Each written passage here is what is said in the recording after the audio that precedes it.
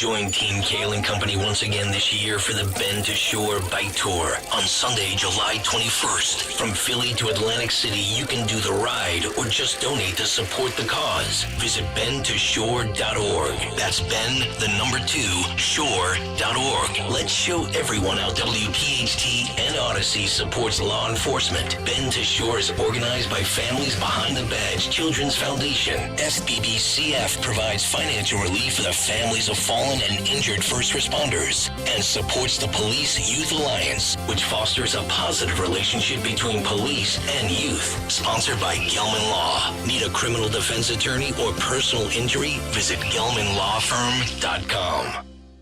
Two legends, one can. Jack and Coke, the #1 cocktail in the world, is now available in a can. Jack Daniel's Tennessee Whiskey mixed with Coca-Cola or Coca-Cola Zero Sugar are available in a can. Is there any better time than summer grilling season for a cold Jack and Coke? Jack and Coke in a can. Born for the backyard. Available at your local PA Fine Wine and Good Spirits store. Go to finewineandgoodspirits.com. Please drink responsibly. Whiskey Specialty, 7% ABV. Jack Daniel Distillery, Lynchburg, Tennessee. Jack Daniels and Old No. 7 are registered trademarks of Jack Daniels Properties, Inc. Coca-Cola is a trademark of the Coca-Cola Company. At Independence Blue Cross, we take care of the people who take care of you. Everyday heroes like firefighters, police officers, teachers, farmers, and healthcare workers. Doctors and hospitals across the region have IBX, and they know what it means to have reliable access to care. So whether you're saving lives or just trying to live a healthier life, count on IBX, the region's #1 health insurer for 85 years. Learn more at IBX.com. The Honda you want is here, so drive in the moment with the versatile CR-V or Accord, both named a Car and Driver 10 Best. And when you're driving a Honda, you're driving the brand named Kelley Blue Book's KBB.com Best Value Brand for 2023. Contact your local Honda dealer for a great deal today. See dealer for financing details. Car and Driver, December 2023, based on 2023 brand image awards from Kelley Blue Book. Visit KBB.com for more information.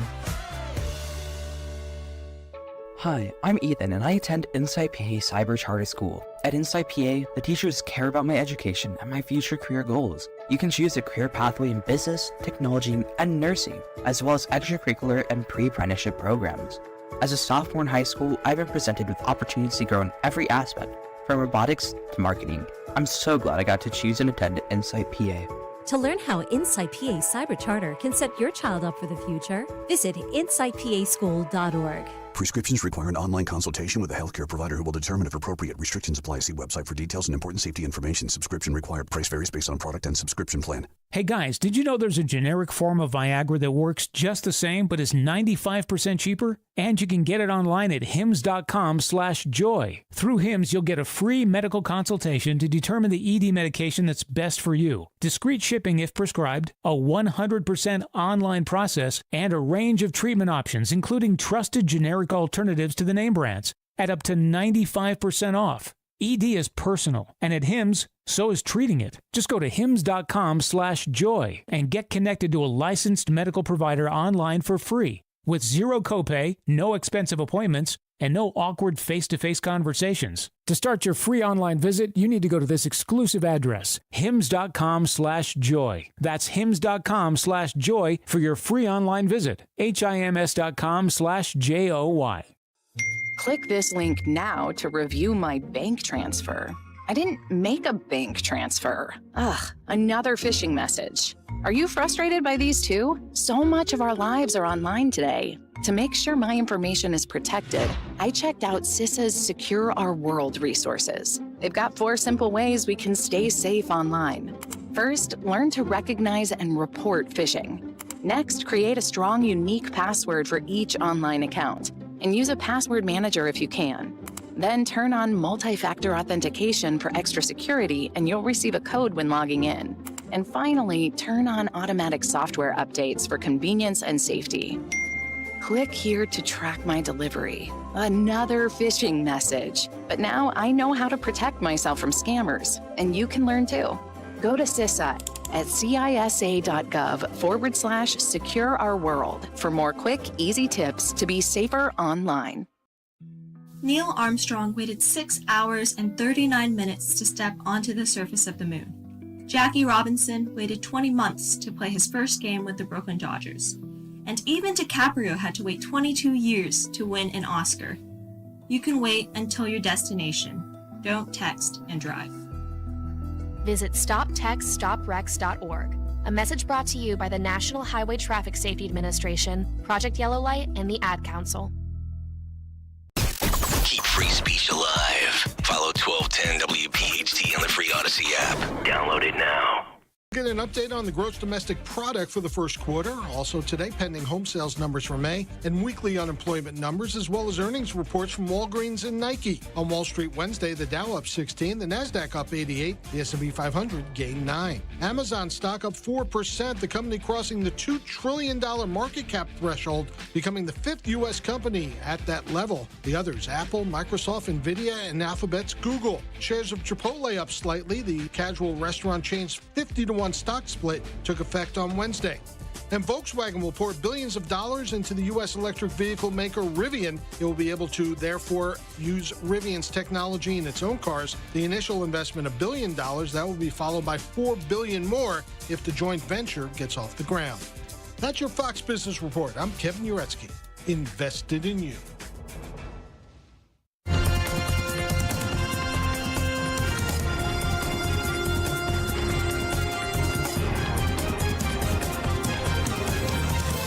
This is the Fox News Rundown. It is slow going at the Supreme Court. Justices will release more opinions today and tomorrow, perhaps spilling the term into next week and early July. Yesterday, just 2 opinions came down, maybe a third by accident. We'll get to that. But first, one of the big questions the court was wrestling with deals with federal agencies interacting with social media firms. Essentially, they claim, trying to prevent the flow of misinformation or disinformation surrounding COVID in the 2020 election. Several social media users sued, joined by 2 attorneys general. But the problem with that is if the Constitution gives way in times of national emergency, then bureaucrats will just perpetually use a national emergency to get around the Constitution to achieve illicit objectives. Missouri Attorney General Andrew Bailey was one of those AGs. He explained his objections on the Fox News Rundown back in March. We can clearly establish coercion. And it would be news to Facebook that they weren't coerced because their internal emails demonstrate that they understood themselves to be forced to change their censorship algorithms to satisfy federal officials' demands. But a 6-3 majority opinion authored by Justice Amy Coney Barrett disagreed, dismissing the suit largely on the issue of standing. Barrett concluded there is no concrete link between the plaintiff's injuries and the defendant's conduct. She also writes social media platforms were moderating content long before the government engaged in the challenged conduct, and without proof of an ongoing pressure campaign, it is speculative. Future moderation decisions will be attributable to the government. It'll be a frustrating opinion for people, I think, because what it means is that the court doesn't reach the ultimate issue on which the dissent written by Justice Alito makes a very strong case. Andy McCarthy is a former assistant U.S. attorney and a Fox News contributor. Basically that the government actors involved coerced the social media companies into basically editing and suppressing content from the people who were doing the complaining. But the thing is, as Justice Barrett points out in her opinion, what they're asking for, what the people who are doing the suing, the 2 states and the others who sued, they're not asking for damages. They're not asking to be compensated for the harm that came to them.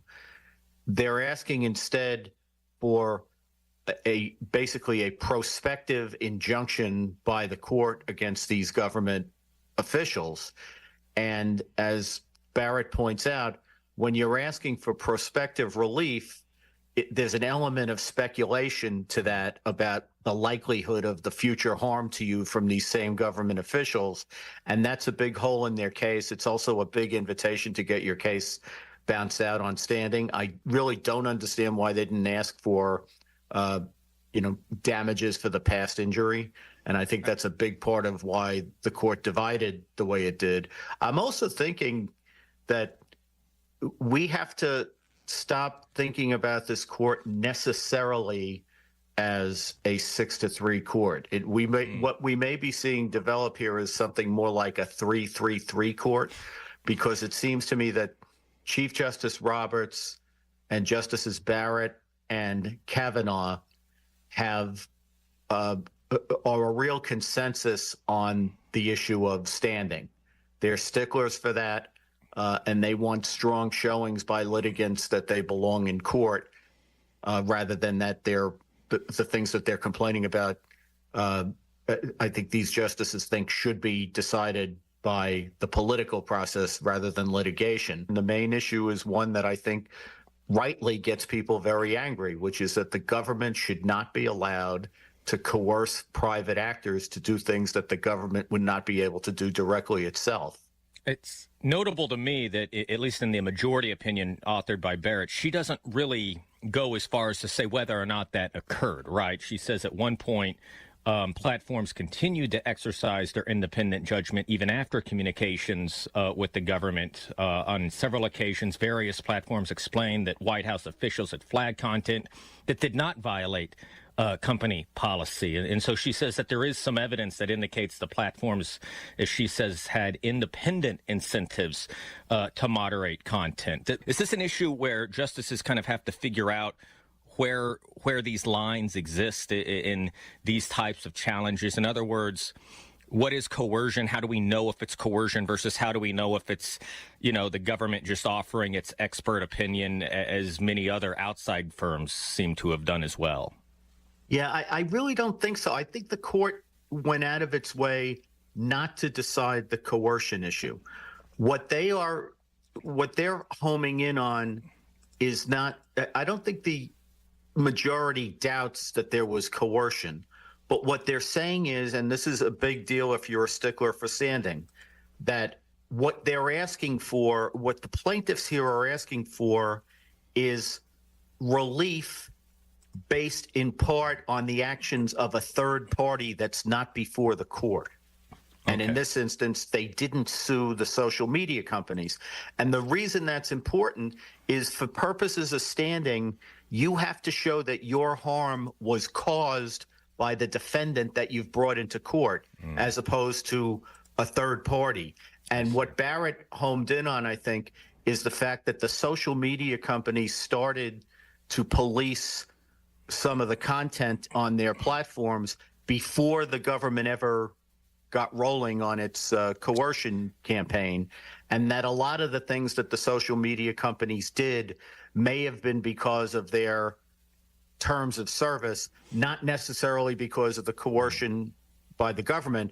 So what they're essentially saying is you have to show a linear progression if you're going to sue. That's a tight one, where we can say, here's the government coercion, here's what the social media company did, and here's my communication that got pulled off the platform directly caused by what the government did.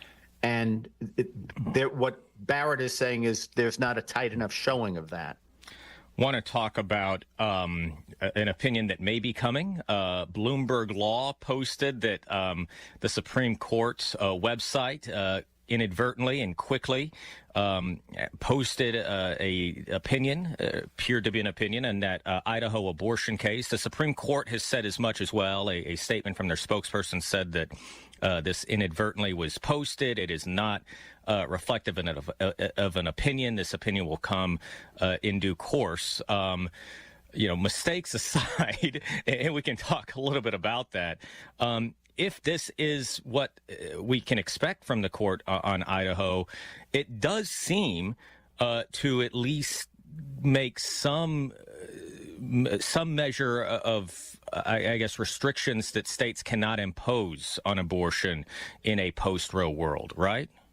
Yeah. Now, I think you've well hit on the reasons that we should be hesitant. I wanted to caveat it. Yeah, there's some caveats here. Yeah, big caveats like it ain't over till the fat lady sings, or something. We should be clear. This was not a leak. This seemed to be a mistake on the part of the Supreme Court. This was not leaked to anybody.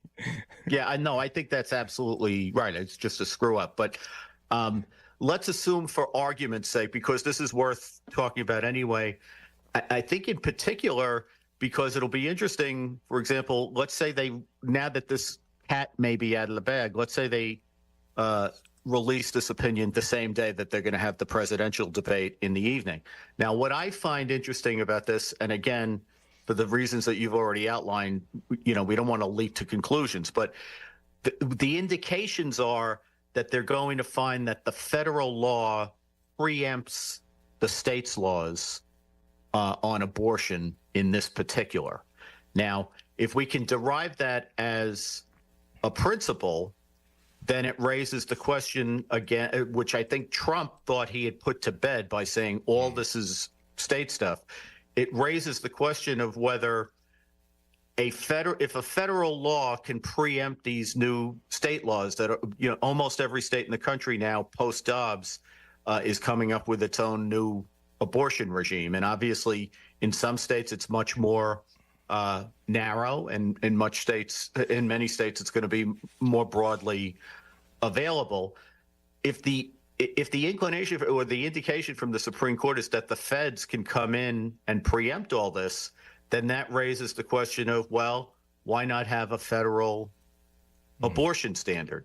And just to be clear, that the federal law we're talking about is a law that basically says that hospitals have to provide emergency care that could include abortions for pregnant women in cases where the health is at serious risk, right? So this is kind of a pretty narrow restriction, but it is one that the federal government has challenged in Idaho, given how strict this Idaho abortion law is. Yeah, that's exactly right. But from the standpoint of people who argued against Roe v. Wade for 40 years, one of the big arguments that was always made was that the Constitution doesn't have anything to say about abortion, which means a state can completely outlaw it, or a state can allow abortion on demand. It's simply not a federal issue. And that was the position that people who were arguing against Roe v. Wade argued for 40 years. Now that we've had Dobbs, which returns the issue to the state, suddenly we have people on both sides of this question, in terms of the merits of the question, arguing that there should be federal laws that preempt state laws, which I find interesting because I'm among the people who think are pretty convinced by the position that we were taking for 40 years, which is that this is a state issue. But again, if it turns out that the court is saying that even in this narrow exception, as you've described it, that federal law can trump state law, pardon the pun, then it's going to unavoidably, it's going to raise the question of, should we have the kind of federal abortion legislation that was being bandied about just a few months ago? Should it be on either 12 side? weeks? Interestingly, on either side, either a ban, right, or sort of a national standard on abortion restrictions, or recodifying Roe, whichever law were to be passed. Right, exactly right. Goes to both sides. Interesting. Let me ask finally this, and that is just, when do you think we're going to get this immunity opinion? Well, I could tell you what it would be if it were up to me. If I were on the Supreme Court, and the only way I can think about this is like trying to put myself in their shoes. If it were me, this is going to be one of these political earthquakes where the politics of it will overwhelm the legal decision. Which the Roberts Court seems to hate, by the way. Yes, right. So that being the case, if I was about to go on summer vacation, I think this would be the last thing I would do. And then I'd get out the door and get on a plane and hopefully be out of earshot by the time it all exploded. So perhaps a few more days is what you're saying. Yeah. Right. Yeah. Well, look, they only gave us 2. Yeah. And we got, a dozen left. Obviously our Shannon Bream knows this stuff more than I do. But my recollection is, in the last few years, I don't think we've ever gotten more than 6 in a day. And there was a historic day. I mean, that's a lot in one day. So I really thought going into this week that they'd want to be done by Friday and just, get out of Washington while the getting was good. But if they're going to work at the kind of pace they worked at we're going into next week. Could be into July. That's right. Andy McCarthy, appreciate the time, the expertise, the insights as always. We'll have these chats again as the opinions keep coming down. Thanks so much. Free speech lives here. Talk Radio 1210 WPHT.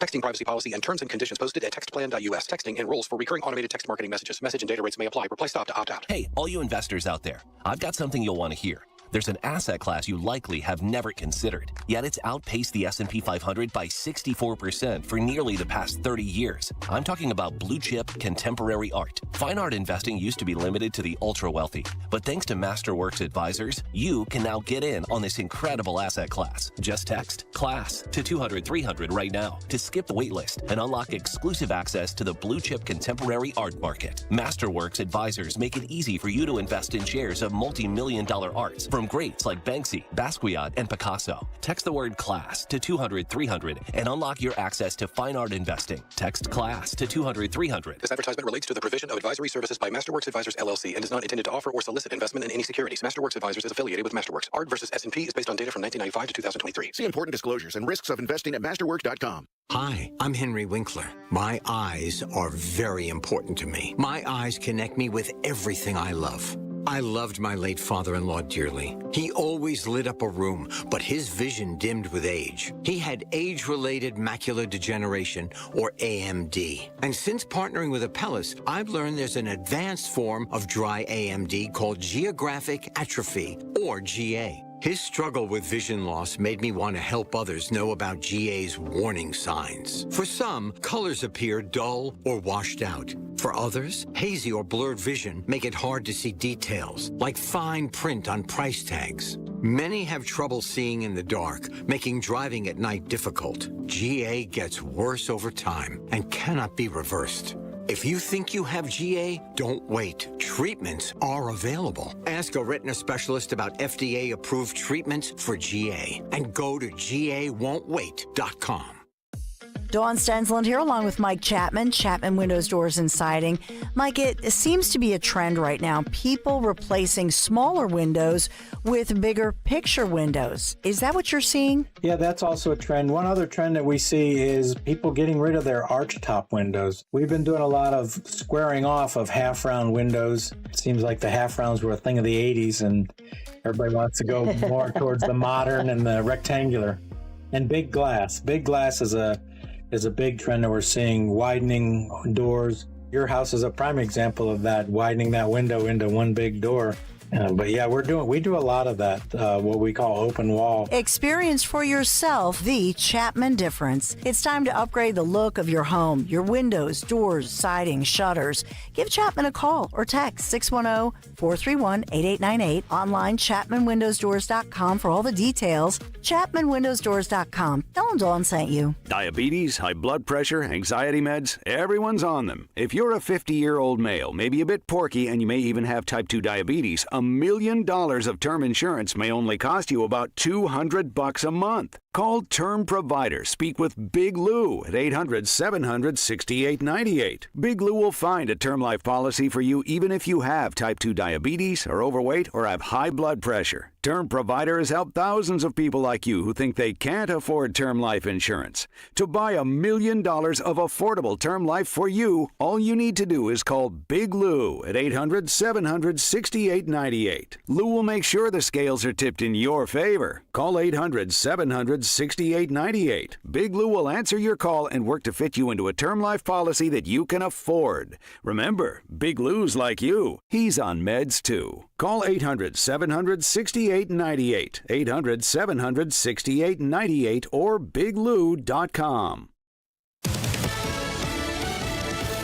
Fox News, I'm Sue Guzman. We are less than 24 hours away from the CNN debate between President Biden and former President Trump, the candidates with some last-minute preparation yesterday. On day 6 at Camp David, with at least 16 advisors, Biden's reportedly been holding mock debates in an airplane hangar and movie theater converted to a stage, as Trump opts out of formal preps in favor of campaign trail policy talks. Fox's Jackie Heinrich at the White House joined Fox News coverage of the CNN presidential debate simulcast tonight, 9 p.m. Eastern. DHS Secretary Mayorkas says President Biden's recent executive actions are having an impact at the southern border. We are imposing stricter consequences for those who cross the border without authorization. Secretary says a report that 400 migrants snuck into the country with the help of ISIS is inaccurate. America's listening to Fox News.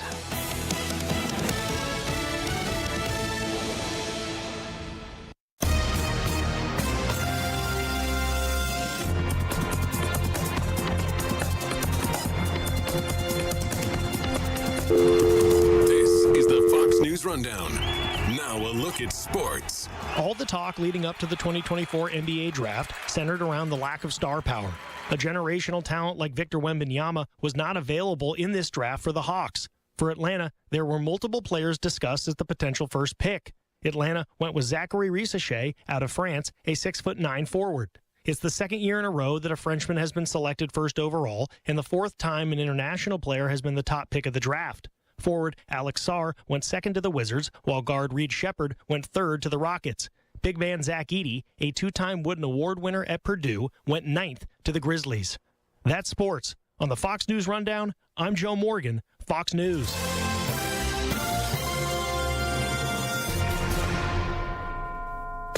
Now an update from Outkick's Hot Mic. Let me cut to the BS of what Rich Paul is saying. I don't know the name he used.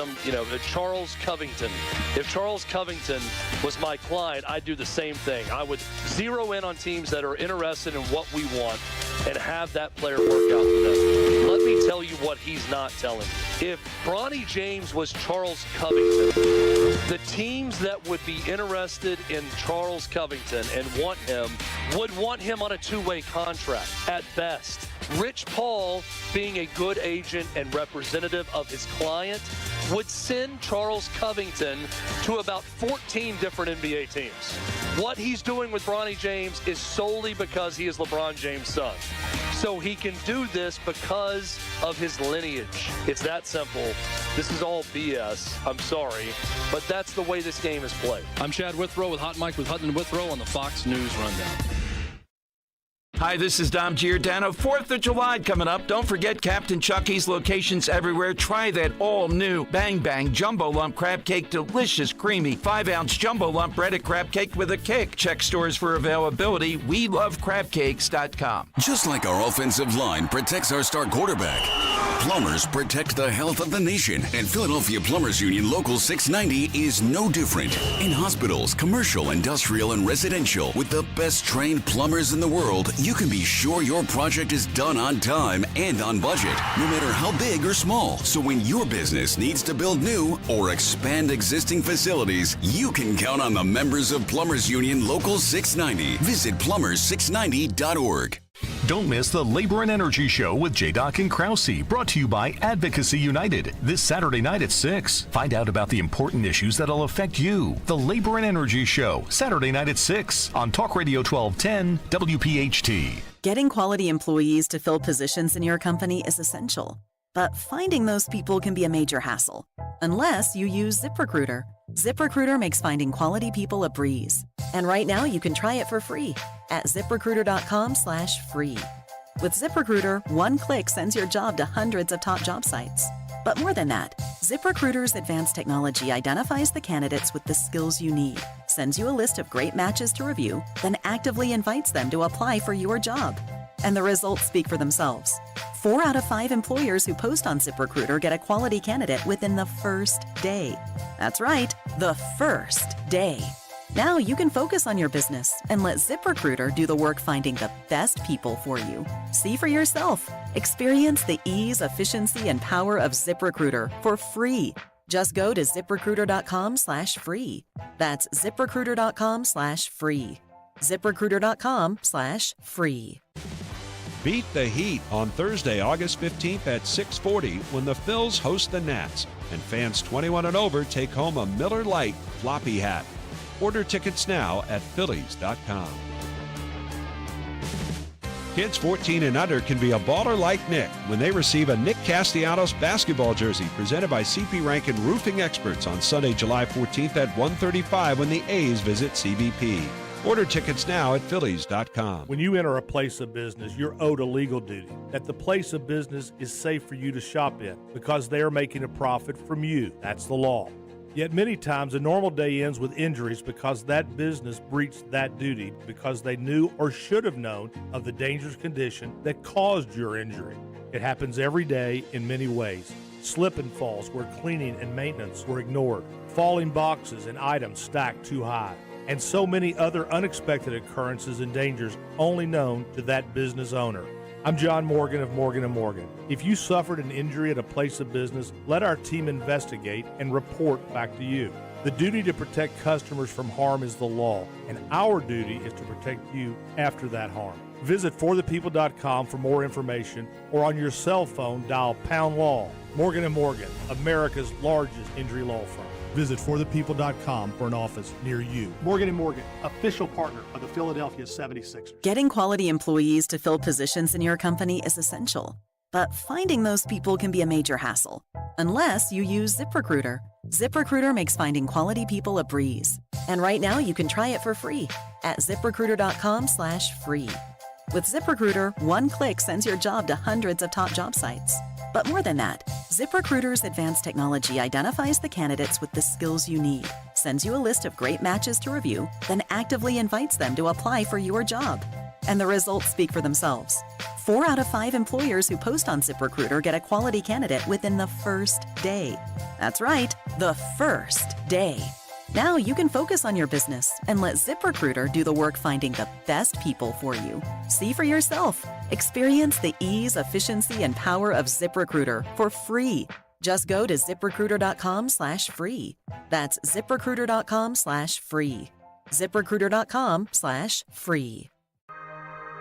This is Dr. Marianne Ritchie, your radio doctor. Every Saturday afternoon at 5, I talk with doctors and medical specialists from around the country to discuss the latest information about heart disease, cancer prevention, topics in women's health, pediatrics, mental health, and more. Then you can make better decisions for yourself and your loved ones. Your radio doctor, Saturdays at 5, here on Talk Radio 1210 WPHT, because your health is your wealth.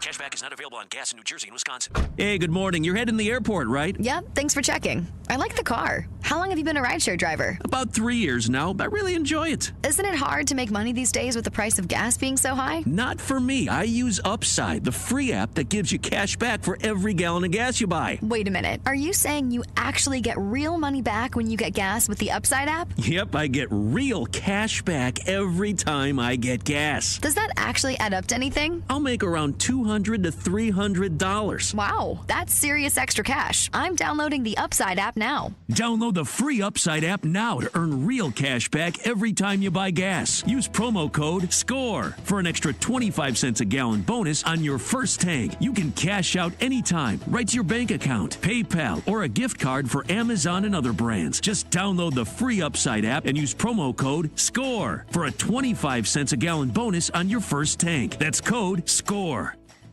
WPHT, WPHT HD, WOGL HD3, Philadelphia. Always live on the free Odyssey app. From the Cherry Hill Volvo Studios, where relationships matter. Live and local from Philadelphia. Free speech lives here. It's Kayal and Company on Talk Radio 1210 WPHT.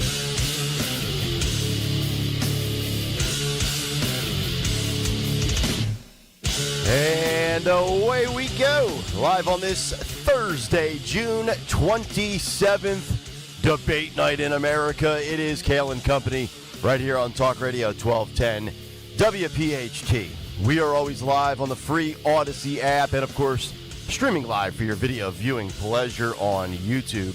As we head until 10 o'clock this morning, 855-839-1210, the phone number. On social media at 1210 WPHT. I am at Nick Kayal, Kayal. Dawn Stenzelin with the news. Greg Stocker, the chairman of the board. Phil Almquist, Henry Mashett, our associate producers. Oh, what a show we have for you this morning as we have finally arrived at Debate Day. Dawn, good morning. How are you? Can't wait for tonight. Glad the storms are over. Yes. We kind of needed that, by the way. A little bit of water coming through. We needed the rain, but those storms last night. Did anybody sleep? I did, but I saw the lights flickering at 10:30, as in electricity. Yeah. Gregory, how are you? I did not hear a thing last night. Really? Slept like a baby, I huh? slept like a baby. I just woke up and the roads were wet. Yes. So I was like, well, it must have rained. Uh-huh. Good stuff. Good stuff. By the way, this debate tonight. Yes. Yeah, happy debate day. I'm sorry I didn't get you guys anything. Happy debate day? For the debate day. I was hoping for a bottle of bourbon, or, That's fine. Yeah. You still can make up for it with Christmas. Yeah, it's true. Or Election Day. Or any other day that you would like, actually. I'm always accepting gifts. For any day. We got a lot of good stuff to get to today. The big take, by the way, like this is huge tonight for the debate, but what SCOTUS did yesterday with social media and free speech is going to be the theme of the big take, and then we'll get to the debate tonight. And apparently there's a lot of Americans that are actually going to watch, according to a poll and a survey. A poll? Well, it must be right then. It must be right. Poll? We'll also play Guess the Ratings. Oh, boy. I've got the ratings of all the debates of 2020 and 2016 in front of me. The numbers. Can I ask one question? Mm-hmm. What? Did the Trump-Hillary debate get 84 million viewers? It's the most viewed debate in political history. Yeah. Does anybody think that this is going to be even close to that? You find out around 6:45 this morning. Okay. We will give you those numbers. We will go on the record, so to speak. We'll ask Dawn for a prediction, even though she doesn't like to give predictions. We'll make her uncomfortable. I'm no groundhog. That's correct. We'll get to also some other things this morning, more forecasts, more projections. Election guru Nate Silver has given his official prediction after running 40,000 different simulations. That'll be interesting to talk about. And also, if democracy really is on the ballot, Americans, who do you trust more to preserve it? Interesting results on that front. And by the way, Hawk Tua. She's making some money. Oh, God. Only in America. God bless America, baby. Yeah. It's a beautiful place to live. God bless the Hakatua girl. She's making money. Oh, man. The amount of people with less ability making more money than the three of us on this show is outlandish. That's America for you. But that's capitalism. Yeah. What are you going to do? All right, so we got a lot of good stuff today. But before all of that, let's get to the news. Round number one at 6:04. The great Dawn Stenzelin. And good morning. We are sponsored this morning by United Tire Service. This Thursday morning, June 27th, we are at 70 degrees. And the weather, well, it's feeling much cooler and much better for us. Heat wave is over. Heads up at the Philadelphia airport, there are still some delays and backups as those storms rumbled through our region last night, overnight. So heavy storms and a lot of trees down, a lot of damage. So just a heads up for you that we are hearing that at PHL, they're still this morning experiencing some backlogs. It was much worse last night, overnight, but this morning still some delays, especially striking American Airlines passengers. So heads up on that one. We have in Philadelphia a double shooting that has now turned into a homicide investigation as a teenager was gunned down on a Somerdale street. This is an incredible, incredible in a horrible way crime scene, according to the authorities. Shots fired at the intersection right there of North Falkrod and Somerdale Ave. Police say the gunman targeted and ambushed this teenager, an 18-year-old, who they tried to save his life, rushed him to Einstein Hospital, and the doctors there in the emergency department could not save his life. So this happened about dinner time, 5:40 p.m. last night. Police say the shooters drove up. They get out of a dark-colored SUV vehicle, and they shoot this teenager multiple times, almost like a mobster movie. Pool of blood. The clothing remained on the corner hours after those homicide detectives had processed the scene.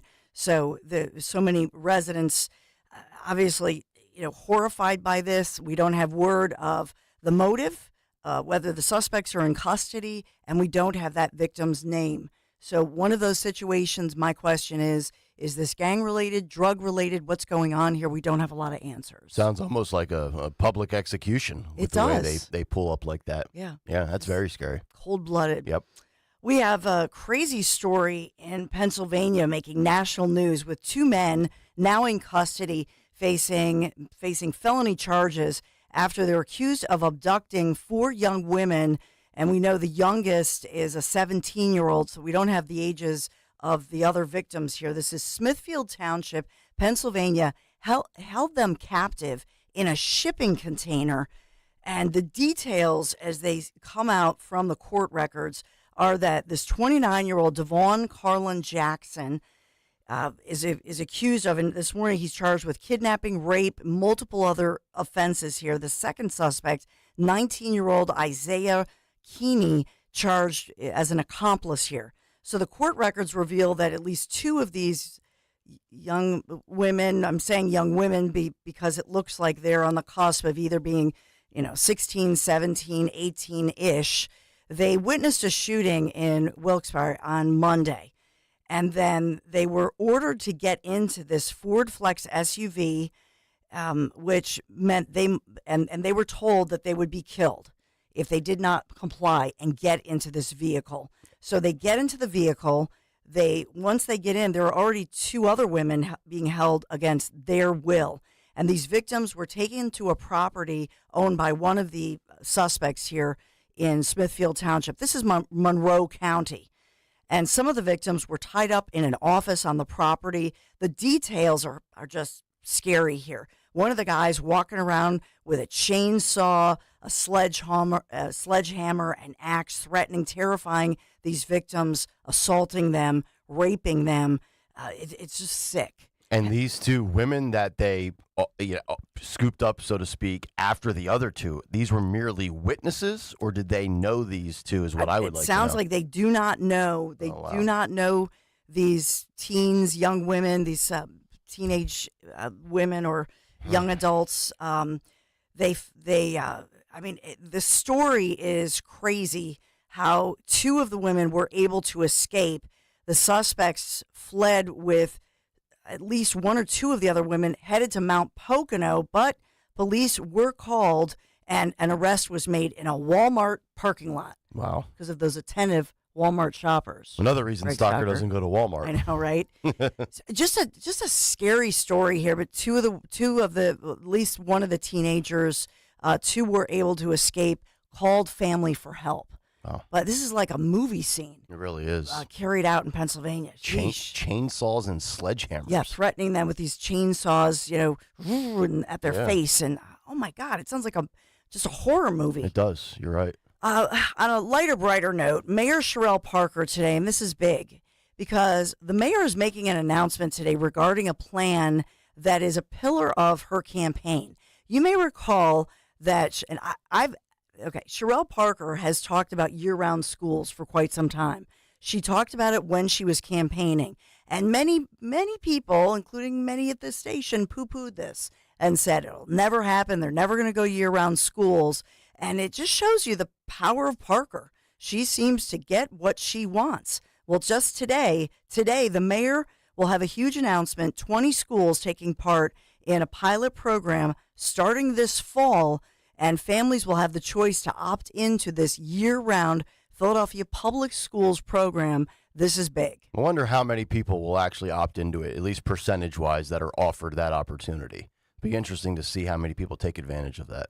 It seems to me that many people are excited about it. Well, I mean, if anything, it keeps kids, maybe off of social media, off of the streets, occupied. Mm-hmm. And obviously there are many kids that are, a year or 2 behind based on COVID delays and virtual. So, I mean, I guess there is some upside to it. I wonder how much of it has to do with childcare, too, because, a lot of times childcare in the summer is not easy to find or it's not cheap. Mm-hmm. So I wonder how much that'll weigh into it as well. Well, and speaking of cheap, I wonder also how much is this going to impact taxpayers as far as, do your school taxes go up? I mean, if teachers are teaching 12 months instead of 9.5, I mean, Are they doing it for the same salary? It's already budgeted for from what I see. Okay. And so, I mean, it looks like they've worked that out, but it's a pilot program. So Right. they have to make do with that. Maybe it's an opportunity at the end of the day for teachers to have more flexibility. Tell you, if I was a kid in 1996 and this happened to me, I'd be really ticked off. I'll tell you that much. Well, something else happened last night at Philadelphia City Hall, shining brighter as city officials flipping the switch on this newly installed lighting system on, of course, our historic building's exterior, 10 surrounding buildings. Philadelphia City Hall is known as the nation, I believe, the oldest still operating building of its kind in the nation. And so this new system includes those LED lights with special effects that range from seasonal holiday theme to colors that celebrate the city's sports teams, for example. This comes just months after, of course, Philadelphia's iconic Boathouse Row had its lights turned back on after a year-long upgrade. So we've been talking about the new lighting system. Cost about $2 million, includes 16 million color combos. So hopefully we will, it'll be lit. The first time it'll be lit up is when the Phils, win the World Series this year. Early November, baby. Lit up in red. That's right. But speaking of our sports team, Philadelphia's 76ers selecting Jared McCain with the number 16 overall pick in round 1 of the NBA draft last night. So he's coming from Duke as a Blue Devil, and obviously there's a lot of talk about him, not just because he's an All-American, gold medalist with USA Basketball in 2022, great basketball player, but he's known to paint his fingernails in the Blue Devils blue, among other things. So some viral videos going of him that people are having some fun with, but he's very excited to come to Philadelphia. I realized yesterday at like 3 in the afternoon that the NBA draft was actually last night. You talk about things that have lost its prestige and prominence, like award shows and things like that. And I looked at like one of the mock drafts to see what people were projecting. I'm like, all right, there's about 3 guys I've heard of in this draft. So with the Sixers picking in the middle of the draft where they picked, I was just like, I'm not sure many people really care about this pick. But, if you paint your fingernails, good for you, dude. By the way, Dawn, Yes? Mango Mush on the YouTube chat says, my local news sucks. Not a word about those abductions up here. I have to listen to Dawn to find out what's going on in my own county. How about that? Oh, thank you for What? that. That's not big news up in that How could that be? I have no Poconos idea. area. What else could they be talking about up there? With all due respect. And so many to your point, so many questions. We don't hear these stories about, when we talk about human trafficking and what's going on. We don't hear these stories. Yeah. It's weird. Mm-hmm. By the way, we've got our Phillies. We spoke about the Phillies and hopefully painting City Hall red this coming fall, but Phillies toppling the Tigers in Detroit 6-2, bringing it home today, beginning a 4-game series against the Marlins. So it'll be a gorgeous day for baseball today and tomorrow through the weekend. We're in the 80s. It's going to feel good after all that rain last night. 88 today, 85, and just picture perfect sunny skies for your tomorrow. The weekend we pop up into the upper 80s as we do see some of those pop-up storms that kind of have like a Florida thing where maybe a storm moves through, but nothing that is sustained. So it looks like we're in for a nice stretch, especially today and tomorrow. United Tire Service, summer heating up. So with the savings at United Tire Service, and now through June 30th, get the best pricing for your summer road trips on all the major tire brands. Plus, get all the manufacturer's rebates. Just visit UnitedTire.com. Don't drive alone. Drive United. Kayal and Company News Live. All right, Dawn, thank you very much. 6:15 on this Thursday morning. Let's get to another Big Take. The Big Take on Kayal and Company. All right, the Big Take this morning, social media asphyxiation. Yesterday, the Supreme Court of the United States handed down a monumental ruling when it pertains to the First Amendment and free speech. But asphyxiation is defined as the state or process of being deprived of oxygen, which can result in unconsciousness or death or suffocation. And that is precisely what SCOTUS has done to your right to freedom of speech on social media platforms. And surprise, surprise, if you had the government running the same playbook back from 2020, you'd be correct. The highest court of the land, in my opinion, should be ashamed of themselves, especially those justices, some of which are conservatives and Trump appointees for what they just did after what some, if not many of you, had to endure just 4 years ago. The court of last resort ruled 6-3 in favor of the Biden administration when it pertains to the government being able to strong-arm social media companies to stifle speech. I'm not even going to use the buzzwords of content moderation. This is a direct violation of your constitutional rights. By definition, from the Founding Fathers, the First Amendment provides that Congress make no law respecting an establishment of religion or prohibiting its free exercise. It protects freedom of speech, the press, assembly, and the right to petition the government for a redress of grievances. It's one thing if Meta, Google, Apple, Amazon, Facebook, Instagram, YouTube, or any company flags you, suspends you, or bans you from their platform. As much as it sucks, it's their right, actually. But the First Amendment protects us from the government overstepping its bounds and going beyond the scope and reach of their powers to squelch dissenting viewpoints. And that just got blown to bits and pieces as the Supreme Court has said that the government can coerce social media into removing posts or you if it doesn't jive with their message and narrative. But get ready for more claims of misinformation and disinformation that, will be proven true a few years later, because it's coming. The marketplace of ideas just got destroyed. And why are they doing this? Because social media, or the internet as we once called it, has surpassed traditional mainstream media. Newspapers are dead. The Washington Post has lost half of its readership in 4 years. The Philadelphia Inquirer is a shell of itself. The New York Times is a left-wing lapdog. And CNN loses to reruns of I Love Lucy. But it's all about controlling the message, the narrative, and the dissemination of information. Thankfully, for now, we have X, Rumble, Truth Social, Fox News, Newsmax, OAN, and most importantly, right here, Talk Radio 1210, WPHT. This is another reason why preserving AM radio, as Ed Markey and Ted Cruz have been doing, and on a bipartisan front, may I add, is uber important to your rights to free speech. We say it on this show. You hear it on this station. Heck, it's on the Kayal Company t-shirts. Free speech lives here. And if you don't recall some of the specifics, here are a few cliff notes on this case. The case, Murphy v. Missouri, stems from a lawsuit brought by state attorneys general from Missouri and Louisiana that accused high-ranking government officials of working with giant social media companies under the guise of combating misinformation that ultimately led to censoring speech on topics that included the Hunter Biden laptop, COVID-19 origins, and the efficacy of face masks. Justice Amy Coney Barrett, writing for the majority, said the plaintiffs lack standing to bring their challenge. Quote, the plaintiffs, without any concrete link between their injuries and the defendant's conduct, ask us to conduct a review of the years-long communications between dozens of federal officials across different agencies with different social media platforms about different topics, she wrote.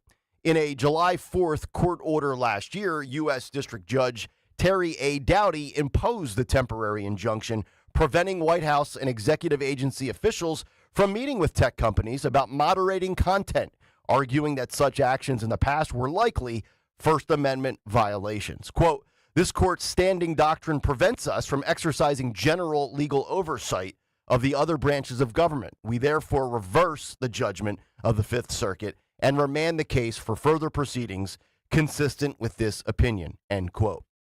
Here was Fox News legal scholar Jonathan Turley reacting to the Murphy v. Missouri breaking news yesterday morning. Listen and watch this clip. Jonathan Turley, the First Amendment, obviously you call yourself a free speech absolutist. What does this mean? If the states don't have standing, who does? Well, it's very frustrating for the free speech community because standing is often used to block meritorious claims. This is one of the most fundamental issues that we are facing. I wrote about this issue, this case, in my recent book because you have one of the largest censorship systems in our history, if not the largest. It's been called Orwellian by lower court judges. And what the court is saying is that we won't hear you on this issue because you're not the right litigants. Now, I have to admit, I've always been something of a standing dove. I believe that these standing decisions are too narrow. because they do prevent the court from rendering a decision on such important constitutional questions. So this issue will have to wait for another day. But one of the things that many of us have been arguing for years is that the government is engaging in censorship by surrogate.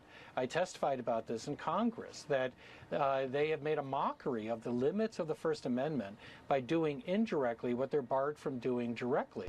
Now, everybody, take a deep breath. There could be light at the end of the tunnel, as Tracy Beans, editor-in-chief of Uncover DC, posted in a Twitter thread yesterday where she said the following, quote, "This ruling, while dealing only with the temporary injunction in the case and not with the case as a whole, is definitely a hammer that will make it very difficult to win in totality. And when I say that, I mean that if the case wins at the district court and then it is upheld at the fifth, it will be back in front of SCOTUS again with the stringent standards set forth in this utterly ridiculous opinion. It will have ramifications for many future free speech cases. As Alito notes, it is even contradictory of recent opinions, such as the one involving the NRA. Judge Doughty is a constitutionalist who loves this country and will continue to rule that way," end quote. She also joined Rich yesterday at 4:30. And speaking of Justice Alito, in his dissent, he writes the following, quote, "The court, however, shirks that duty and thus permits the successful campaign of coercion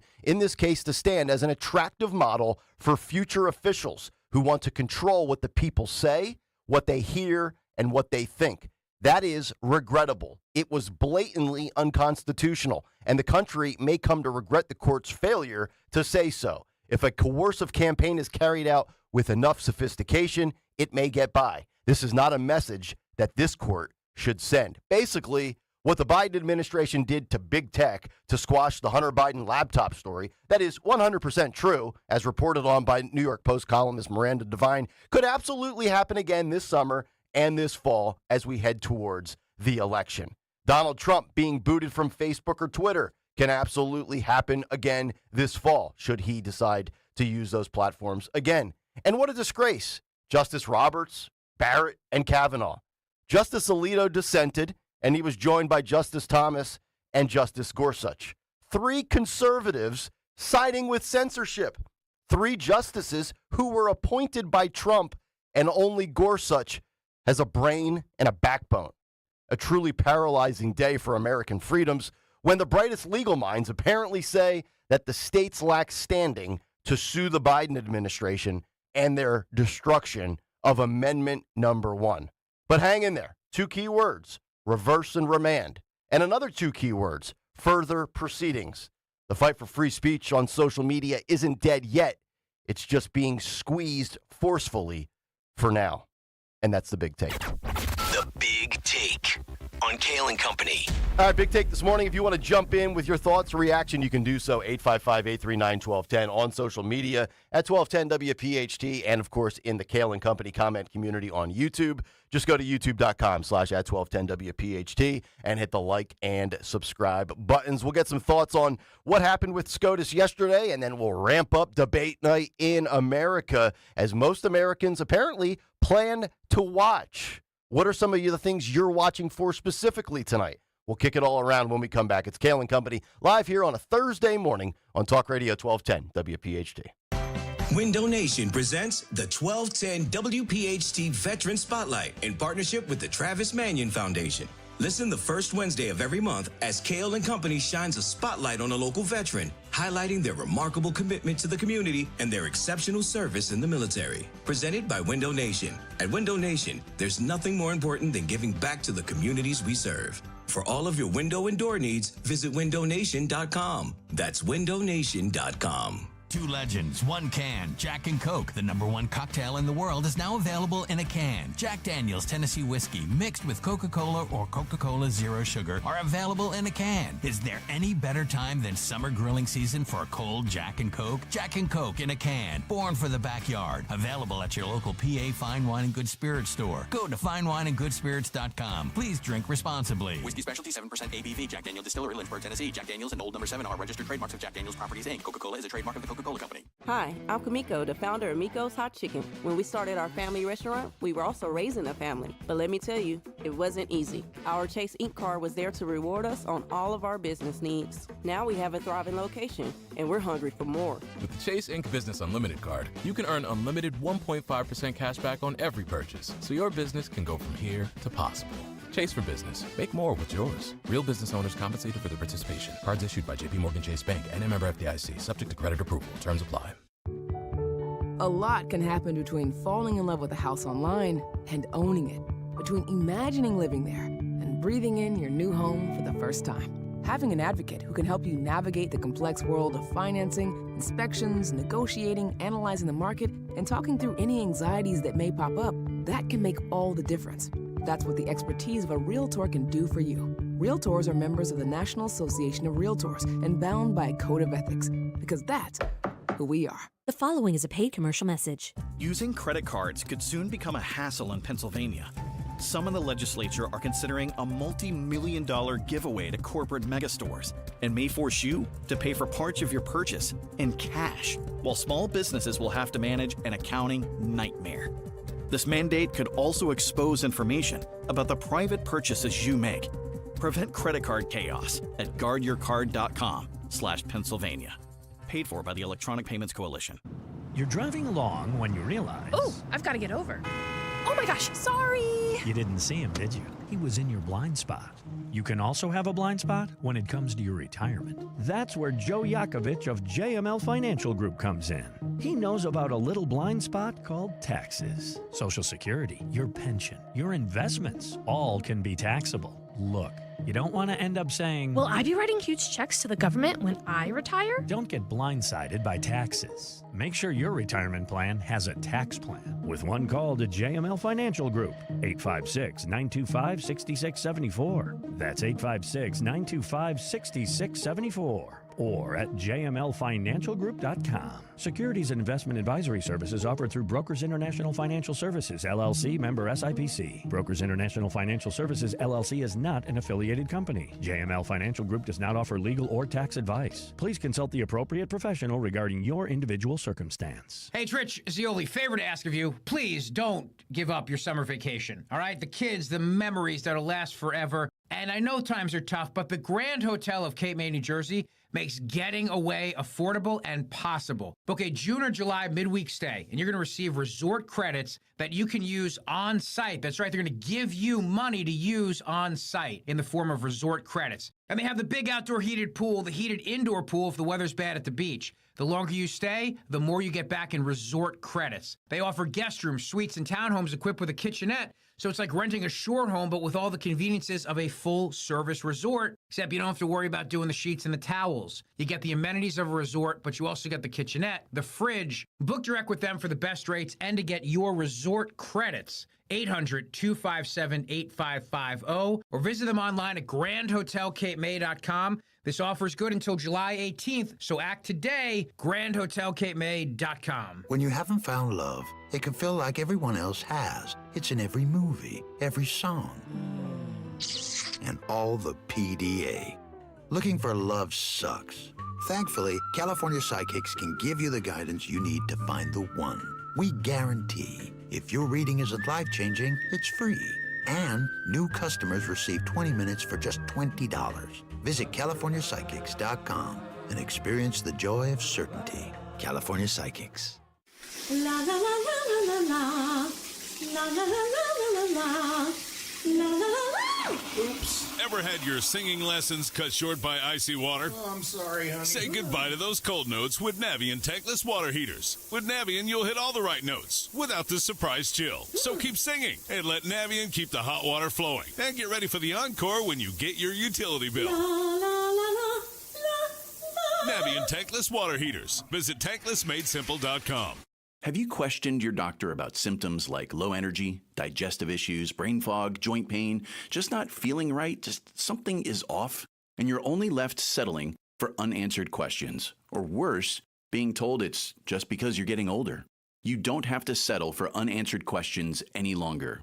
With Younger Me MD's exclusive VIP membership program, aging doesn't have to make you feel older. Their proven 3-step process and functional medicine approach helps you discover the underlying causes of your issues. As a member, you get access to high-level, personalized treatment plans, as well as discounts on treatments and supplements. If you're ready to live the life you deserve, it's time to learn about Younger Me MD's VIP membership program. Call 445-266-4024. 445-266-4024. That's 445-266-4024. And schedule your consultation with Younger Me, MD. Topricin Pain Relief Cream can help you live a pain-free life. If you suffer aches and pains of any kind, including arthritis, back, neck, shoulder, and joint pain, please try patented Topricin Pain Relief Cream. Topricin is made from good things like arnica, echinacea, and calendula. Guaranteed Topricin is available at fine pharmacies and natural markets throughout Greater Philadelphia and online at Amazon and Topricin.com. Get Topricin today. Topricin, rub it in. Use only as directed. Lose 20 to 40 plus pounds guaranteed with NJ Diet. NJ Diet uses DNA and blood work to help you lose weight and keep it off. Tune into their radio show Sundays at 2 or visit njdiet.com. Tune in to Crash Proof Retirement Show, Saturdays at 11 a.m. to hear Phil Cannella and Joanne Small. The Crash Proof Retirement Show, Saturday mornings at 11 on Talk Radio 1210.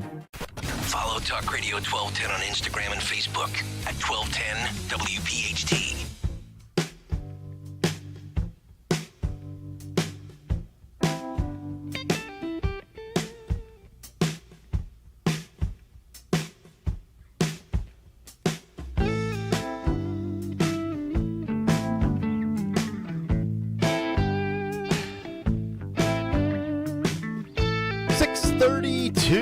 Thursday morning. Hopefully all of you having a great start to your day. It's Kayal and Company as we get it going here. Talk Radio 1210 WPHT. Always on the free Odyssey app. Watch us live on YouTube. 9 o'clock tonight, debate night in America. You will hear the television simulcast right here on Talk Radio 1210 WPHT. Feels like the old days when I was in sports, like, hey, just listen to the radio and turn down the TV as you watch it, right? Yeah, no, if you travel or if you're doing something, you're out and about, turn on the radio. You know what I mean? That's always good. Yes, Thank indeed. you very much. All right, so a couple of things. We talked about, Dawn mentioned a backlog at PHL. SCOTUS certainly with a backlog of cases. You can scratch one off of the list, and that's why we did the big take on the free speech case involving Murphy v. Missouri yesterday. So, all of us probably in one way or another were shadow banned over the last 4 years, or maybe flat out suspended or kicked off of social media for daring to question things about the vaccine or anything with the Biden administration. I thought yesterday was a really, really sad day for America. I mean, it's not curtains yet on free speech. Like, I'm not trying to sit here and drum up fear that shouldn't exist or doesn't exist. But, like, if, there's one thing every single person on this station is in 100% agreement with, and we all have varying different opinions on certain issues or certain political figures, but, like, we all value free speech. And the fact that 3 conservative justices yesterday sided with the more liberal justices. And oh, by the way, 2 out of the 3 were Trump appointees. If I'm Donald Trump last night, I'm blasting them on Truth Social. Like, I mean, seriously. I mean, this was, and Trump of all people, booted from multiple platforms. And I think this is a sad day in America when the government can basically bully platforms to flag things, remove things, or remove people. Dawn, did this break during your show? It did. Okay, did you talk about it at all? I didn't get a chance to listen to what your thoughts were on this. Yeah, it broke at that time, and I had seen it. I glanced at it at the ruling because they're coming down, so we're always watching because they start. It's almost like they're they're teasing us. They'll release 1 right at 10, and then 10:05, 10:10. But yeah, this one came down yesterday mid-morning. And so my take on it just initially, as I was looking at it at the snapshot, was that, and I read the dissent by Alito, and obviously he was not happy, but I found it curious that Justice Amy Coney Barrett, who, remember, replaced Ruth Bader Ginsburg at the time, what she wrote was that the plaintiffs, what I read into it at the time yesterday don't have standing, was that the plaintiffs must demonstrate a substantial risk that in the near future they're going to suffer injury, and that it would be traceable to a government defendant and then redressable by the injunction they seek. Mm-hmm. So I know that sounds like a word salad of legalese jargon. Yeah. She's talking about a very specific, very narrow ruling. And that's what I said yesterday when I said, this is a really narrow ruling. And I know everybody's losing their minds over, Amy Coney Barrett, I thought she was a conservative. Mm-hmm. But I think that this will be revisited. I just feel like whatever she saw in there, she saw the plaintiff had carried no burden. Mm-hmm. So she's somebody who, and Greg Stocker remembers, I liked her even because, remember, I wanted her as a pick before. Okay. And then, because there were obviously a few chances to bring forth SCOTUS. Now, remember that, Greg? And I go, Amy, what you want to do? Remember, I used to sing, we were on afternoons, they were horrified. Yes, I remember. But I've liked her a long time. So I'm just being consistent to, I'm loyal.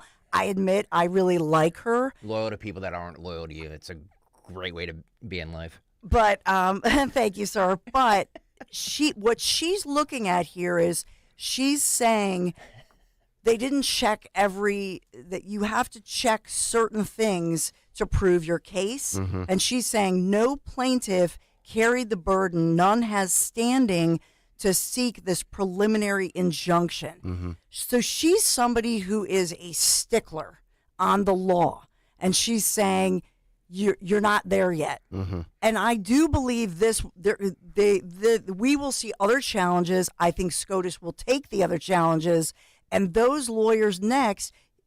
Now you know. Yeah. When you go before Amy, what you gonna do? You got to dot your I's and you better cross your T's, right, because she is a stickler on this. Yeah. And she's not, what I like about her, she's not playing to the politics of it.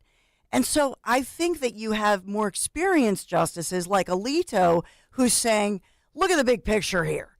Okay. Yeah. Don't look at the dotting your I's and crossing your T's, but you have a rookie judge. Yeah. And she is like a lot of rookies. She's saying, you gotta go. Okay, did they reach this stair? Did they reach this stair? They didn't quite match up. Mm-hmm. So whether you like it or you don't, what this shows you is you have justices who care about the law. Right. That's the good news out of this. Yeah. She deeply cares about making sure that you care about the law and you follow every single step of the way. Yep. Still to come, presidential immunity. That's the big one for SCOTUS. When do you guys think that'll come down? I was just going to say, is it crazy? Today? Is it crazy to have a conspiracy theory that they're purposely putting this off past the debate? Well, I mean, past the debate. Right, because this is going to probably carry over into July before they wrap all the cases, because when they started this term, they had 61 cases, and they still have a handful to go. I think if they denied Trump presidential immunity before the debate, that would take over the entire talking point landscape. And maybe that's a conspiracy theory that's not well thought out, but that's just my thought. I think they could easily have ruled on that by now, and I think it's probably not going to happen until next week or the 4th of July week. Well, so they could announce it today, tomorrow. I think, are they only going to go Monday, Tuesday? Well, yeah, of course. Right. Yeah, they're not going. Monday, you don't want to get Tuesday. into the 4th of July. I mean, look at their calendar. Hell, we're not going past Tuesday next week. Very big holiday for SCOTUS, 4th of July. Yeah. You got to get your hot dogs on the grill with a little mustard and enjoy the nation's birthday. But the other one was that leaked preliminary, ruling in the Idaho abortion case. Yep. All the abortion cases get leaked. Yeah, it's amazing, right? Ain't that something? Uh-huh. It really is. So do you think that was... by design? Yeah. Yeah. Just like the leaked indictment of Trump in Fulton County. Sorry, didn't mean to post it prematurely. My bad. Clerical error. Okay. Yeah, does anybody really believe that? I mean, no, not at all. It is the government. It is the government. So yeah, but there's that. But it's always these cases. It's always these cases that seem to mysteriously get leaked. Yeah. I know, but this one was different in the sense that it was posted, then they took it down. Yeah, that clerk's going to get fired. Yes, unfortunately, somebody's going to get thrown under the bus on that one. Correct. All right, debate night in America. Let's get to it. What are you looking forward to tonight? I was thinking about this from a couple of different angles because we've discussed a lot of this all week long. But for me, I've got two kind of categories I want to throw out here. What I think is Trump's priority list for tonight.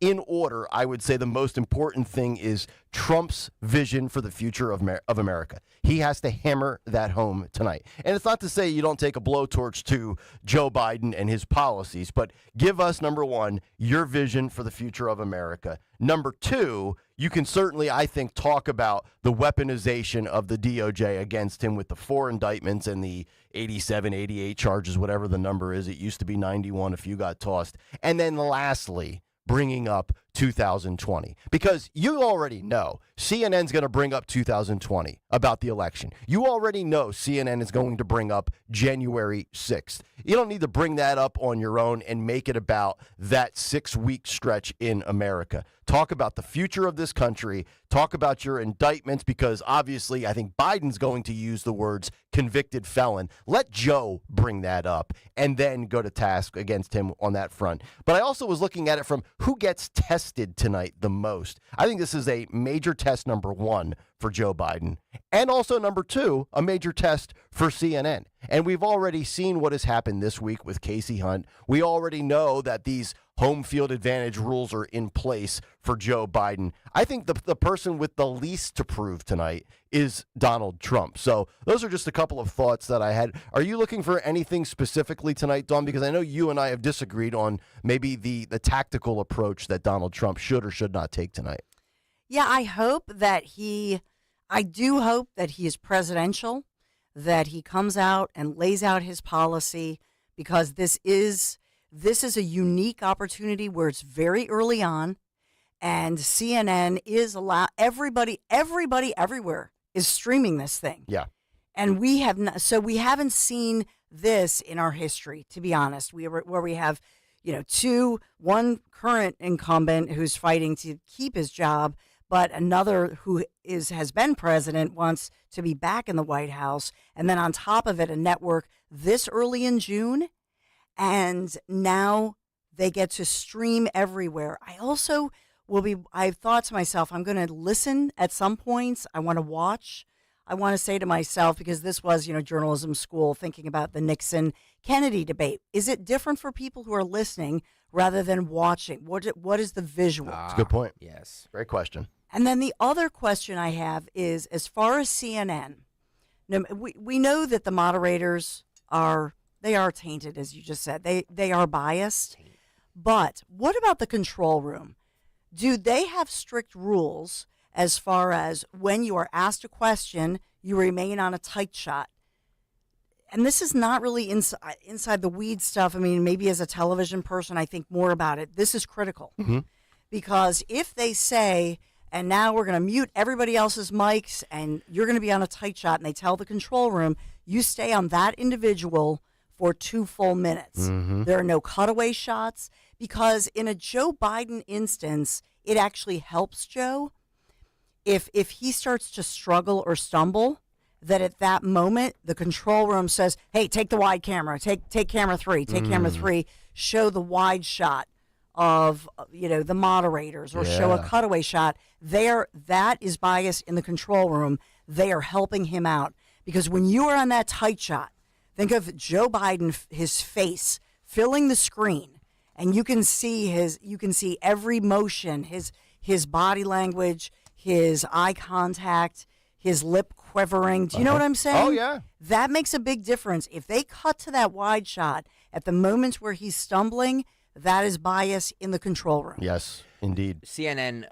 has demonstrated how microphones will work during the Trump-Biden debate. I was going to use this for the cut sheet, but we can play it now. Okay. 6:45. Do you want to hear this? Yes. Cut 11, Phil, go. If we go behind the podiums, you can see 2 green lights. When they're on, they signal to the candidate his microphone is on. When the green lights are off, they signal to the candidate his microphone is off. Now I want to give you a sense of what it will look like for viewers at home if a candidate whose microphone is off interrupts a candidate whose microphone is on. So I'm standing at one podium, and I'll ask Phil to come in and take the other podium. And so let's say I'm answering a question. My light is green, and I'm speaking. Phil's microphone is off, and his green lights are not illuminated. He's going to interrupt me as I'm speaking, and this is what it will sound like. My volume remains constant, while Phil's interruption can be difficult to understand. Interesting. Let's try the opposite. My microphone is now on. Victor's microphone is off, and he's going to interrupt me. My volume remains constant, while Victor's interruption can be difficult to understand. The CNN's production team has shared this demonstration with the campaigns earlier today, and we're sharing it with you, our viewers, so everyone fully understands how tomorrow night will work. Now, we should note, by agreeing to participate in this debate, both campaigns and candidates these two have wooden also agreed puppets. to abide by these rules. The CNN presidential debate airs live tomorrow night at 9 p.m. Eastern. All right, thank you very much, two stiff boards. Were they AI? I don't need Where I am basically. over here. And you wonder why they were. Phil Mattingly never got ratings in morning television. You have to. Jeez. You have to think though. It's not so much for Biden because he can't, but like Trump can yell. Well, so it's not like Phil Mattingly talking like this is good. You know, he can sit there and yell if he wants to. I'm not advising that he does that, but he could. It's a great point because, and I think it for both guys, both in the past, I mean, if you saw the 2020 debates, I mean, Trump was speaking over Biden, Biden speaking over Trump. They're arguing, taking pot shots at each other. You know, Joe Biden starts to do the tough guy act, you know, the whole bit. But, I mean, let's think about this. This is in a setting that is not going to have any audience. And by the way, those two are speaking very eloquently. This is going to be a debate where things get heated and contentious. Trump can certainly elevate his voice. He has moments where he's giving a speech where he all of a sudden goes from 0 to 60. And the same thing with Joe. We've seen Joe at State of the Unions where he's shouting like a madman. Ronnie Jackson was a physician under both Barack Obama and under Donald Trump. And he tweeted this last night. During the State of the Union, Joe Biden was sweating profusely, screaming at the camera and not blinking. But let's just think about the screaming moment for the sake of this conversation with microphones. He says, obvious signs of performance-enhancing drugs. Ronnie Jackson tweets, I am demanding a drug test for Joe Biden before and after the presidential debate. His handlers must not be allowed to fool the American people and hide his obvious cognitive decline. So, you know, if Joe is allegedly once again juiced up for tonight, I don't really think microphone on, microphone off, those things are going to matter. In that kind of a quiet TV studio with no audience, and you're separated by how many feet? 6 feet, 8 feet, whatever it might be. Those microphones are still going to pick up these guys interrupting each other and shouting, even with their respective microphones off. Yeah, but I think the point is that if your mic is off, you can still hear. The person whose mic is on should just continue. And that's something that how long have I said this about debates? Turn everybody else's mic off, not down, off. Yeah. Because I do think it's honest, though, that you can still hear the other person.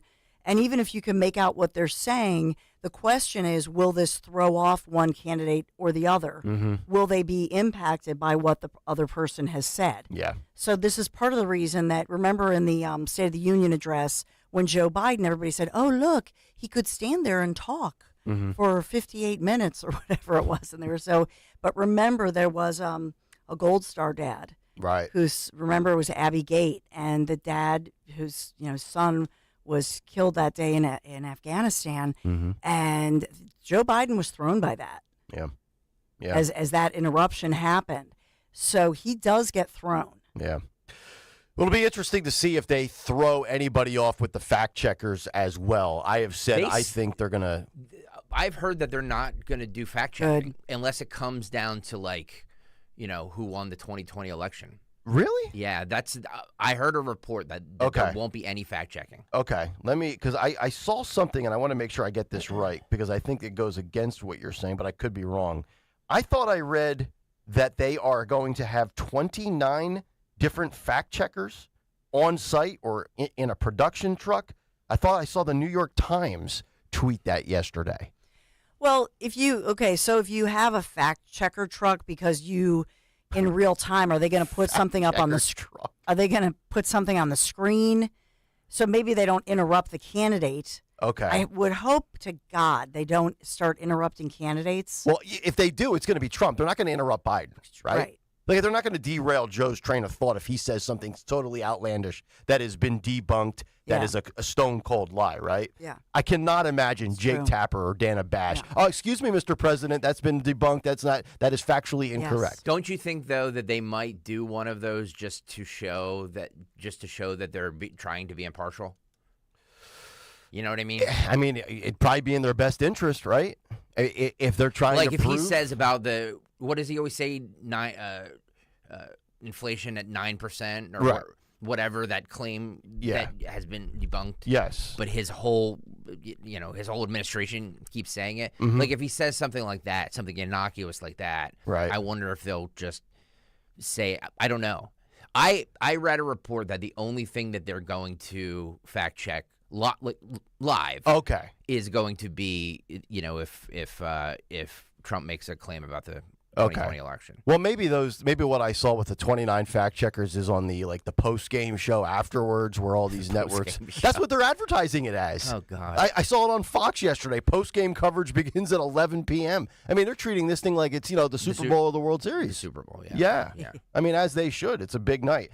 So I've got some of these numbers here we're going to get to on the other side when it pertains to the ratings, and we'll guess the ratings and make our predictions. But according to an AP poll, most Americans plan to watch in some form or fashion debate number 1. About 6 in 10 U.S. adults say they are extremely or very likely to watch the debate live or in clips, or read about or listen to commentary about the performance of the candidates in the news or on social media, because we do live in a clip world. So I would be willing to bet most people will just catch a few clips. The poll suggests tens of millions of Americans are likely to see or hear about at least part of Thursday's debate, despite how unusually early it comes in the campaign season. Both Biden and Trump supporters view the debate as a major test for their candidate, or just a spectacle not to miss. Victoria Perdomo is a 44-year-old stay-at-home mom. She says, quote, "I think it's super important." She's a Trump supporter from Coral Springs, Florida. And also another individual says, "I think the majority of people have made up their minds with or without these debates." Quote, "It is a circus." So you're going to have a ranging variety of people with what they already think of both and what they'll consume. Well, will people just... I don't think many minds will be made up tonight unless Joe Biden, has a... dies on stage or has a... Oh my God. I'm serious. Like, unless he, passes... I'm serious. Think about it. Unless he passes out or... poops himself or does something like that. Sean Farish will be on Poop Watch. Yeah. Oh my gosh. He actually responded to our tweet this morning saying that there should be a camera in the bag just to see if a Biden rump cam. See if a load comes in. Oh my God. It's a Tootsie Roll. But unless something catastrophic like that happens, no minds are going to be changed tonight. I But agree. I think people will tune in just to see the train wreck of it. That's right. Like, you're on the Schuylkill and there's an accident and everybody's driving slowly, not because they're trying to be careful, but because they're looking over to see the wreckage. Yep. Yeah, that's what they'll be looking in for tonight. Yeah. 855-839-1210 is the number. We'll come back, get to the news to kick off the 7 o'clock hour, and then we will play Guess the Ratings. We'll go on the record as we do for all of these big debates and everything else that we talked about the last 2 years, and the historical context of this debate compared to 2020 and 2016. Do you want to do over-unders? Or right at the number? You're the game show host, sir. Oh, you get to pick the rules. Why? I love a good over-under. Well, you're sitting in the power chair. All right, here's what we'll do. We will go actual raw number. Yeah. Raw number. We'll see how close we can get. I like it. All right, 855-839-1210 is the number as we continue Kayal and Company. Hour 2 is next, but first, tell you about my friends at the Piazza Auto Group. I used to be an Acura owner for well over a decade, and I got to tell you, Piazza Acura of Westchester hooked me up with a little sample, a little test drive of the 2024 Integra. And if you're in the market for, I would say, a higher-end luxury vehicle, but maybe you can't afford a Mercedes, I'll tell you what, the Acura Integra, spectacular. I owned the ILX for 10 years, but this new Integra, by far, the most striking model I have seen to date. It's well-equipped with advanced safety and tech features like wireless Apple CarPlay, a high-performance adaptive damper system, Wi-Fi hotspot capability, and if you're looking for entertainment, how about a 16-speaker premium audio system. Visit PiazzaAcura.com or test drive the new Integra at Piazza Acura in Westchester, Ardmore, or Reading, or check them out online right now and tell them Nick sent you. The following is a paid commercial message. Using credit cards could soon become a hassle in Pennsylvania. Some in the legislature are considering a multi-million-dollar giveaway to corporate megastores and may force you to pay for parts of your purchase in cash, while small businesses will have to manage an accounting nightmare. This mandate could also expose information about the private purchases you make. Prevent credit card chaos at guardyourcard.com/Pennsylvania. Paid for by the Electronic Payments Coalition. Are you a business owner? Did you know that there are over 33 million small businesses in America? Small businesses are the engines that power our country. So why is it so hard for them to acquire business funding for things like expansion and cash flow?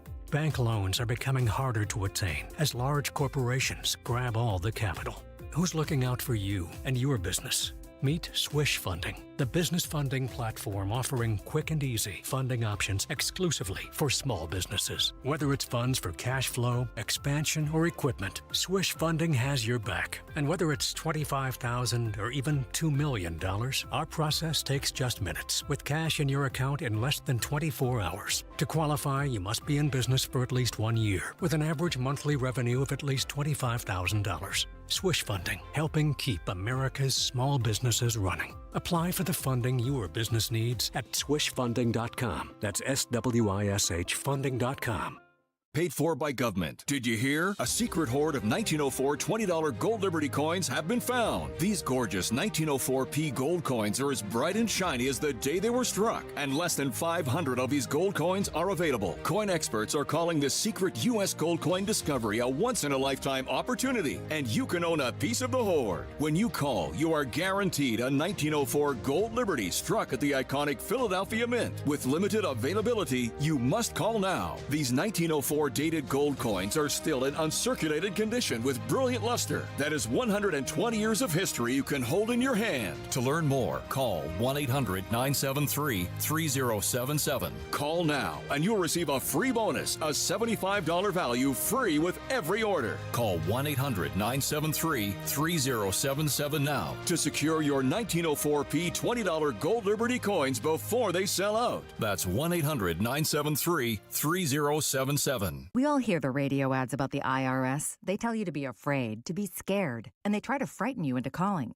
I'm not here to do that. Tax Relief Advocates is different. TRA is here to tell you that if you owe money to the IRS, whether it's $5,000, $50,000, or $500,000, we have a solution. It doesn't matter if you're sitting in your car, at work, or with your kids. No matter where you are, call now. 800-688-6641. Don't lose hope. TRA can eliminate or reduce what you owe to the IRS. Generous programs are now available that can give you a fresh start. Our passion is taxes and helping individuals fix their IRS problems. We have over 1,000 5-star reviews on Google and an A+ with the Better Business Bureau. You don't need to be afraid of the IRS any longer. End your tax nightmare today by visiting us online at TRA.com or call 800-688-6641. That's 800-688-6641. Tax Relief Advocates. Real solutions for real people. WPHT, WPHT HD, WOGL HD3 Philadelphia. From the Cherry Hill Volvo Studios, where relationships matter.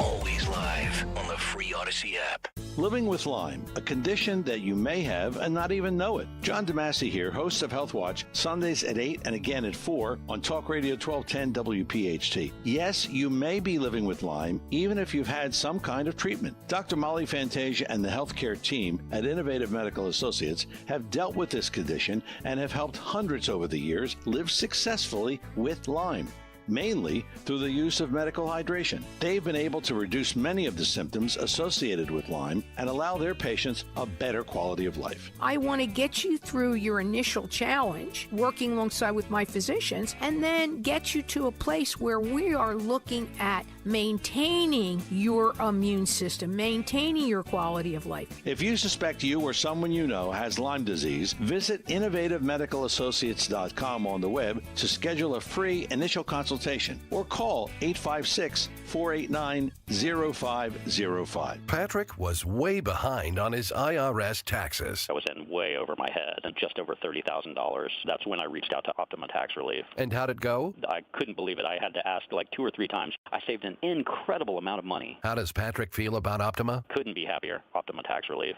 They're the best in the business. Call Optima Tax Relief for a free consultation. Call 800-354-2840. 800-354-2840. Optima Tax Relief. For details, visit OptimaTaxRelief.com. Calling on Levittown. Hello there. To follow 1210 WPHT on the free Odyssey app. Download it now.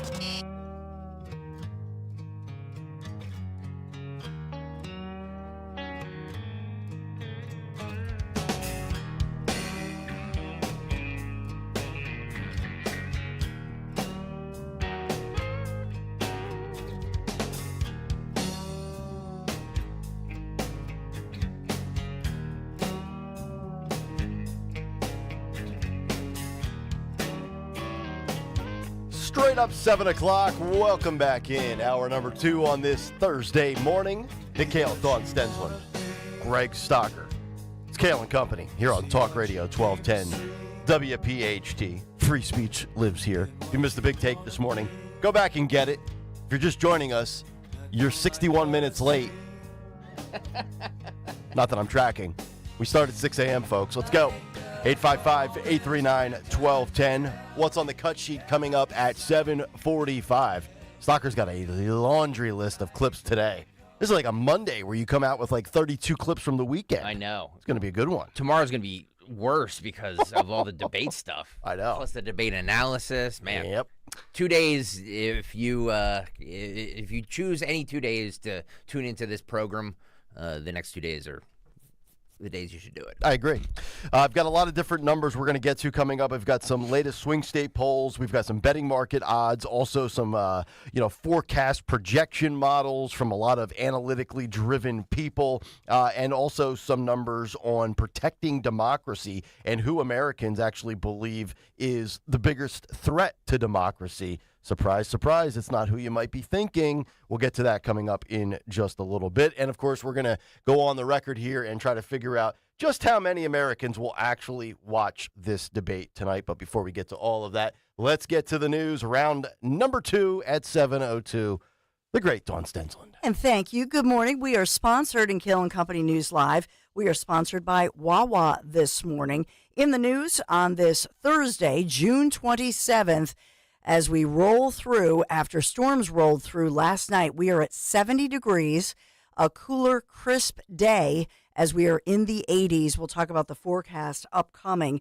Philadelphia police investigating as they search for, a number of gunmen this week. The latest gunman to strike, this one shooting an 18-year-old who later died at the hospital in what police say was a targeted, vicious, violent attack as that gunman opened fire on Summerdale Avenue. This was a double shooting, so the intended target appears to be this teenager who was shot multiple times in his body, gunned down on the street, but a 64-year-old man who was just walking by in the area. This was in the 5 p.m. hour last night, about 5:40-ish p.m. last night, broad daylight. 64-year-old man walking nearby at the time of the shooting. He was struck in the arm by a stray bullet, and other residents saying that their vehicles had bullet holes.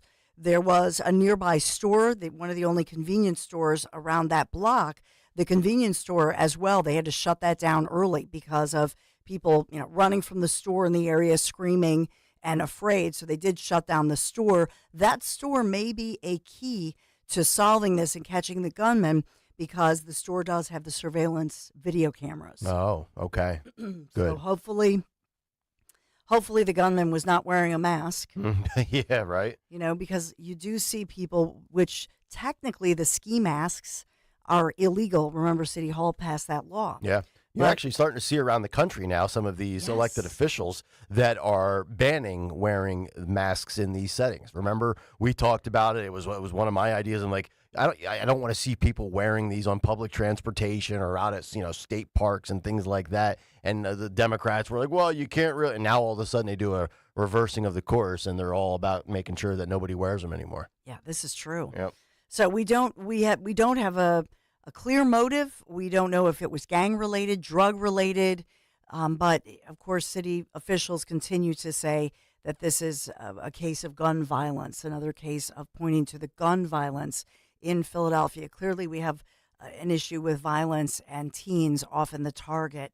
A tragic story that I'll take you to, and this is us in New Jersey.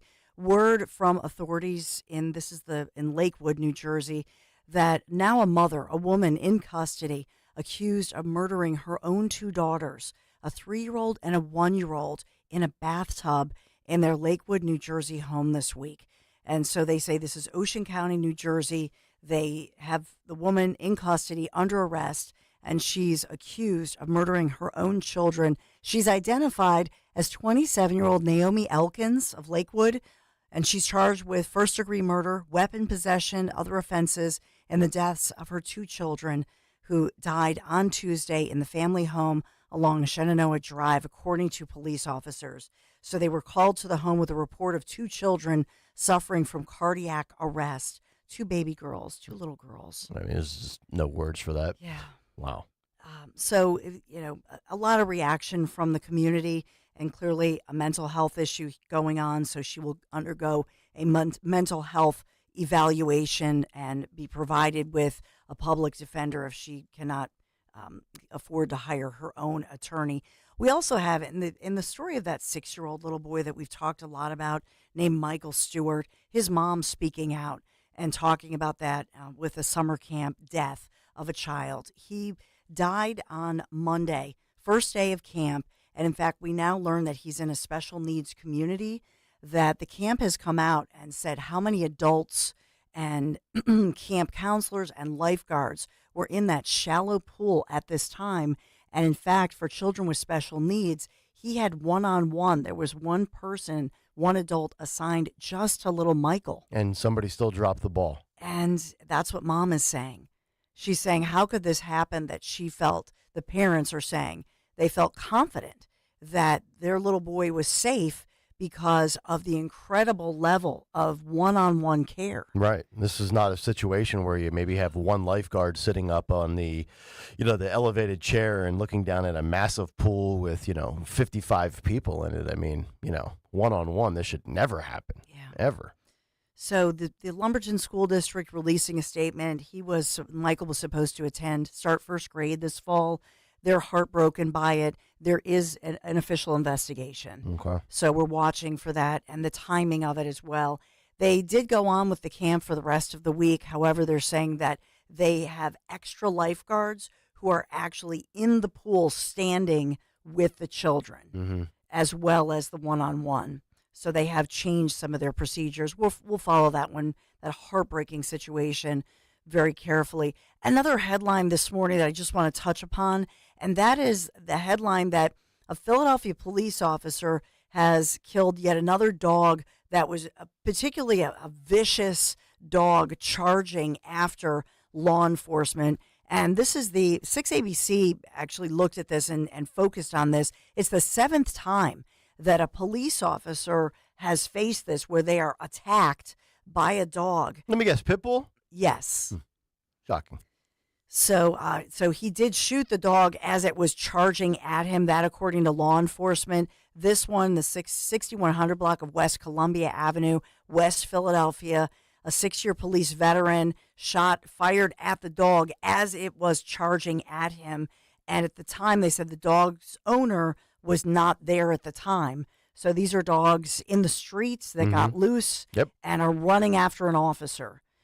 Thus far, I will say to you, in every one of these that I've seen, even remember we had that FBI agent who shot somebody's dog as they were charging. And this was Rittenhouse Square. Remember that? I remember that. And in each of these cases, whether you're off duty, on duty, if a dog is charging at you And especially a big dog that has that ability to lock its jaw like that. You know, these are not little tiny dogs. Right. You have the right, whether you're law enforcement or not, from what I see, to defend yourself. Absolutely. Self-defense. What are you going to do, let the pit bull mangle you?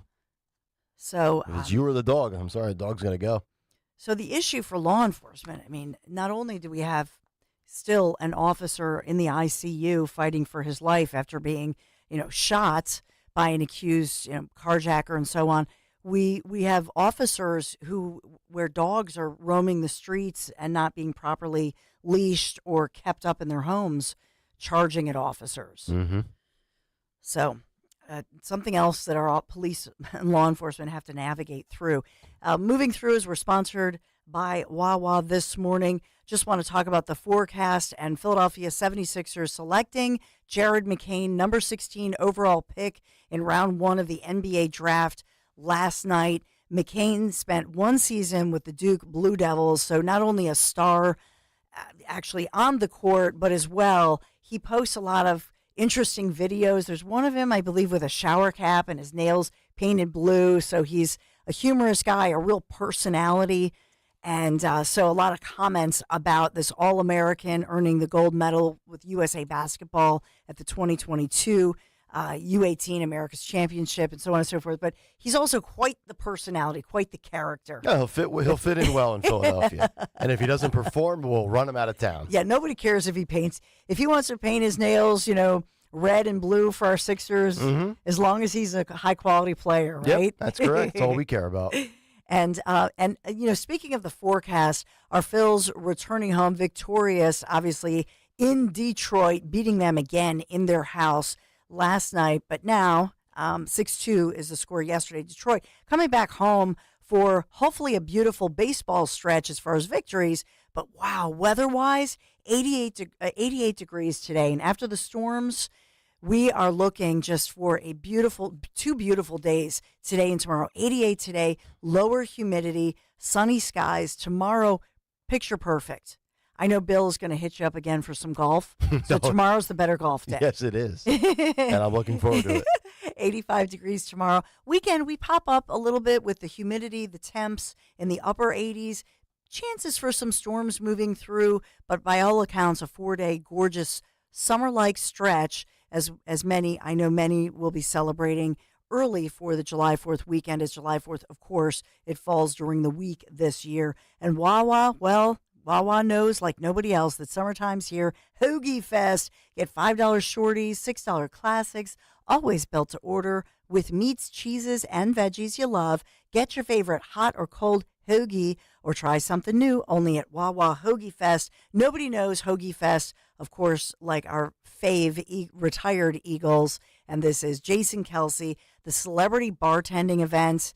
Last night, the 4th annual event. I mean, hundreds of fans packing Ocean Drive for the chance to get drinks or those famous Jell-O shots with the Eagles star, now retired. It's good to see Jason back in the news, making some headlines. It's been a while since we've been all of 9 stinking minutes. I know. Back from London, where he was. Did you see he lost 20 pounds? You know what's always good. You know what's always amazing I find about NFL players when they retire is the fat guys get skinny in retirement, and the skinny players get fat. Like Deuce Staley went from being a running back to looking like Meatball in the bathtub, and Jason Kelsey goes from being a center and he's going to look like me in 2 weeks. Yeah. It's unreal.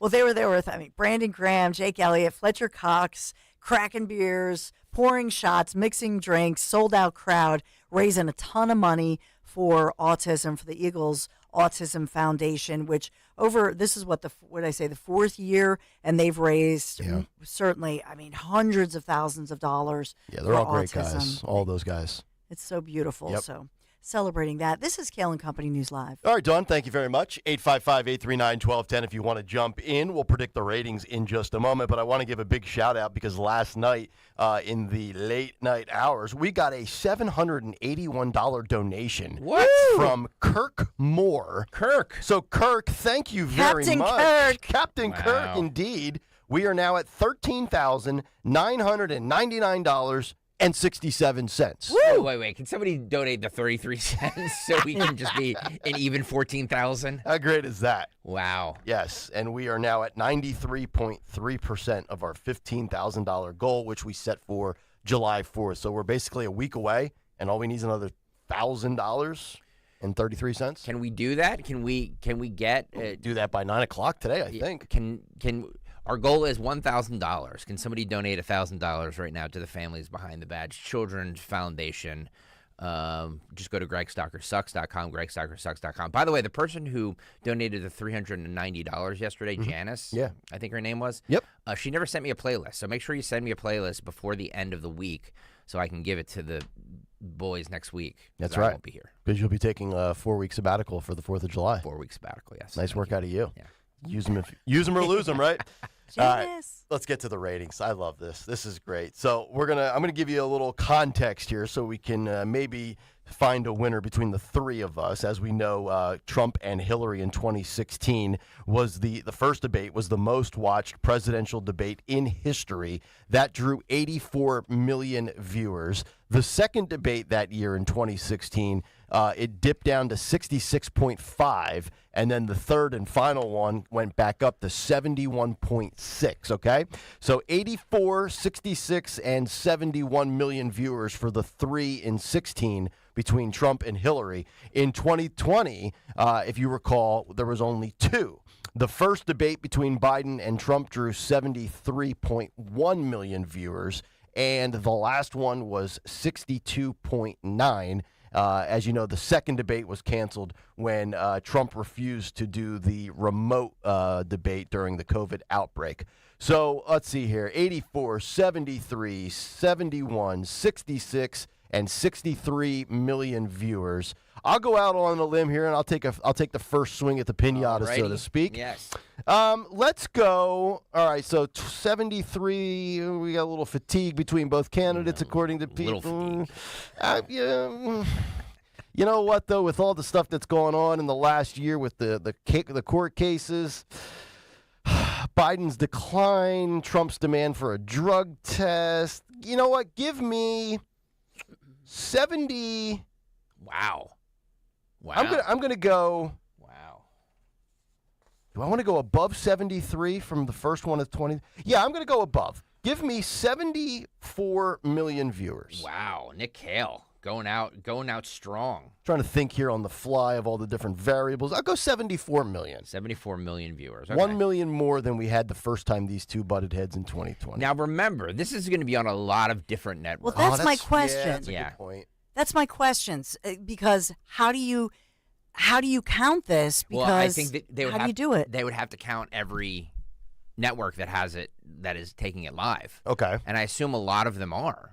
Well, yeah, I mean, Fox is carrying the CNN simulcast. You got to imagine that MSNBC would. I can't imagine they would have other live programming trying to go against that. There's really no need, unless they're doing like the Monday night thing with the Manning brothers. Maybe they're going to put Maddow and Joy Reid up there just kind of pontificating as these two bloviate on a split screen. It wouldn't make sense to me, because then you wouldn't be able to hear what they're talking about. I got to imagine they're all going to carry it. So I don't know. Maybe my 74 million is low. No, nothing is getting. I mean, I'm still 10 million below what Trump and Hillary got 8 years ago. Yeah. But a little bit above. So I'm going to stick with 74 million. All right, Nick Kayal, 74 million. Greg Stocker, Dawn Stensland, predictions? Dawn's next. It's the order of the show. Sorry. So my question is, what numbers has Fox gotten when they held a debate? Like the famous Megyn Kelly debate where she came out and asked about women, and Trump had the funny line of only Rosie O'Donnell. So that was in 2016. Was that? So that was, that was 2015, 2016, early, I don't think that was the first one, right? That couldn't have been the 84 million. No, that was no. Which one was that? That was the one. That was the GOP primary with Bush, right? Yeah, that was still a primary. Okay, yeah.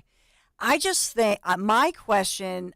I don't know what CNN gets. I just wonder if the Fox ratings. So that only got 17 million viewers.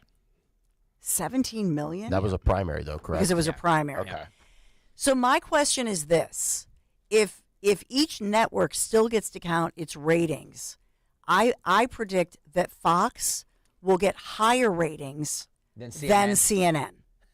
Even though it's the same broadcast. It's the same broadcast. There'll be nothing different. You will not be able to see a visual difference at all between the two. If you had two TVs in your basement and you put CNN and Fox on, it's the same thing. Yes. Okay. So I think Fox will actually beat CNN because CNN may be splintered by other networks. Because if people watch it on, if everybody's carrying this thing, it sounds like many will, then it'll be splintered. Okay. So I actually think CNN's ratings will be lower. I think Fox could get the blockbuster of closer to 80 million. Just blow it out of the water. So you're going above my prediction then. Yeah. I predict Fox will beat CNN if you go head to head. Who's watching who? Fox will be the leader of the night. Okay. All right. But So give all me a said and number. done, 80 million? I'm saying 79. 79 million. Okay, all right. Bob Barker. All right. Come on down. I think also it is the busiest travel day because a lot, look at travel wise. That's why the airport was a big deal last night. So the only reason I hesitated was a lot of people in the nation, this is the day or night where they're traveling. Mm-hmm. I still think Fox is a blockbuster tonight. All right. Good analysis. I like it. 40 million viewers. I knew you were going to go lower than me. I didn't think I'm going way million. That's way low. I actually think it's going to be lower than 40 million, but I'm going to go 40 million viewers. Wow. 40 million. Yep. All right. There you have it. Greg's got 40. I've got 74. Dawn's got 79. We'll revisit Should this as soon as they come out. A little 20 spot on the Families Behind the Badge Children's Foundation? Sure. Yes. Dawn, are you in? Okay. Yes. All right. So the person who comes closest? That's correct. All right. All right. Without going over? With Is this Price of Right rules? You got to do price. Right. Yeah, now we need the Price is Right music and AOC to run up on stage and jump around. Come on down. Dun-dun-dun-dun. You are next on The Price is Right. 855-839-1210. Cut sheet coming up in about 25 minutes. We'll get into some projections. Nate Silver's been very accurate over the last handful of years. Has he? According to this story. Okay. According to this story, his success rate's pretty good. He hasn't. Okay, then I'm getting bad information here. No, you're not. All right. Nate Silver, you liar. Mr. 538. We got some polling numbers to get to, and also The Hill with a story on swing state deciders and who they trust more to protect democracy. Because, as we know, democracy's on the ballot. Kayal and Company, and we're back after this. This is Larry Sinus with Investor Schooling. You may know me from my book, Money Hacks. You may know me from my radio shows. And you may even know me from some of these commercials. But listen, I'm teaching stuff that people need to learn about money. In fact, my favorite topic is money. So go to investorschooling.com and you will learn things about money that you never even knew existed. We will teach you things about real estate, about the stock market, and about how to use your IRAs properly. Go to investorschooling.com and sign up for a complimentary class this Thursday night at 7 o'clock. That's investorschooling.com. This is Larry Sinus with Investor Schooling. Are you tired of hearing about the recession that's coming? Are you prepared for it? Well, listen, at investorschooling.com, we're going to teach you ways to prepare for the recession that you didn't even know existed. We're going to teach you strategies on how to use real estate. We're going to teach you strategies how to use the stock market properly. That's right, you can even make money in the stock market when the stock market goes down. Hey, go to investorschooling.com and register for a free class this Thursday night, and you will learn all of these techniques. Go to investorschooling.com right now, RSVP for this Thursday. We'll see you there. Hey, this is Ray Didinger. I had the opportunity to open the new Joe Conklin show. It was sensational. It includes all the impressions, Iverson, Merrill, and Mike, Barkley. They brought in this whole musical component with a full orchestra. It's really good. His daughter Casey's part of it. His brother's part of it. They can rock it, boy. So you got all the music, plus you got all the comedy. It's a great night. That's Joe Conklin and the City Rhythm Orchestra at Wildwood Catholic High School on June 29th and the Ocean City Music Pier on July 13th. For tickets, go to joeconklin.com. JoeConklin.com. Want money back for your home improvement projects this summer? Call CNC Heating and Air Conditioning, your local Lennox dealers. Family owned and operated, serving Montgomery and Bucks counties for over 50 years. With 24/7 service and trained technicians, CNC will make sure your system is running efficiently all summer long. Refer a friend, and if they purchase a new full HVAC system, you both receive money back as a thank you for supporting our family-owned business. Schedule an estimate today at cc-hvac.com/referral. referral. The following is a paid commercial message. Using credit cards could soon become a hassle in Pennsylvania. Some in the legislature are considering a multi-million-dollar giveaway to corporate megastores and may force you to pay for parts of your purchase in cash, while small businesses will have to manage an accounting nightmare. This mandate could also expose information about the private purchases you make. Prevent credit card chaos at guardyourcard.com/Pennsylvania. Paid for by the Electronic Payments Coalition. Hey, this is Matt Spiegel, and on my podcast, The PBP, Voices of Baseball, we learn how the best broadcasters in the game, like the Reds' John Sadak, try to capture the greatness of the best players, like Ellie Dela Cruz. He's a video game character. I mean, he is so athletic, and I think each moment is its own living entity, and I try to just match whatever that moment is. The PBP, Voices of Baseball. We bring you the people who bring you the game. Find us on the Odyssey app and wherever you get your podcasts. Prescriptions require an online consultation with a healthcare provider who will determine if appropriate. Restrictions apply. See website for details and important safety information. Subscription required. Price varies based on product and subscription plan. Hey guys, did you know there's a generic form of Viagra that works just the same but is 95% cheaper? And you can get it online at hims.com/joy. Through Hims, you'll get a free medical consultation to determine the ED medication that's best for you. Discreet shipping if prescribed, a 100% online process, and a range of treatment options, including trusted generic alternatives to the name brands, at up to 95% off. ED is personal, and at Hims, so is treating it. Just go to hims.com/joy and get connected to a licensed medical provider online for free, with zero copay, no expensive appointments, and no awkward face-to-face conversations. To start your free online visit, you need to go to this exclusive address, hims.com/joy. That's hims.com/joy for your free online visit. hims.com/joy. Don't let them silence you. Follow 1210 WPHT on the free Odyssey app. Download it now.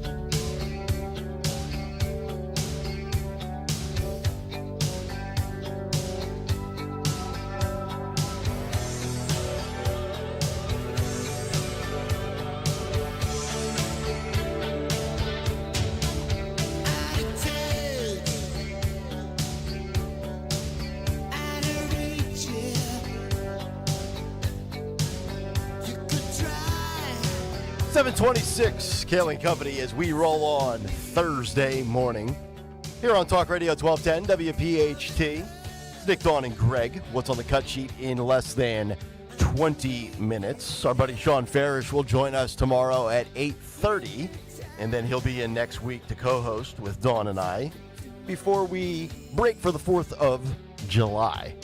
855-839-1210 if you want to jump in. Got some great stories after the cut sheet this morning also. Hawk Tua girl already making more money in a couple of days than radio producers do in a year.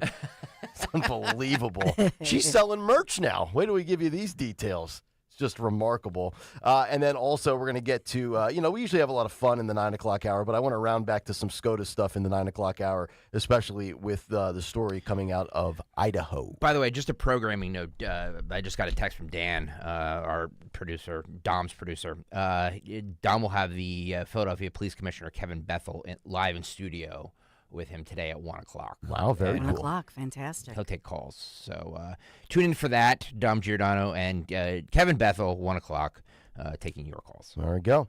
All right, let's get to some of these numbers. I thought these were interesting. I've got 3 different sets of numbers I want to go through here, and then we're going to get to this survey on protecting democracy because, the election is obviously going to be talked about ad nauseum when it comes to January 6th. 2020 and threats to democracy. You're going to hear a lot of these networks, probably even Fox News as well, talking about the concept and the topic and the subject of democracy. But according to the Ledger survey, exclusively shared with the New York Post yesterday, they found that 42% of respondents believe that Donald Trump will emerge victorious tonight if there's a winner and a loser in these debates, while just 29% believed that Joe Biden will win in this forum. The remaining 29% said they were not sure. But Nate Silver, who I think sold the 538 website, I got this story from Mediaite, and I just want to read through this when we talk about the election.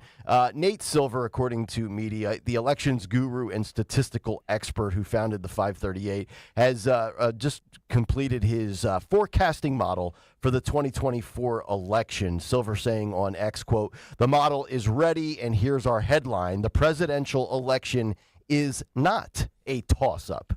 He goes on to say his model, largely the same one that he built for the 2020 election, but adjusting for turnout dynamics, factoring in the increased relevance of third-party candidates, such as RFK Jr. this time around, and without COVID-specific assumptions. He goes on to write the following: statistical modeling requires making a lot of choices, and election forecasting is a hard problem. Even choices as seemingly straightforward as how to calculate a polling average involve any number of parameters, which polls to include, how to weight them, how much to prioritize the most recent ones, and so on. This is even more of an issue once we start to consider fundamental factors such as incumbency or the economy. Even if we can agree that it's a good idea to incorporate these things, there are basically infinite researcher degrees of freedom in exactly how you do it. He arrives at this conclusion after basing it off of 40,000 simulations in this model that Donald Trump has a 65.7% chance of winning the electoral college. And in those 40,000 simulations, it spits out 287 for Trump and 250 for Biden. The model also predicts that Biden is more likely to win the popular vote, 51%, but only by a razor-thin margin. So if you are somebody that's been looking at all of these different numbers, and we look at a variety of them, from polls to the betting market to these people that somehow just compute all these simulations and sit in front of a computer all day, take that for what it's worth, because God knows they've been dead wrong for how many years now? Nate Silver, and look, I don't know the man, so I'm not trying to besmirch his character, but he was correct in 2008 and 2012, and he's been wrong ever since then. Wow. So I understand what he's saying. He's looking at models. I know, his method for doing things, but his track record, because he was a Svengali in 2008 and 2012, everybody just took everything he said as gospel. But if you remember, leading up, and Dawn, I know you remember, leading up to the 2016 election, everybody had Hillary Clinton's chance of winning at 98%, including him. So, with all of these, I take with a grain of salt. Oh, for sure. For sure. But I do think it's interesting because his name is out there. Obviously, I sent you the story, so I think it's interesting. But I just, his predictions for me are just, I don't know. Yeah. Like, we could all just throw a dart and see which one it lands on, and we'd have the same chance. It's the margin, too, that blew me away. Like, I almost want to sit there, with all due respect to Nate, and be like, as wrong as the polls have been, at least the polls are showing that it's pretty close to a coin flip, right? Yeah, Trump's leading here, he's leading there. But Trump, I'm looking at these, this is from The Economist. They've got the swing states right now. So in Pennsylvania, they have Trump up by 3 points, but they project he's got a 71% chance to win Pennsylvania. They go on with Wisconsin. Trump up 3, they give him a 2-1 chance to win. Trump up 2 in Michigan, about a 60-40 advantage in favor of Trump. Arizona, Trump up 4, almost a 3-1 advantage. Trump up 4 in Georgia, 3-1, and Trump up 2 in Nevada, 61% to 39%. So you can look at all this stuff. You can look at the poly market betting odds, where there's been $180 million wagered in offshore gambling markets that have basically implied odds that Trump is a 60% favorite. I mean, I'm on record over the last 2 weeks on this show saying, for the first time ever, that if the election was held today, I think Trump wins. But I don't look at states like Pennsylvania, Wisconsin, and Michigan and say Trump's a 3-1 favorite or a 2-1 favorite. I really do think it's going to come down specifically to to Pennsylvania. Now, if you want to chalk up wins, so to speak, and try to just play the game yourself and go through the math and who arrives at how many electoral votes based on which states go to which candidate, even if you gave Trump Arizona, Georgia, Nevada, North Carolina, you're sitting there and you're saying, okay, well then Trump probably only has to win one of the three, we'll call them the Big Ten states, Pennsylvania, Michigan, and Wisconsin. But I still think it's going to be really tough for him to not only sweep the four I just mentioned, but even to get one of those three. And that's kind of the weird thing when we talk about this is you look at what's going on right now with the Democrats, the major divide within their party over Israel and the Middle East. It's amazing to me that Michigan, where you have a state that has such a huge Arab population and everything that's going on between the Arabs and the Jews right now, and Michigan is not more winnable for Trump right now. I'm kind of blown away by that when you think about everything we've talked about since October 7th. In fact, I mean, we talked about this yesterday when we were talking about Jamal Bowman losing. Squad Dem, first one to go. Probably not a good political strategy as you're up for re-election to be backing Hamas right now. I have to imagine if there are Jewish people in that district for Jamal Bowman, probably didn't pan out well for him at the ballots, right? Absolutely. Yeah.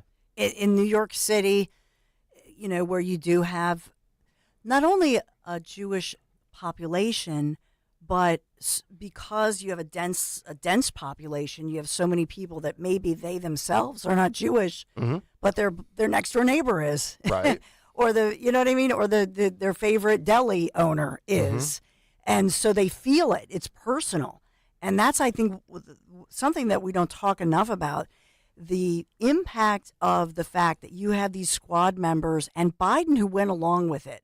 I mean, even when Biden finally came out and said the right thing about the fact that there's just no place for these anti-Semitic protesters on campuses, to me, too little, too late. But you think about the images that I can't forget as a parent of those Jewish students on campuses where, I mean, there were protesters banging on glass. Remember the glassed-in library? Sure. And the kids were terrified. I mean, these are like, 18, 19, 20-year-olds who are like, oh, my God, they want to kill me. Right. And they're in a library of a prestigious school. Holy moly. Right. I mean, that strikes people in the heart. I just wonder, moving forward, will people be impacted by that? And the fact the president of the United States finally then, it took forever to come out. And even when he did, he would say, well, and we don't want Islamophobia either. Right. Okay, name where is Islamophobia happening where kids on campuses are being, threatened and cordoned off and trapped in a building. Right. No, you're exactly right. Let me give you these numbers. I just looked this up on the fly, Dawn, as you were speaking. This is courtesy of jewishvirtuallibrary.org. I don't know how I just Googled the Jewish population by state. I wanted to just look at quickly the three swing states that we're talking about. According to this, as of 2023, according to this website, Michigan has a Jewish population of 119,905 people. So just about 120,000 Jewish people in Michigan. In Pennsylvania, that number is much bigger, 433,660. And then in Wisconsin, that number dips big time, 33,455. I think also and I think that the election or the primary in New York, and again, it's one district, so to read the tea leaves on one district and say this is representative of an entire nation is foolish. It's foolish. However, if you're just doing this and you're reading into this, I think that it is not the protests we see against Biden and Kamala Harris and everybody on the left with these free Palestine nitwits. I feel like they are a loud minority group, and I don't think everybody sits here and talks about, look, the liberals, the left is not happy with Joe Biden with this. They're not happy, and they're going to stay home. Are they, though? Because doesn't the Jamal Bowman kind of prove that even liberals are sick and tired of this nonsense? Yes. So do you really think that, everybody who pontificated for months about, I don't know, this population, the kids are not happy with them and they're going to stay home. I don't see that. And I think the ouster of Jamal Bowman shows that. Right, you're right, and there's 8 other squad members that could certainly be up on the chopping block next. From Summer Lee in Pennsylvania, You've got Corey Bush. Apparently, in some of the early indicators, she's in deep trouble in her primary. Omar, Rashida Tlaib, AOC, Ayanna Presley, and then the other 2 that really don't get any headlines: Ramirez and the guy Cesar. I forget how you pronounce his last name. But there's 1 squad dem down, 8 more hopefully to go. 855-839-1210. And by the way, I just wanted to give this number as we were just going through these numbers here. The Washington Post had a survey and a poll about who is a better protector of democracy. And think about this. This is a Washington Post poll. It found that 38% of, quote, deciders say Trump will do a better job of handling threats to democracy as opposed to Joe Biden, who got 29% of the vote. 23% said neither. So interesting on that front, because as we know, democracy is going to be a big thing that they talk about, and it'll probably come up very quickly tonight. 855-839-1210. What's on the cut sheet? Well, you'll find out in just about 5 minutes here on Kayal and Company. Tonight, the debate, Biden and Trump. And you can hear it here on Talk Radio 1210 WPHT. To surrender to bullies, to bow down to dictators, is simply unthinkable. Within moments of taking the oath of office, I will seal the border, stop the invasion, and send Joe Biden's illegal aliens back home. Then Walter Sterling will be live immediately following the debate to take your reaction live. The CNN presidential debate tonight at 9 on CNN and simulcast here on Talk Radio 1210 WPHT. Hi, I'm Kamiko, the founder of Miko's Hot Chicken. When we started our family restaurant, we were also raising a family. But let me tell you, it wasn't easy. Our Chase Inc. card was there to reward us on all of our business needs. Now we have a thriving location, and we're hungry for more. With the Chase Inc. Business Unlimited card, you can earn unlimited 1.5% cash back on every purchase, so your business can go from here to possible. Chase for Business. Make more with yours. Real business owners compensated for their participation. Cards issued by JPMorgan Chase Bank and a member FDIC. Subject to credit approval. Terms apply. A lot can happen between falling in love with a house online and owning it. Between imagining living there and breathing in your new home for the first time.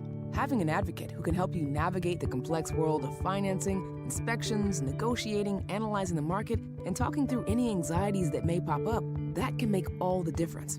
That's what the expertise of a Realtor can do for you. Realtors are members of the National Association of Realtors and bound by a code of ethics, because that's who we are. Have you questioned your doctor about symptoms like low energy, digestive issues, brain fog, joint pain, just not feeling right, just something is off, and you're only left settling for unanswered questions, or worse, being told it's just because you're getting older?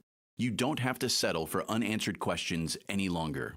With Younger Me MD's exclusive VIP membership program, aging doesn't have to make you feel older. Their proven 3-step process and functional medicine approach helps you discover the underlying causes of your issues. As a member, you get access to high-level personalized treatment plans, as well as discounts on treatments and supplements. If you're ready to live the life you deserve, it's time to learn about Younger Me MD's VIP membership program. Call 445-266-4024.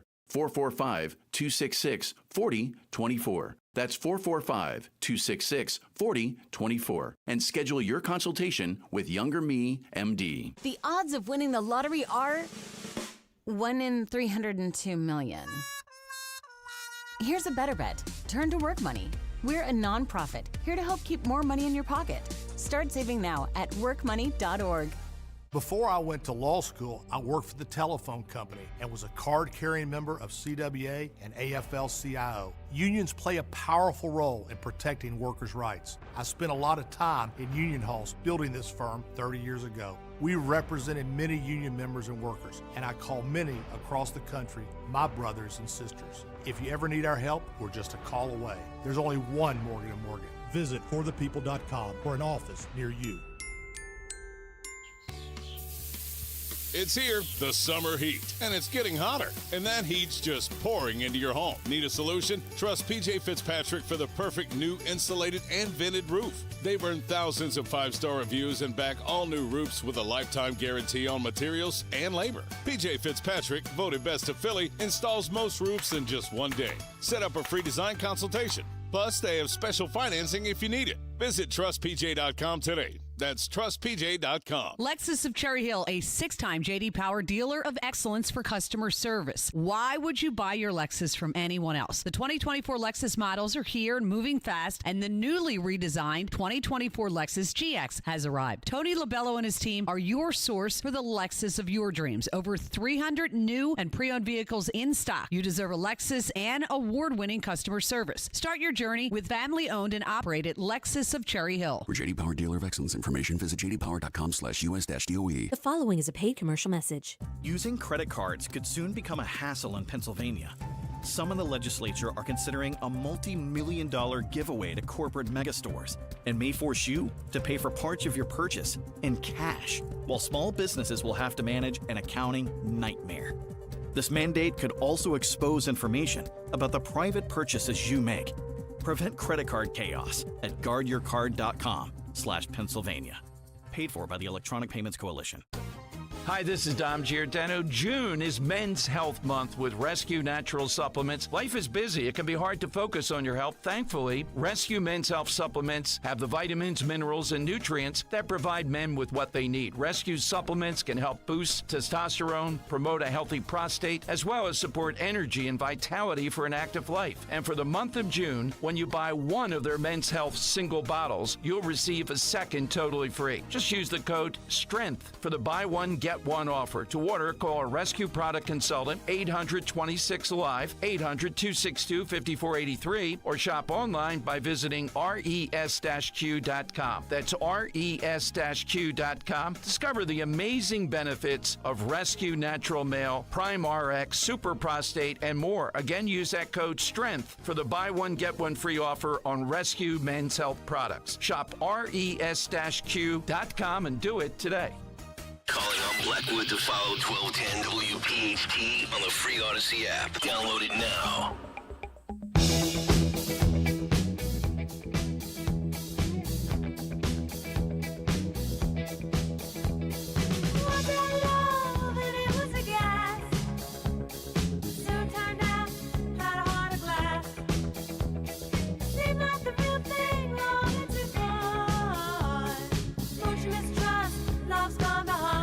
.46, Kayal and Company, Thursday morning. As we continue, debate day in America. Trump, Biden, the rematch, debate number 1.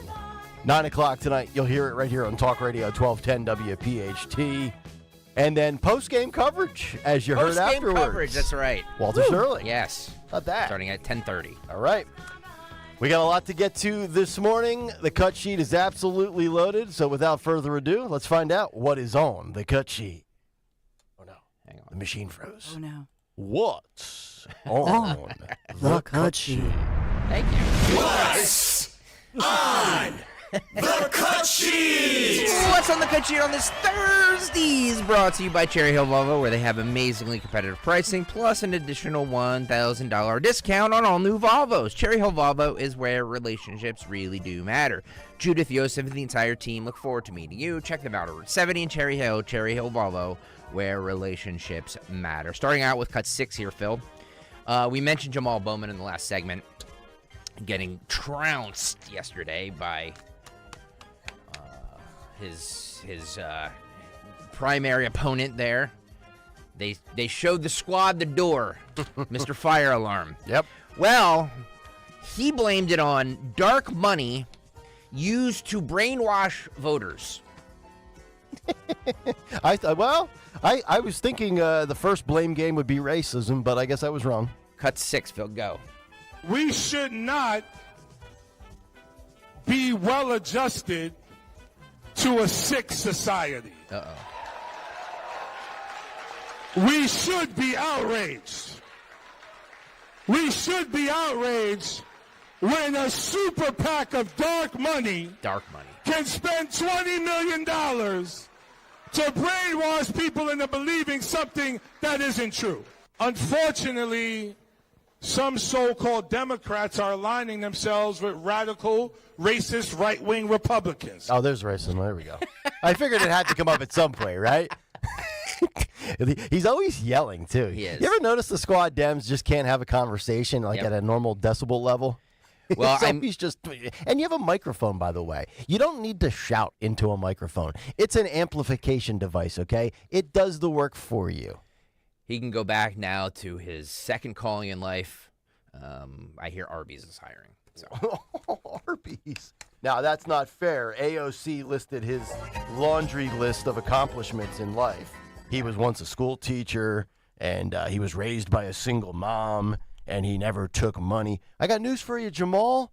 Elections and, the build-up to them revolve around money. Yep. Okay? What a poor sport. Why doesn't he? I mean, like, why doesn't he just come out and say it? Dark money. Like, why doesn't he just come out and say Jewish money? You know what I mean? Like, right. honestly. Yeah. Honestly. No, great point. That's basically what he's thinking. Mm-hmm. And I know he'll say it's the dark money by these super PACs and stuff like that, but he takes money from organizations. Mm-hmm. I'm sure there was some organization helping fund his campaign. Yes, indeed.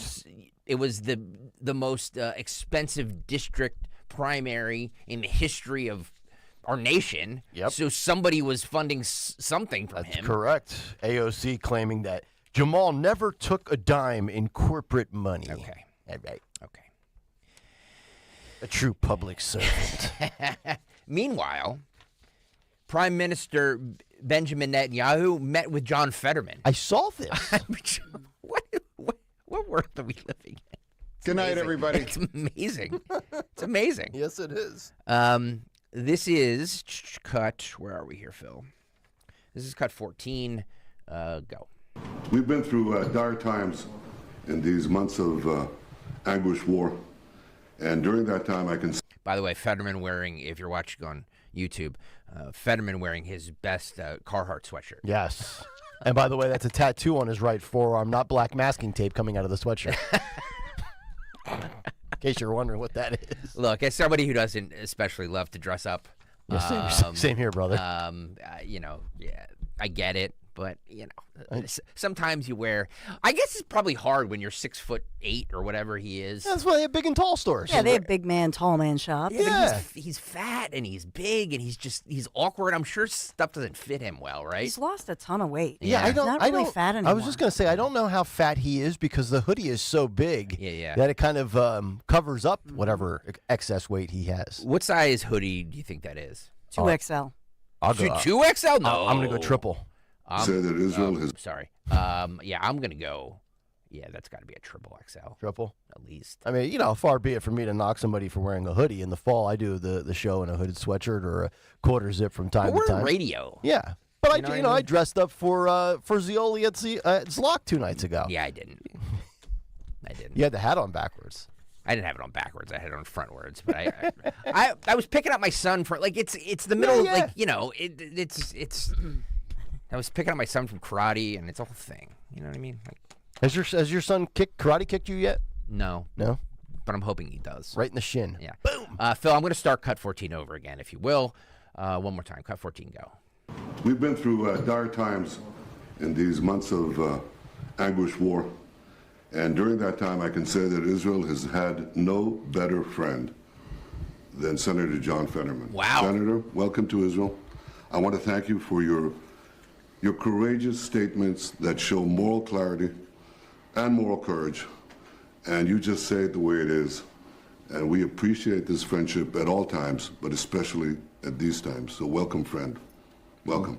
Well, we stand with Israel through this, and I'm so sorry for what's been done to this nation, but I'm just an honor to be here today.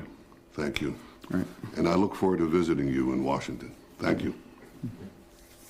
Wow. Translation. Oh my God. Translation. Mr. Netanyahu is not going to be sending Christmas cards to some other progressives on the left wing of the Democrat Party.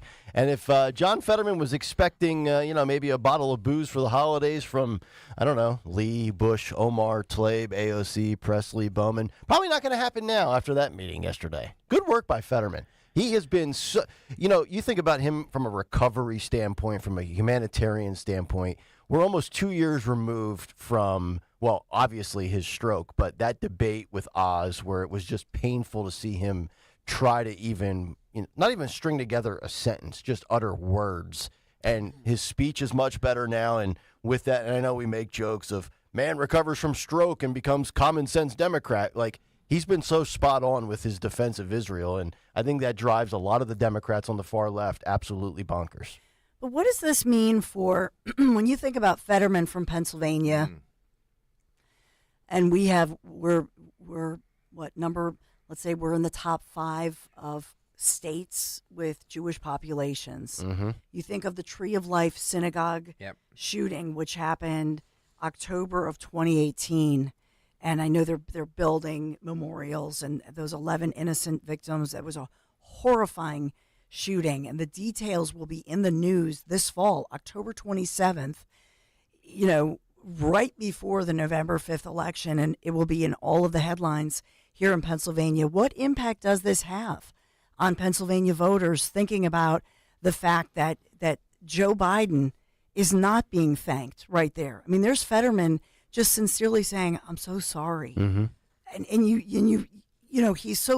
he's so personable in that moment. I didn't even hear our president say that to Netanyahu or to the Israeli people in a genuine way to go, "Oh my God, I'm so sorry that you're coping with this," and you can tell that he means it, and it hurts his heart. Mm-hmm. But we didn't have that from the president of the United States of America. Yep. And so what impact does that have? I'd love to see if they, whether it's Real Clear Politics Pennsylvania or the Inquirer or whoever, poll registered Jewish voters in Pennsylvania and just find out how many, if any, are going to either flip parties, vote Trump, not vote at all, sit it out. Are you still voting for Biden based on what's happened since October 7th? I mean, do I expect some mass exodus and switch? No. But in a election that's going to be, I think, razor thin and the margin very, very close, I mean, just like we said with the black vote, if the black vote goes from 15% to 18%, that could change the outcome. If Jewish voters go from, 83% Democrat to 78% Democrat, that could change the outcome. Yeah. I just think that the last time around, Trump was painted as, Jace, he was painted as this radical, out of control, maniacal monster guy that was just out of control and his mean tweets and that sort of thing. This time around, Trump becomes more sympathetic, not just because of the DOJ weaponization of government, all of that. I just think right now, personality to personality, Joe Biden comes off as the more radical guy, if you will. Mm-hmm. And so this time around, I think Trump has a greater advantage tonight to reestablish that, hey, he's the guy who's the one you can count on, the normal businessman who is going to do push the reset button on our economy and our way of life. And the more he can paint Joe Biden as somebody who's gone way off track and way far left, and that he's the grumpy, mean guy who has not shown compassion, I think that's the better for Trump to gain those voters. Yep, I agree. Meanwhile, in the other one of the other House Democrats from Pennsylvania, Summer Lee, I think you mentioned her in the last segment, Nick. A Fox reporter asked about the murder of Jocelyn Nungwara. Is that how you say her? Nungari, the 12-year-old. This is a child. Yes. This is a 12-year-old grade school girl. And this clip you're about to hear and see is disgusting, by the way. Cut 19, Phil, go. Can I ask you quickly about the 12-year-old girl in Houston that was tortured? I'm strangers. I don't even know who you are, and I don't know who she is. I live in Pittsburgh. Wow. You believe that? I don't know who. I mean, I don't know who you are. I don't talk to strangers, and I'm from Pittsburgh. I mean, let's first of all, number one, she's certainly aware of this story, and secondly, the arrogance, almost that uppity like. Go away. I don't have time for this. I don't serve that district or that state. So I've got my squad dem next to go power rankings. Yeah. She's officially now number one. She's ahead of Bush. She's ahead of AOC. That's an elected leader right there. Could you imagine if anybody else would have said that? Could you imagine if a Republican was asked that? Or if Trump was asked that? You know what the media, CNN would run that clip on loop. That was very short, by the way. Can we just play that one more time? And I want for those that are watching, it was almost like, be gone, woman. I'm going in this door. Get away from me. One more time, go. Can I ask you quickly about the 12-year-old girl in Houston that was tortured? I'm strangers. I don't even know who you are, and I don't know who she is. I live in Pittsburgh. Pittsburgh elected that. All right. Way to go. This is so apathetic and cold. Yeah. Just... And you cannot tell me that this story and the grandfather of Jocelyn, the victim, the mother, they've been everywhere on the news. They've been speaking out about this. Mm-hmm. Well, either you are just an uninformed person living under a rock, or you choose not to know Jocelyn's name. Right. You choose that. Correct. Now, let's flip the narrative here and all the variables. Hey, Summer Lee, if that was a African-American girl from Pittsburgh that was killed by a MAGA extremist, would you know her name? God. Oh, my God. Would you know her name, Summer Lee? Yeah. These people are just unbelievable. Meanwhile, a Harris County judge blames Trump for the 12-year-old Jocelyn. What? Yeah. Yeah. I was thinking it was his fault. I just didn't want to know if I really wanted to declare that yet publicly. We are living in upside-down world, are we not? This is cut 12, Phil. Go. Me, it hurts even more that they're being used as pawns in this fight over immigration that doesn't even exist because Biden and McConnell agree. It's just that Trump won't let him move it forward. All due respect, Judge, you said this issue shouldn't be politicized, but by pointing the finger at former President Trump and Republicans in Congress, aren't you politicizing it?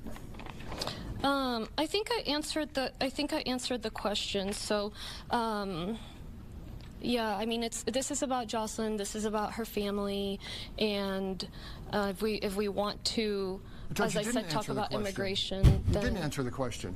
Are you politicizing this by pointing the finger at Republicans and saying it's their fault, not the fault of the Biden administration that lifted the Remain in Mexico policies?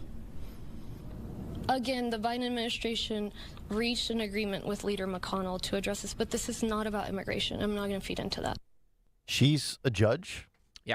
Wow. From the county, I believe, where this murder took place. Oh, boy.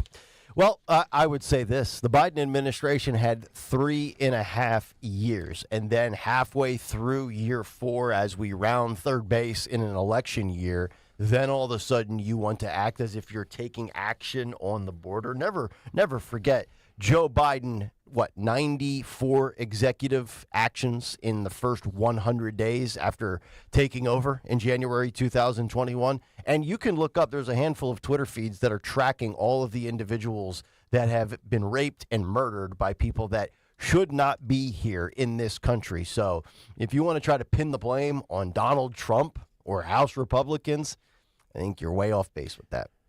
Yeah, sorry. I just will say this about, they're going viral is this picture of Jocelyn, who just turned 12 years old. Her grandfather, Kelvin Alvarenga, Portuguese. So this is an example of the fact of why people who are legally here, so she is of Hispanic, South American heritage, right?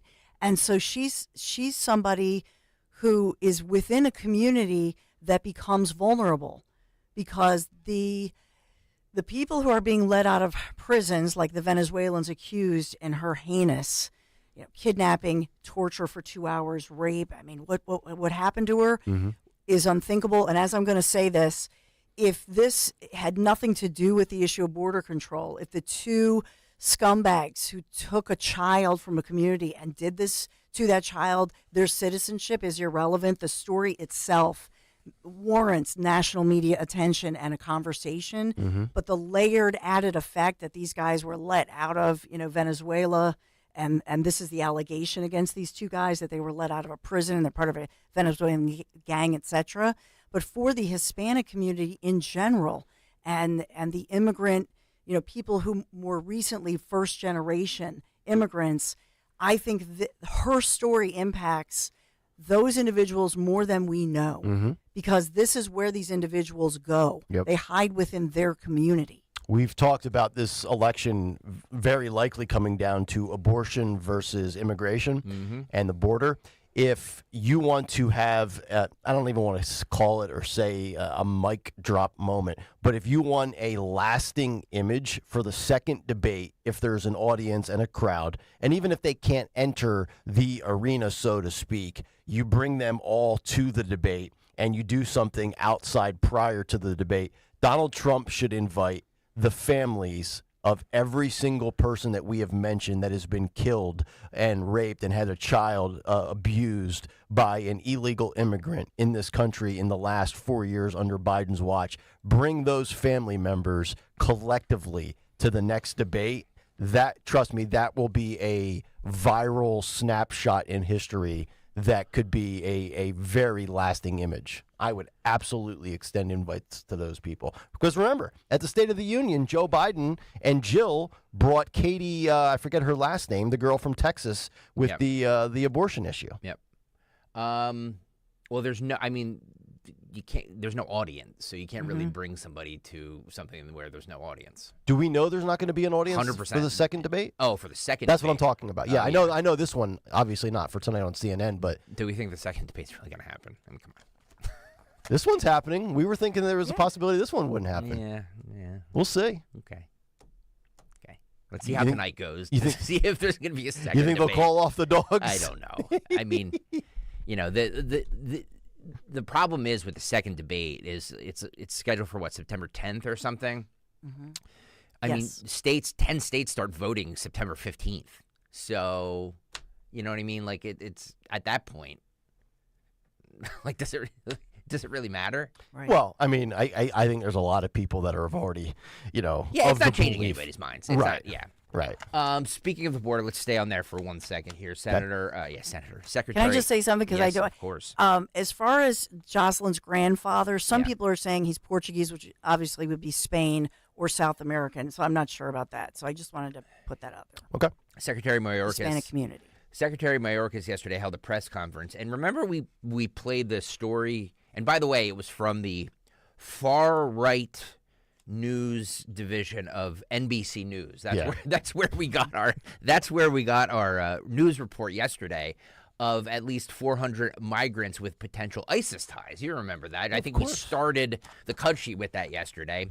Secretary Mayorkas said that's fake news. Oh, it's a cheap fake. So, I mean, what is it? Do we have 400 migrants that are in this country with ties to ISIS, which is bad news, or is NBC fake news? Because both can't be true. Right.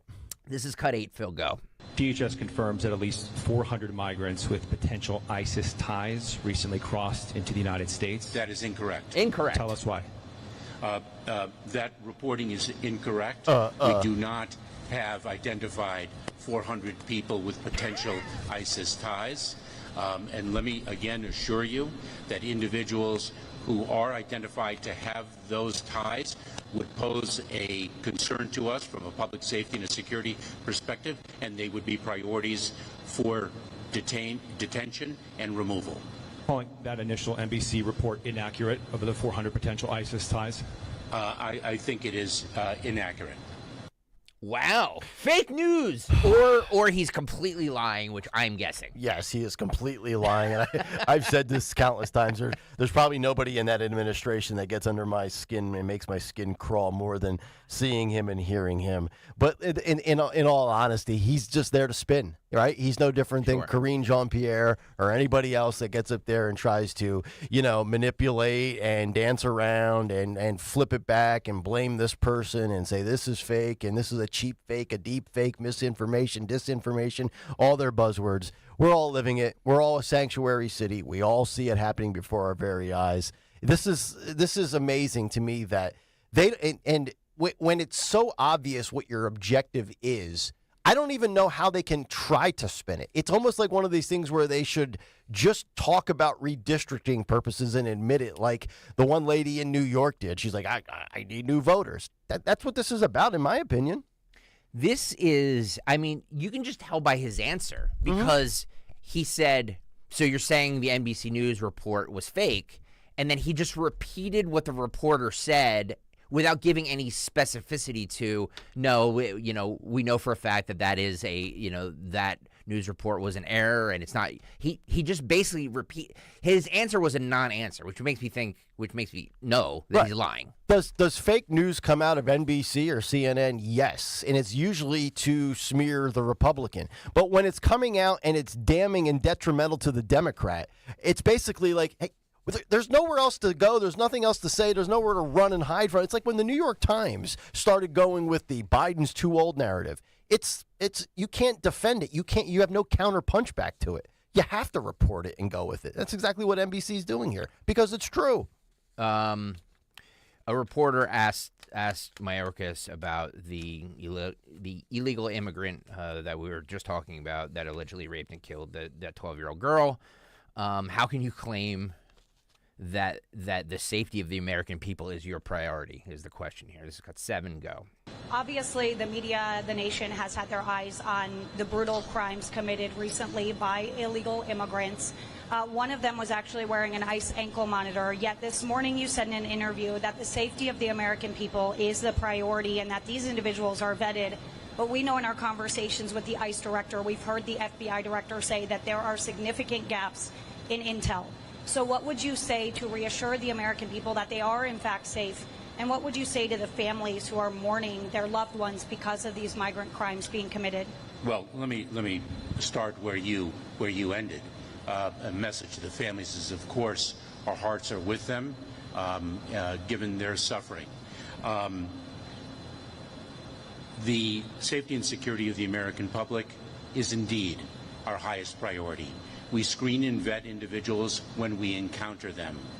If we learn of derogatory information subsequently, later in the process, then we take enforcement action accordingly. Derogatory information.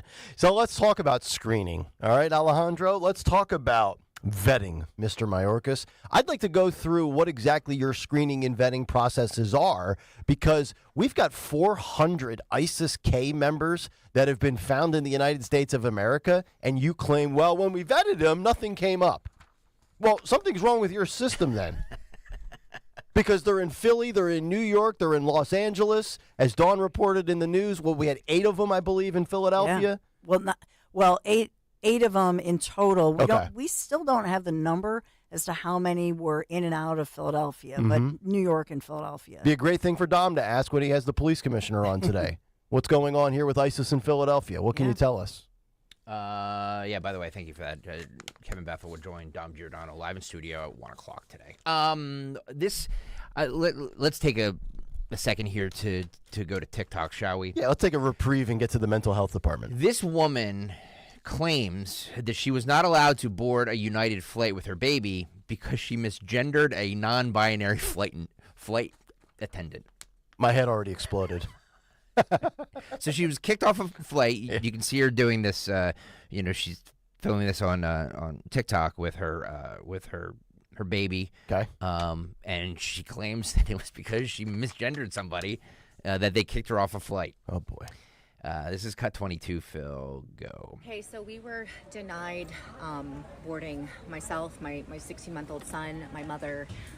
They took our luggage on the plane, which has my thyroid medication, which I'll be very sick without, my mother's medication. They basically said tough luck. And they won't tell me exactly what I said, but what happened, and I will tell you what happened right now. I was speaking to one of the flight attendants, got their pronouns wrong. The other flight attendant didn't like it. I said, I'm really sorry. I'm not very versed with pronouns. I was holding my son. He was having a temper tantrum. I had the car seat on my back. I wasn't really focusing on anything except getting my son's car seat on the flight and getting him comfortable and safe. And him, because now it's his nap time. You can see he's kind of fallen asleep. They're saying that it's a hate crime that I did. I might not even be able to ever fly United. We don't even know how we're going to Put it on a flight flight list. I don't know what to do. I don't know what to do. I don't know what my rights are here. I think that it's... Wow. Let me just say this as politely as I can. I'm so exhausted by these self-righteous asshats that want to always get offended over my miscalculation of what you're going through, okay? You got a kid, the kid's crying, you've got luggage, you've got the mother-in-law with you. We've all been there. The last thing you're worried about is they or them or he. So I'm just, where's seat 28F, okay? Can I put my carry-on up to, my God. You know, it used to be passengers came first over pronouns, certainly. Not anymore. Yeah. What's Southwest's new motto? Pronouns fly free? Yeah. Just unbelievable. I hate crime. I hate crime. Yeah, she should be on the no-flight list with the shoe bomber, Richard Reed. She's a threat to democracy. And I don't know what her politics is, but she's just a exhausted mom who's any parent with a young child, and especially a baby who's screaming like that. You're frazzled. And she says, I apologized immediately. I'm not focusing on somebody's pronouns. Nope. I'm just trying to get through my stressed out day. Did they refund her the money at least? No, they said. I mean, according to her, she's saying that they could have that she could never fly United again. They probably tossed her luggage just out on the runway. Oh my God, this is embarrassing. I would have caused such a scene. Oh, they would have had to I'd be in jail. Oh, yeah, I know. If there was an air marshal on my flight, I'd be cuffed.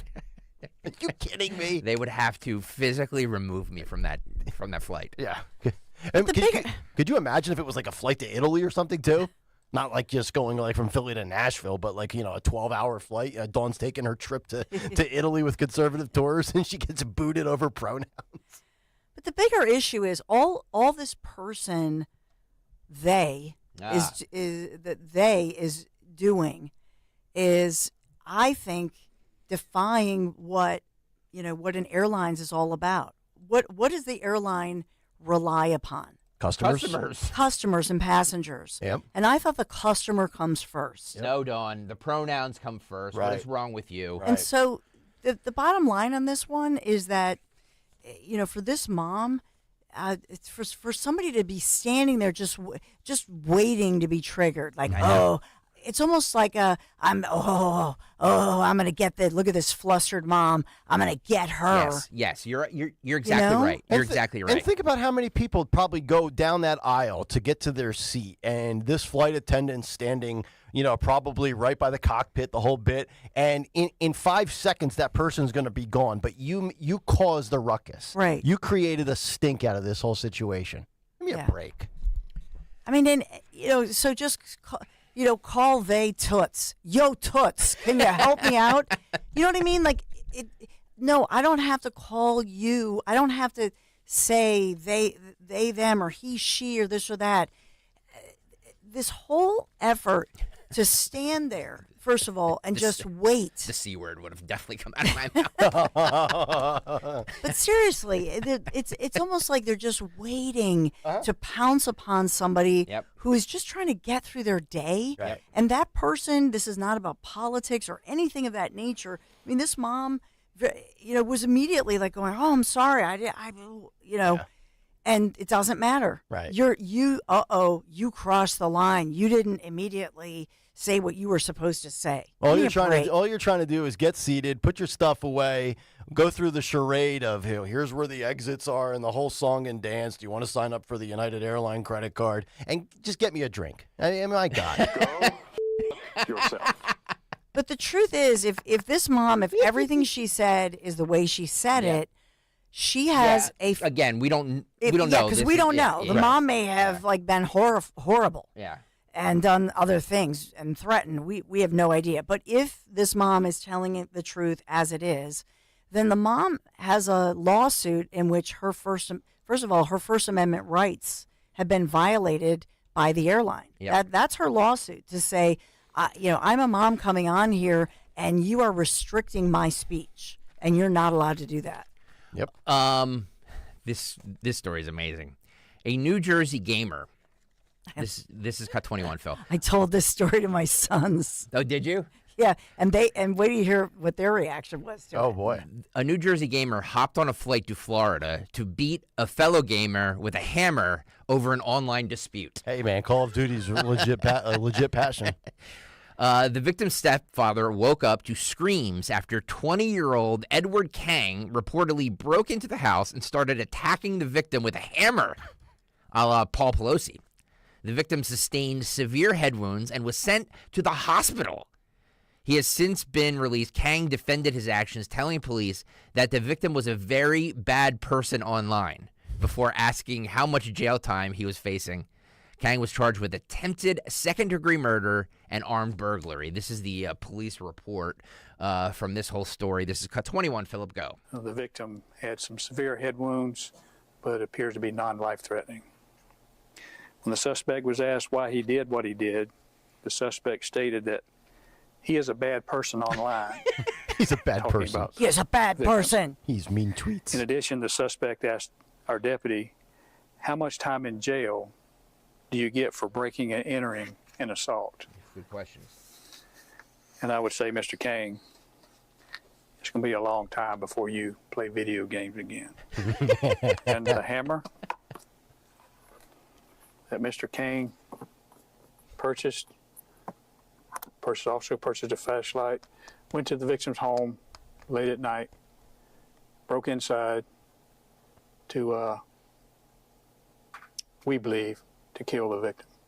Wow. Oh, look at that picture of that guy. There is a, for any of you that saw the Kevin Smith movie in the early 2000s, Jay and Silent Bob Strike Back, there's a great scene at the end of that where they discover the internet and people, because that was the very beginning of the internet, and people smack talking them online. So they went to each and every person's house and beat them up. This is exactly what that happened 25 years later. I mean, this is David DePape and Paul Pelosi, right? Yeah. Just a younger video game reboot. Please don't bother me with such frivolity, okay? Okay. So what did your son say, Dawn? They said this is not something that's never happened. This happens. This is something, if you look it up with gamers. And so my son said, yeah, that's why I go on there. I don't say where I live. I don't say what city I live in, because sometimes you get somebody who is so mad at you that you kick their butt if you're a good gamer. Yeah. And that's their whole life and their existence. Yeah. And so they're like, you were ruthless, man. You were ruthless. You killed me. You didn't have to take my whatever. And they flip out. Can we discuss more of this? I mean, this is my world, but can we discuss more of this mental health issue with these kids? And 20 years old, he's not a kid. And the obsession of video games. And just where you live online and think it's real life. I mean, just... Oh, dude, go out and, like, I don't know this person, but, if he did something like this, like, he should go away because he has the tendencies to do worse. Get out in society. Get some sunshine. Thank you. Get some vitamin D. Thank you. Interact with somebody, not on a headset while you're holding a PS5 controller. Now, look, I used to play the Madden football game for years. Yeah. And I'm not going to lie, there were times, even in the online era, where you would play people where... me and my buddies would have some battles, and, there'd be times where I'd get ticked off and I'd slam the remote control when I was, 18, perhaps 24, 25, 26. But, 38. 38. But I never got a hammer out and went and bludgeoned somebody. Might have wanted to at times, but it's amazing. These people are just unreal. But you know what? This whole gamer thing, it's gone to an entirely different level now, where not only do you play these people online head to head, but they stream it, and you can there's people that can they Twitch. you watch them on Twitch. Twitch, yeah. I mean, now this is where I'm like, wait a minute. So you actually sit down and watch other people play video games? There's a lot of people that make a lot of money doing. Oh, that. I know. A lot of money. Yeah, I've read some stories. You look at he's 20 years old. He's young, but you look at that death stare in his mugshot. Oh, just cold, disdain. cold eyes. Cold. Yeah, nothing behind those eyes. And he is. So they say he is not cooperating. Right. With the authorities. Is this North Jersey or South Jersey? Do we North know? Jersey. Yeah. He's a North Jersey guy. Yeah, Okay. This would never happen in South Jersey. Never. All my favorite people in South Jersey. Those derelicts in North Jersey. Screw them. Yeah. Speaking of, and by the way, when do you think that was the last time that guy with the hammer had any interaction with a member of the opposite sex? This is what happens when you don't hang around with some females from time to time. I mean, get out, dude. You're angry. I think 20-year-old Edward Kang, if only he knew about the Hawk-Tuah girl. I know. You know what I mean? And that is the power of Hawk-Tuah girl. That's right. We want to hit that hard. Or what makes it pathetic. All right. Maybe we need to declare children, boys, who hang out in their basement and play video games a public health crisis, as yes. we've done with gun violence. Has Vivek Murthy issued a statement on that yet? He was on Morning Joe yesterday talking about the approach to gun violence that he's taking, saying that we need to have the similar approach that we did with smoking as we do with gun violence. Vivek said this? Vivek said this, yeah. This is cut. Vivek Murthy.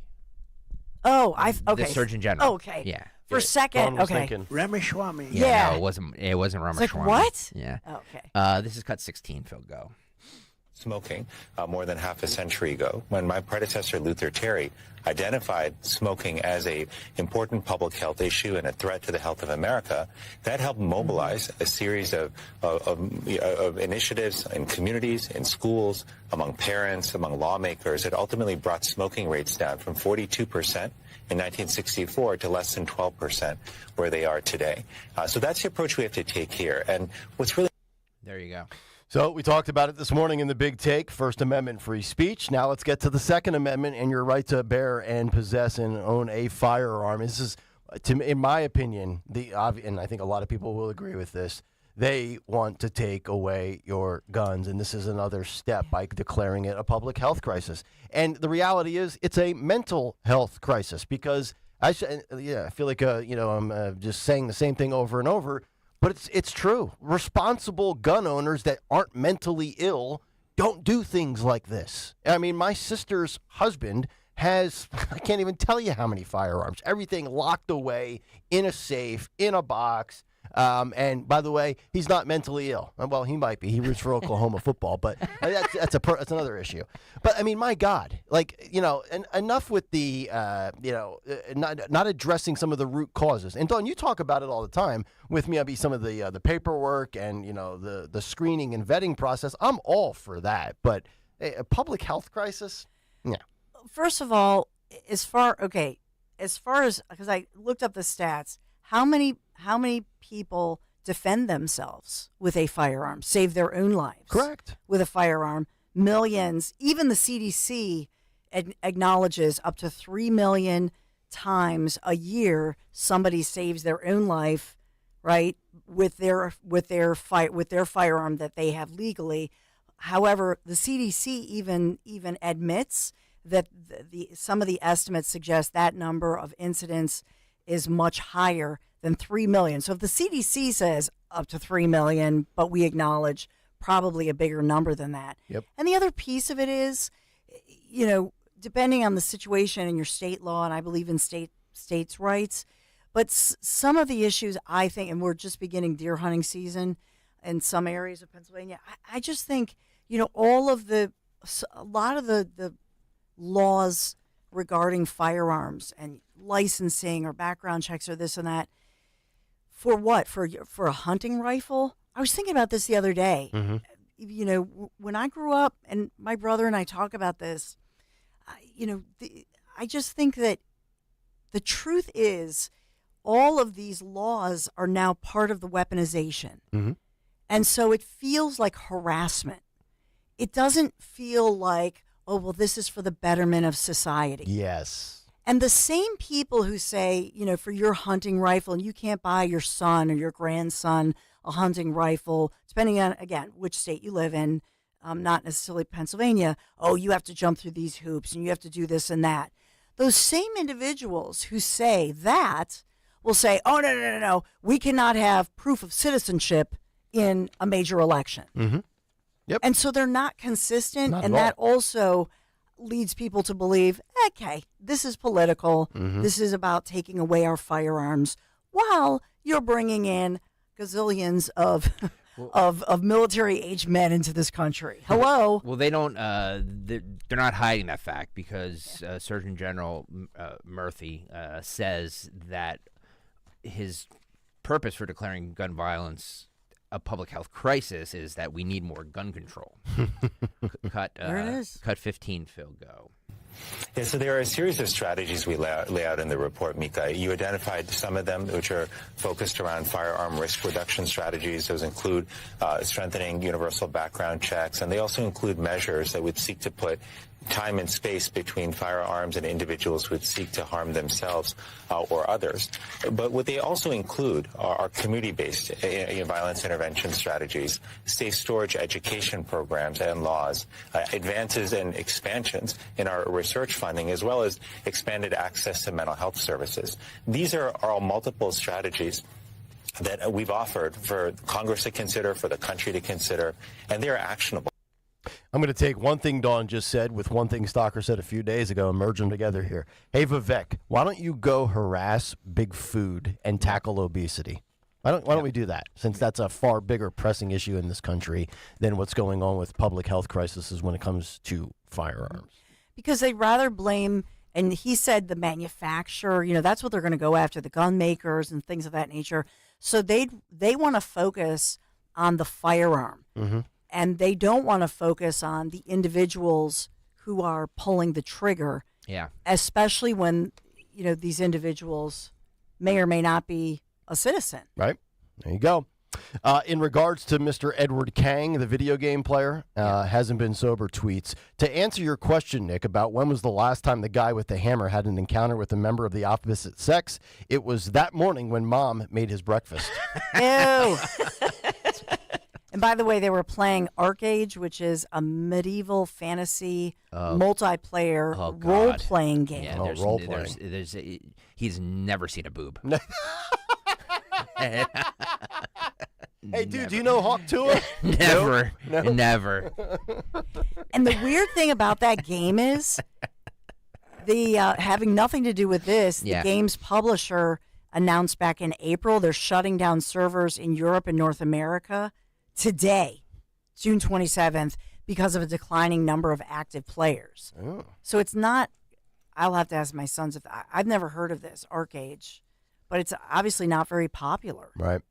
All right, more of the cut sheet on the other side. Can I just preview a few things? You We sure have can. a Disney director saying that no non-whites, non-Jewish hires for the Disney Corporation. He's on Wait a minute. saying this. Seems discriminatory in nature. They're not going to hire. They're not going to hire Jews or No. All only non-whites or non-Jewish. Right. So it's anti-Semitic. Yeah. Well, it's no. It is. Whiteys need not apply. Thank you. That's what I'm talking about. Yeah. But plus, even though it's weird to mention I know Jewish people. Like, what? Yeah. Well, that's weird. When you talk about these hiring practices, we played a clip last week, Nick, when you were away, of them just saying that they've set it out in the open that they're not going to hire a white male for this job. Mm-hmm. So we have more of that. Plus, a New York City councilwoman wants to decriminalize jaywalking because they target non-whites. All of that and a lot more. Oh, my God.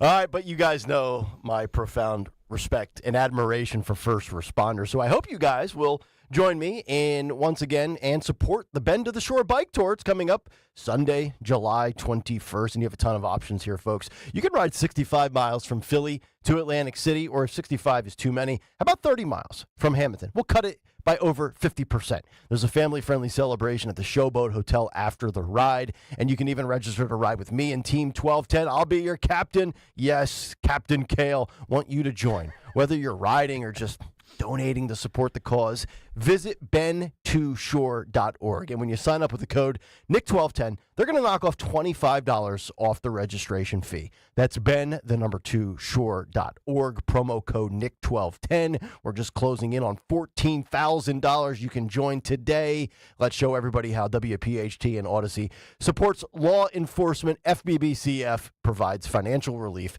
for the families of fallen and injured first responders, and they support the Police Youth Alliance, which fosters a positive relationship between the Utes and the police. Two legends, one can. Jack and Coke, the #1 cocktail in the world, is now available in a can. Jack Daniel's Tennessee Whiskey, mixed with Coca-Cola or Coca-Cola Zero Sugar, are available in a can. Is there any better time than summer grilling season for a cold Jack and Coke? Jack and Coke in a can, born for the backyard. Available at your local PA Fine Wine and Good Spirits store. Go to finewineandgoodspirits.com. Please drink responsibly. Whiskey Specialty, 7% ABV. Jack Daniel Distillery, Lynchburg, Tennessee. Jack Daniels and Old No. 7 are registered trademarks of Jack Daniels Properties, Inc. Coca-Cola is a trademark of the Coca-Cola Company. At Cherry Hill Volvo, we have absolutely incredible offers and a plethora of both new and certified Volvos from which to choose. We are eager to offer amazingly competitive prices, plus an additional $1,000 Costco discount on all new Cherry Hill Volvos. When leasing or purchasing a new or certified Cherry Hill Volvo, you become a valued part of our team. Join Cherry Hill Volvo for the pricing and attention you deserve. I am Judith Krupnick, president of Cherry Hill Volvo. The following is a paid commercial message. Using credit cards could soon become a hassle in Pennsylvania. Some in the legislature are considering a multi-million-dollar giveaway to corporate megastores and may force you to pay for parts of your purchase in cash, while small businesses will have to manage an accounting nightmare. This mandate could also expose information about the private purchases you make. Prevent credit card chaos at guardyourcard.com/Pennsylvania. Paid for by the Electronic Payments Coalition.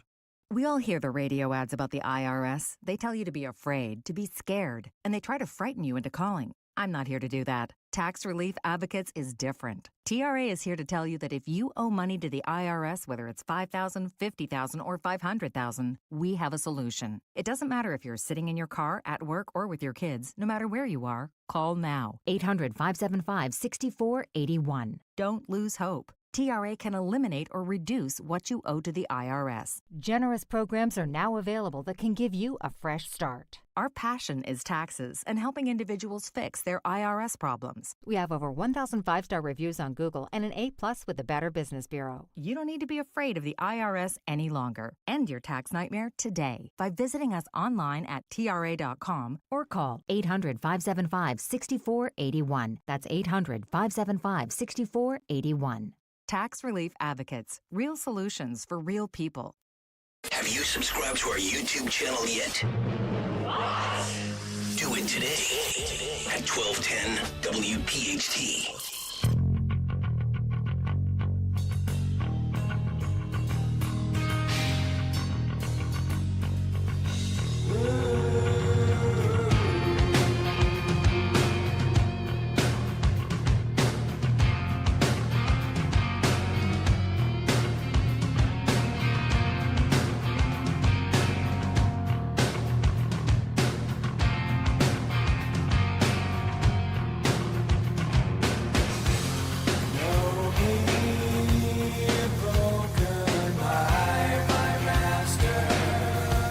.36, Kayal and Company, live here on a Thursday morning. Coming up tonight, just about 12 hours from now, debate night in America. Who will win? Who will lose? Will Trump emerge with more supporters or less? Will Joe fall over? Will Joe be jacked up on something? Could Joe die on stage? Pre-game coverage, post-game coverage, in-depth analysis. Tonight, CNN simulcast. Jake Tapper, Dana Bash. Well-respected 5 decades of content moderation. By the way, we'll have the president, and I say that in former president, in quotation marks, with us tomorrow at 8:30 at this time. That is correct. Yeah. Yes, Donald J. Trump, a.k.a. Faux Trump, a.k.a. Sean Farish, will join us tomorrow at 8:30, and we'll talk to him about all good reaction and takeaways from what transpires tonight. Yeah, it'll be the first time anybody hears from him after the debate, so you'll hear it exclusively here on Kayal Company at 8:30 tomorrow morning. There you go. All right, you've got a list for days of clips as we continue with what's on the cut sheet here on this Thursday morning. We played this earlier, but I'm going to play it again because, different audiences 2 hours later. CNN yesterday demonstrated how the microphones will work for the Biden-Trump debate during interruptions, because we said that the mics will be muted during when one person is speaking. CNN and their two wooden puppets demonstrated how that would work yesterday. This is cut 11. Again, Phil, go. If we go behind the podiums, you can see 2 green lights. When they're on, they signal to the candidate his microphone is on. Shocking. When the green lights are off, they signal to the candidate his microphone is off. Oh. Now I want to give you a sense of what it will look like for viewers at home if a candidate whose microphone is off interrupts a candidate whose microphone is on. So I'm standing at one podium, and I'll ask Phil to come in and take the other podium. And so let's say I'm answering a question. My light is green, and I'm speaking. Phil's microphone is off, and his green lights are not illuminated. He's going to interrupt me as I'm speaking, and this is what it will sound like. My volume remains constant, while Phil's interruption can be difficult to understand. Let's try the opposite. My microphone is now on. Victor's microphone is off. And he's going to... You know what this is almost like? It's one of those, those training videos that we have to take? Like this is the training video for CNN on how the microphones will work. Here's the dump button. If somebody says one of these 7 words that you cannot say on radio, please hit it. Let me demonstrate how I hit it. Can I tell you something? They would have been please better demonstrate off. how you hit it, Greg. Yeah, baby.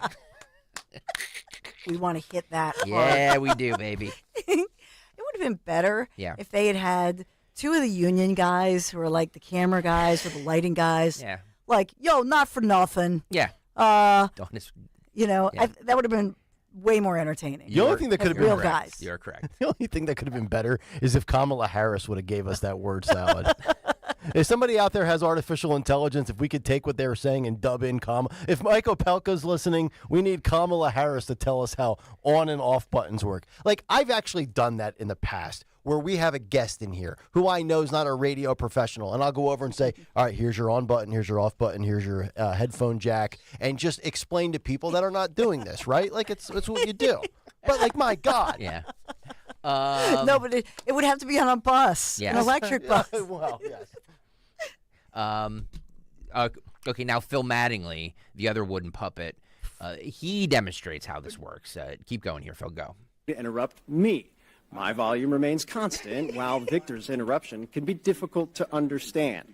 CNN's production team has shared this demonstration with the campaigns earlier today, and we're sharing it with you, our viewers, so everyone fully understands how tomorrow night will work. Now, we should note. By the way, if you're watching on YouTube, you can see he's doing a terrible job of reading the cue cards. I know. Yes. And you can see his eyes moving. It's like those SNL, like when Yes. the host of SNL is looking this way and you can clearly tell they're reading. Yeah. That's exactly what this dummy's doing. This guy was 1/3 of the morning show on CNN that had Poppy Harlow and Caitlin Collins. And you wonder why that show failed. After Don Lemon. After Don Lemon.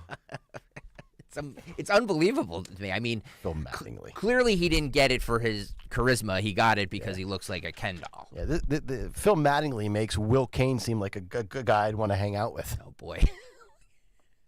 Oh, boy. What's wrong with Will Cain? Dork. I didn't realize you had such a disdain for... How'd you like him? He's okay. I don't know. For being Mr. Texas, he's a little squeamish for me. Really? Yeah, I'm not a big Will Cain guy. I like this. Far be it for me to, throw a former sports media guy under the bus that took the same path I did, but not a big Will Cain guy. I like it. I like that. You like that? I think you're. You like this is that a little, shot, huh? You're a little catty. Oh, you're competitive. Yeah, It's not that I'm catty. I have no goals and vision of ever being on Fox News. I'm just teasing. Yeah, I just he doesn't do. It's a lot like I say Brett Baer puts me to sleep. There's a few. It's not like I'm a Fox fanboy. I'm not just gonna just say everybody on there I enjoy. There's some people I could do without. A 1210 host who doesn't have TV goals. What a novel concept. Now, who's being catty? Oh, I'm sorry. Did I say that out loud? At 8:42 in the morning. Sorry about that. If for any of us, when you're on TV or another broadcasting entity, it just boosts your brand, and you're the brand manager. So it's good that you got vacation coming up in my brand is to get viewers to come here. Come here, yes. Thank you. I'm surprised that you don't like. I like Will Kane. I think he's thoughtful. I think he's a good writer. Oh, I'm not saying he's not.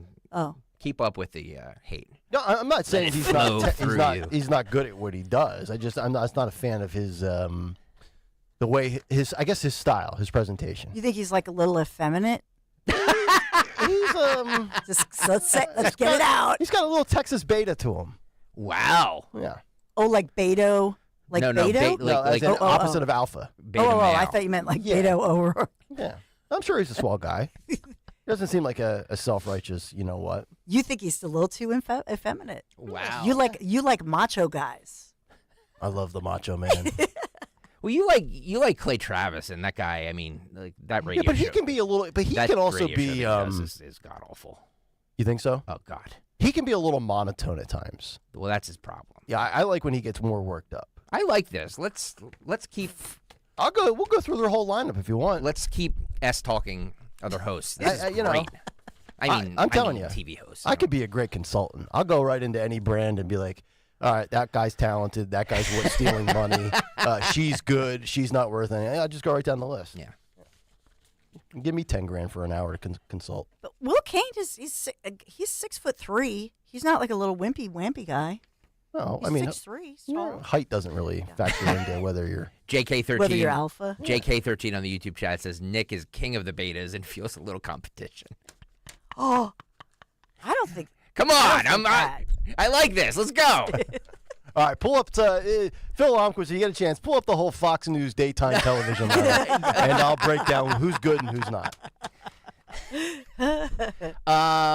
Biden's campaign co-chair, Veronica Escobar, was on CNN yesterday and was asking about the economy and all these things of why people want Trump over Biden.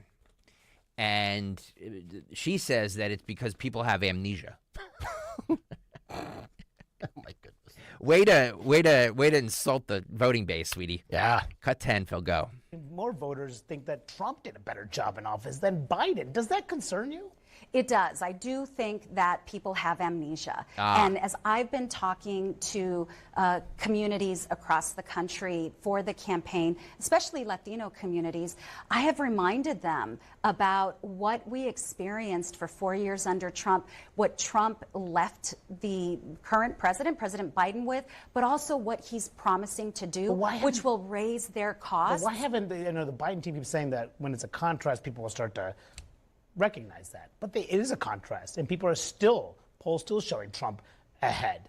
I hope that changes, and we're working to change. Has the Biden team failed to deliver on these messages that you're hoping to deliver to voters? You know, Manu, we've known from the beginning that this was going to be a tough election. The country is really divided. We're seeing that. You know, I see that on a daily basis in Congress. I see that in communities across the country, which is why we are investing and going to people where they are. This is a long game. I mean, obviously, we've only got about 4.5 months left until Election Day. This debate this Thursday is going to be an important component of that. There will be a second debate, and there's a lot more campaigning ahead. And I have faith in the American people. You know, you talk about the concept. Wow, what a word salad that was. You talk about the concept of amnesia and, The thing with this administration is they never want you to forget about certain dates and certain moments, which is such a terrible way to look at and project moving forward as to why somebody should vote for you again. So Escobar, Biden, anybody else, I would sit there and say, you bring up things like January 6th and the 2020 election and what you inherited from Trump. By the way, what you inherited was because of the disaster of COVID of 2020. And oh, by the way, if COVID doesn't happen, I think Trump gets reelected. So let's just say COVID didn't happen and you just won and you inherited all the good fortune from where Trump had the country economically with the border. I would sit there and say you just squandered and blew it to smithereens. But amnesia? Bill Maher was at some elite festival in Aspen. Shocking. And the moderator was interviewing him, and he was basically calling a lot of left-wing beliefs stupid.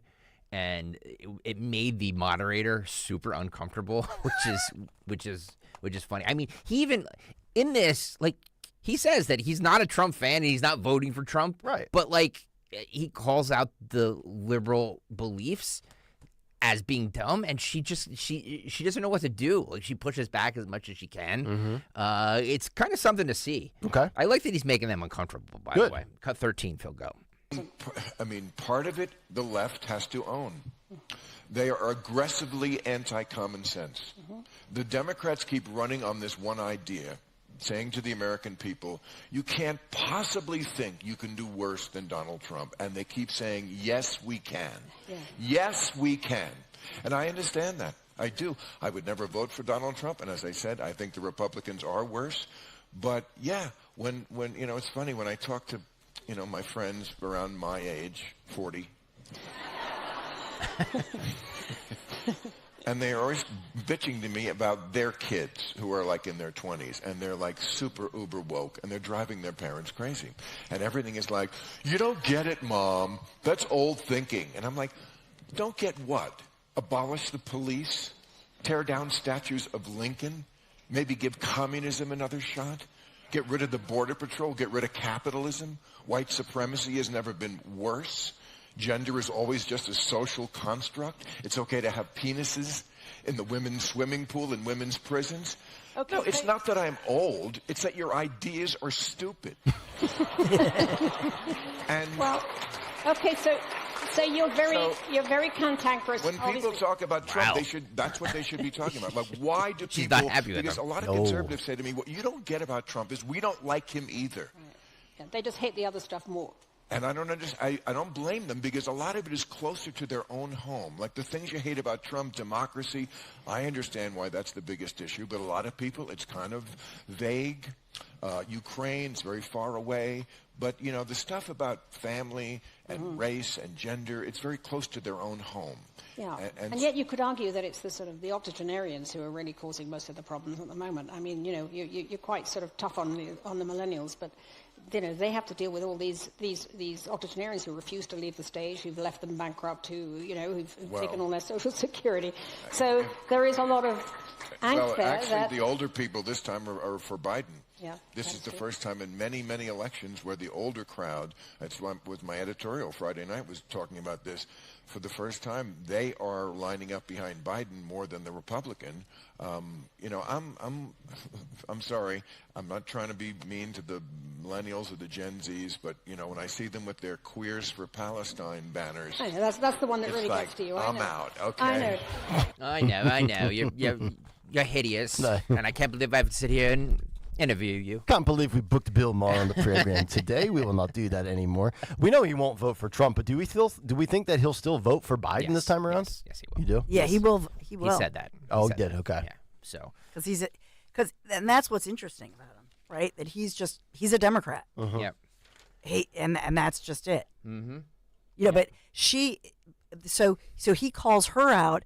And she's talking about, it's the whatever, the old people who've done this. Yeah. But Obama distribute the wealth. Right. I don't think that he was an old president. He's still a young man comparatively. And so for her to, she's just wrong about everything. I know, and she really got bothered there. You Yeah. could tell she wanted to end it. She was like Casey Hunt talking to Catherine Levitt. She definitely wanted to end it when he was bringing up the Queers for Palestine comment, which blows people's mind when you say that. And it's like, why are you looking at me like I said something wrong? Like, people that are advocating for Palestine as a member of the LGBTQ plus community are so tone deaf and oblivious to what they believe over there. We've talked about this before. Go over there and try to support them. They'll throw you off a building. By the way, one of your friends, Nick Kayal, Harry Mays, is on the YouTube chat. And he says, Aspen Ideas Festival is like the Bobo version of WEF. Harry. The LA mayor, one more here, and then we should break. LA Mayor Karen Bass says she wants to ban masks at protests and demonstrations. Oh, so remember? Remember when I was advocating for that? Remember we were just a couple years ago. Was everybody had to wear masks? Right. Now we banned them. Okay. Cut 3, Phil, go. We also will be contacting and having a conversation with our city attorney, Heidi Feldstein Soto, to talk about several things that we need to examine. For example, permits for protests, the idea of people wearing masks at protests, and establishing clear lines of demarcation between what is legal and what is not. There you go. You know, it's amazing. You say that as a Republican, you're labeled a nut job. And then 3 years later, the Democrat joins the party, and it's like, well, you know what? On second thought, not a bad idea. Mm-hmm. Okay. Joke. I saw a guy yesterday. I was out of windshield wiper fluid in my truck, so I swung by a Giant and grabbed a big jug of it. There's this guy at the checkout, and he's wearing a mask, and he's got it over the ears and along his beard line, hanging like a chin strap for a football player. He was outside? No, he was inside. Oh, okay. I went to the self-checkout because they have it's weird. They have the windshield wiper fluid outside, like where the shopping carts are up against the side of the building. So, and you grab it, but then you got to go inside to pay for it. People could just steal it. You have to pay for what? The windshield wiper fluid. You pay for windshield wiper fluid? What, you think they give it away for free? Oh, I thought you meant where they have the squeegee and you can do it right there. No. A Giant. Oh, yeah, not a gas station. Yeah. Right, yes. And I go in and the guy's got the mask on, but it's right around his chin, not even over his face. Well, Dawn reported yesterday that COVID's making a comeback, right? Yeah. Don't call it a comeback. It's it's the COVID summer wave. Summer wave. And what's the other thing? Summer wave. There's was it Bengay fever or whatever you were calling it yesterday? Oh, dengue. Bengay. Dengue. Spread by mosquitoes. Yes. Great. Cool. Let's just shut everything down again. On this we'll national reemerge in January. And it's National HIV Day. Oh, I forgot to say that earlier. Happy HIV Day. Happy HIV Day. Has Fauci issued a statement yet? That's not right. By the way, haven't we basically cured it? Not cured it, but like there's drugs now. You're fine. But Magic Johnson's the only guy ever to get HIV and get fat. Wild. I'm serious. Big as a house. All right, we have to break. All right, let's get out of here. That's it for the cut sheet. Part 4 coming up in about 35 minutes. You still have a few left in the chamber, right, for a part 2? Oh, of course I do. All right. We'll take a quick break. We'll get to Dawn's Big 3, and then we have to get to Hawk Tua. Oh, no. Uh-oh. Raking in the cash, and we'll round back to some of the SCOTUS and debate coverage as we get ready for the 9 o'clock hour here on a Thursday on Talk Radio 1210 WPHT. Ad paid for by AG Marketing Group. Attention timeshare owners. If you need to get rid of your timeshare for any reason, please listen to the following message. Getting out of a timeshare commitment is not easy, and it takes time. But we specialize in helping consumers legally get rid of their expensive timeshares forever. Can't get the vacation dates that work for you? Maybe you felt taken advantage of or forced into the timeshare? Maybe you just can't continue to shoulder those monthly payments any longer. If you need to eliminate your timeshare commitment, then you need to take down this number, 800-866-7061. We will safely and legally get rid of your timeshare payments forever, all with a 100% satisfaction guarantee. Don't continue to let your timeshare be a financial burden to you and your loved ones. Call us now at 800-866-7061. The call is free. The consultation is free. Call 800-866-7061. That's 800-866-7061. Again, 800-866-7061. The following is a paid commercial message. Using credit cards could soon become a hassle in Pennsylvania. Some in the legislature are considering a multi-million-dollar giveaway to corporate megastores and may force you to pay for parts of your purchase in cash, while small businesses will have to manage an accounting nightmare. This mandate could also expose information about the private purchases you make.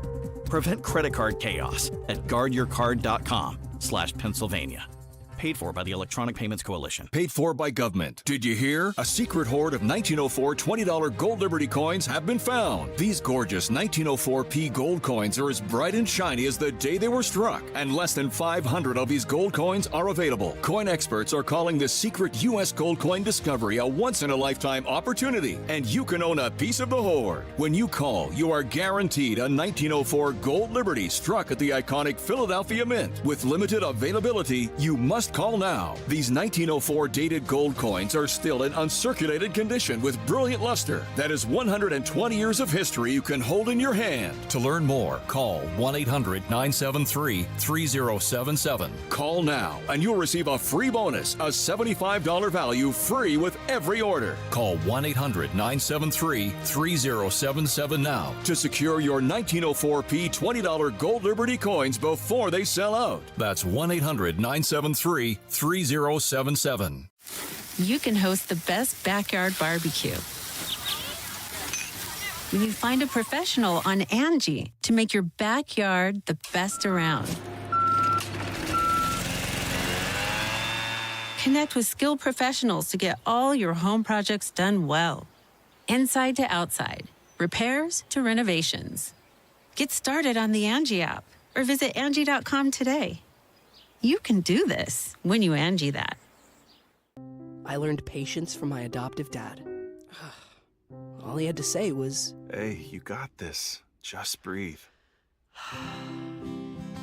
Hey, we're pretty good. Yeah. Might have to start a band. I got it. Learn about adopting a teen from foster care. You can't imagine the reward. Visit adoptuskids.org to find out more. This message is brought to you by Adopt US Kids, the U.S. Department of Health and Human Services, and the Ad Council. The odds of winning the lottery are 1 in 302 million. Here's a better bet. Turn to Work Money. We're a nonprofit here to help keep more money in your pocket. Start saving now at workmoney.org. Most of us don't fit in the clothes we wore 30 years ago. And financial advice from 30 years ago doesn't fit either. Tune in to the Retirement Spectrum with Alan Cohen. Saturdays at 3 on Talk Radio 1210 WPHT. Don't let a cold, sinus infection, or allergies ruin your day. Breathe easier, sleep better, and feel healthier with Navage. Visit Navage.com. Walmart, Walgreens, CVS, or a store near you. WPHT, WPHT HD, WOGL HD3 Philadelphia. From the Cherry Hill Volvo Studios, where relationships matter. Always live on the free Odyssey app. Chronic pain, cancer, fatigue. Find out about the benefits of medical hydration therapy on Health Watch with Dr. Molly Fantasia. Every Sunday morning at 8 on Talk Radio 1210 WPHT. See Joe Conklin and the City Rhythm Orchestra on a tribute to Philly sports fans at Wildwood Catholic Academy on Saturday, June 29th. For tickets, go to joeconklin.com. JoeConklin.com! The IRS is the most powerful collection agency on earth. And if you owe back taxes, the news isn't good. The IRS has raised the interest rate it charges on unpaid taxes in recent years. This hits hard if you're behind on your taxes. Most people don't know it, but the IRS adds interest charges to your tax debts daily. If you owe the IRS today, you'll owe even more tomorrow. And it doesn't stop until you get right with the IRS. The good news is getting right can start with one phone call to Optima Tax Relief, America's #1 tax relief firm. Optima's tax professionals specialize in the Fresh Start Initiative, a powerful IRS program that can save you thousands if you qualify. A+ rated by the Better Business Bureau, the experts at Optima have resolved over $1 billion in tax debt for their clients. Call now for a free consultation. Call 800-354-2840. 800-354-2840. 800-354-2840. Optima Tax Relief. Some restrictions apply. For complete details, please visit OptimaTaxRelief.com. Yo, Roy is Ford. We know your favorite station is 1210 WPHT. WPHT.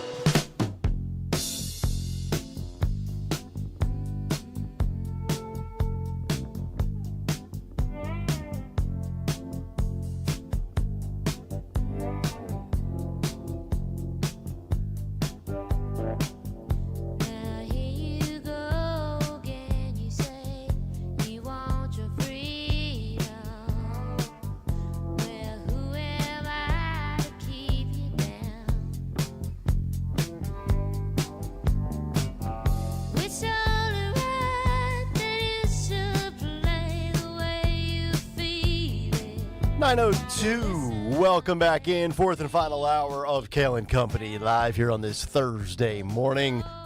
12 hours from right now, the combatants will enter the arena. Donald Trump, Joe Biden. Full breakdown, recap, reaction analysis. 78-year-old and 81-year-old riveting television. It's like American Gladiators, Senior Citizen Edition, Turbo versus Nitro. 855-839-1210. We've had a lot of conversation on the debate this morning for the first hour and a half of the show leading up to the cut sheet.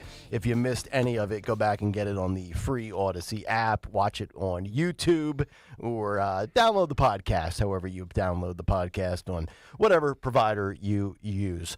All right, we've got our morning mystery movie clip coming up in about 17 minutes. More of the cut sheet. We'll get back to some of our debate coverage and also some SCOTUS commentary as well. But let's get an update in the world of news. It's time for a Dawn Stensland Big 3 at 9. It's the Big 3 at 9 on Kayal and Company. Big 3 at 9 this Thursday, June 27th. A manhunt right now. This is a developing story. 3 robbers had fired shots at a witness while they were running away from a holdup at the Family Dollar store on McDade Boulevard. This is Ridley Township, Delco. It all began last night, about 9:15-ish. Last night, the witness was not hit, dodging the bullets as those gunmen, the thieves, drove off with cash and cigarettes. Police say they tracked down the getaway car to Cobbs Creek Parkway in southwest Philadelphia. So not a novel situation where we have thieves and gunmen from Philadelphia heading into the suburbs, such as Delaware County. Some of the cash that they stole from the dollar store actually littered the roadway. So officers say they took 1 suspect into custody, and they're searching right now for the 2 others who were quite violent, firing shots at trying to take out a witness so that nobody could ID them. But they did get off with a lot of cash and cigarettes. That's what they were after. Yeah. And so they stole $38, and 6 of it fell out the back of the truck as they're getting away. If you're going to commit a robbery of a store, like the last thing you probably want to rob is a dollar store. I mean, it's like a negotiation, right? You start high and you work your way down. Yeah. Who the hell robs a dollar store? Well, it's Bidenomics, I guess. Well, if it's Bidenomics, I'm robbing a jewelry store, right? Jeez. This is like Home Alone, where Marv wants to rob a candy store. 9-year-olds rob candy stores, Marv. Unbelievable. Was that Home Alone 2? It was. I just, the movies you reference are just, yeah. They make me want to throw something. Yeah. You're not alone. Sorry, Dawn. I will say under the umbrella of breaking news, we do have a crash shutting down part of I-95 North. So it's a crash involving 2 tractor trailers. Oh, for God's sake. Major cleanup, major traffic delays. Wilmington, Delaware, I-95 North overpass. Hasn't 95 been through enough? I know. I mean, from collapses to misspellings. Poor 95. Federal court in Philadelphia, ground zero, taking national attention here as we look at the fact that they're evaluating some claims by dozens of patients who claim that these weight loss drugs like Ozempic, Wegovy, similar products, that those patients suffered gastrointestinal problems after taking these medications, and they're suing now in federal court here in Philadelphia that these companies failed to properly warn patients about all the risks. So these dozens of patients from across the country, but most of the claims were in Pennsylvania. So that's why they settled upon the fact that they would combine all these different lawsuits with all these different weight loss, Ozempic, Wegovy, similar products. So they're combining it into one suit and they're putting it in one courtroom, but putting the weight loss drugs in general on trial. Oh, wow. And they're claiming that the side effects are, vomiting, weakness, constipation, bowel obstruction, and that in some cases these side effects can be very serious. Yeah, I know we talk a lot about, being overweight, obesity, and stuff like that, but this is, again, another one of those reasons. And I know some people have tried and it just doesn't work, but, if you just have the discipline to, eat healthy and work out and do it the hard way, you won't have to go through these awful stories like this. Well, I'm sure this drug hits near and dear to your heart, Dawn, because this is meant for diabetics. Yes, Yeah. right? So, like, people are using it for the wrong reasons. Yeah. Well, the one thing I will say, the drug they initially said was meant for type 2 diabetics. Oh, yes. Because type 2 is one that, generally speaking, is an issue where people are obese or are overweight, messing up the system generally, but not always. So there are hybrids, unfortunately, of all of these things, and I learn more and more every single day. But the semaglutide, the only reason I knew about that medication was that when Michael was fairly recently diagnosed with type 1 diabetes, which is the kind that like babies get. Right. It was just unusual with Michael because he was a 16-year-old. But a really fit, athletic, healthy kid. And the type 1s just strikes healthy, babies. Is David diabetic as well, or No. just Michael? No. Okay. That's what I'm saying. No family history. Yep. And that's a whole nother story. But as far as this goes, semaglutide, an injection, was what we were given as the, if you think of the fire extinguisher. So they said if he goes way too low with his his glucose levels, that's when you can die, especially in your sleep. Right. And they gave us, these boxes of semaglutide that you would inject into his system that would bring up the blood sugar. So then all of a sudden they gave us this other thing, and the semaglutide fairly recently went away. And I was like, well, that's weird that they're changing this into an inhalant, Basquami it's called, where you're going to save the life of somebody who's a type 1 diabetic, right? Mm-hmm. And then all of a sudden, out of the blue, guess what? Guess what is the weight loss drug for non-type 1 diabetics? Semaglutide. Uh-huh. So that was weird to me, that they were taking up the market and saying, no, this actually helped. So they discovered that semaglutide was something they could use in other individuals to save these lives. Gotcha. I just think what happened here, and what we should always be careful of, is something that's meant as an emergency, whatever it is. You have to weigh any kind of medication has its risks. Oh, absolutely. You know what I mean? Of course. My dad would tell, he's in his late 80s, and he would tell you that's why he doesn't take so much as an Aleve. He takes 0 prescription medication. So he doesn't even take like over-the-counter anti-inflammatories? Nope. Wow. Nothing. Ever or just now? Well, he will take it rarely. Okay. Rarely in his life. Wow. He just takes. He doesn't trust any of it. Yeah, I try to avoid a lot of that stuff too. The only time I take like Tylenol or Aleve, obviously if I have a headache during the show, but I always do after a round of golf just because of my wrists and my arms and my back or whatever. But other than that, I like my wife's always like, "Oh, you just take this, just take that," and I'm like, I really don't want to. I agree with you. I don't take anything that I don't absolutely have to. Mm-hmm. I think that's smart. Yep. And find out why you have a headache. It's probably you're dehydrated. Now, does he take like vitamins, or anything like turmeric or magnesium or anything like that? Fish oil? He did for a while. He did all that stuff. Okay. But he might, like my sister, like he was on like Nature's Balance. I don't know if he still does that kind of thing. Yeah. But other than that, he's not really a supplement kind of a guy. We're going to see him on those Nature's Balance commercials on Fox News. I take the fruit and the vegetable. Yeah. But he just says, well, I eat fruits and veggies. Yes. I Right. eat them. It's a lot better. Yes. Speaking of eating, number 3 in the big 3, Philadelphia is one of the best pizzas in the nation. So the New York Times list of 22 best pizza places in America, and it's significant that the New York Times recognizes Philadelphia. San Lucas Pizza on South Bouvier Street in Philadelphia, number 1. How about that? Pizza. Never heard of it. Yeah. What's it called?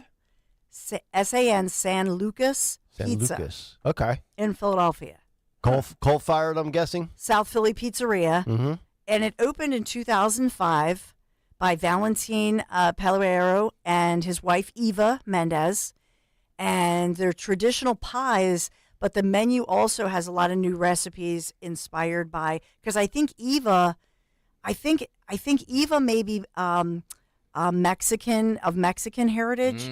So they have some. I'm gonna have to go there now. I have to say. So she has some Mexican inspired cuisine mixed with her husband Italian. So that's pretty cool. Wonder what they're charging for a large pie. Oh, I don't know. Be interesting to know. If they're listeners, because we reach a lot of people. Yeah, I've heard that. If they're listeners, we would love to try. Yeah, try drop off a pie. We'll do a taste test right on the air. I mean, come on. Yeah, it's the best pizza.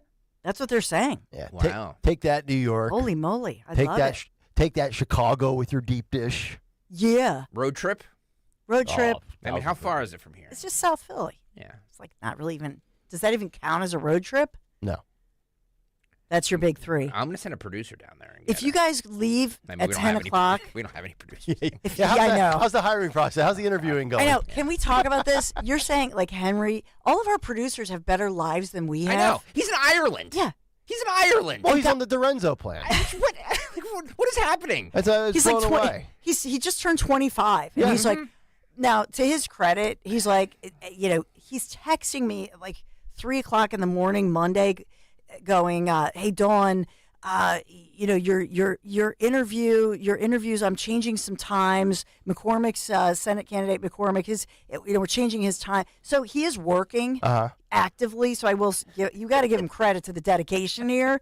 He's like traveling, partying. He's in Ireland and England and the UK, but he's still helping with the shows. So if we're got to say that. If we're taking inventory of the producers, he's in Ireland. Yeah. Anthony Dorenzo went to every big sporting event for the last 2 years. And is now working for Fox as a producer. He's now working right? as Fox. And Phil Almquist has been to every major musical venue and concert under the sun up and down the East Coast, mostly in New York, over the last 9 months that he's been on this show. Yeah, they all live better lives than we do. Yeah. And meanwhile, I'm griping about spending $30 on a pizza. See? This is weird, Remarkable. That's your big three. San Lucas Pizza, right? San Lucas. All right, let's do it.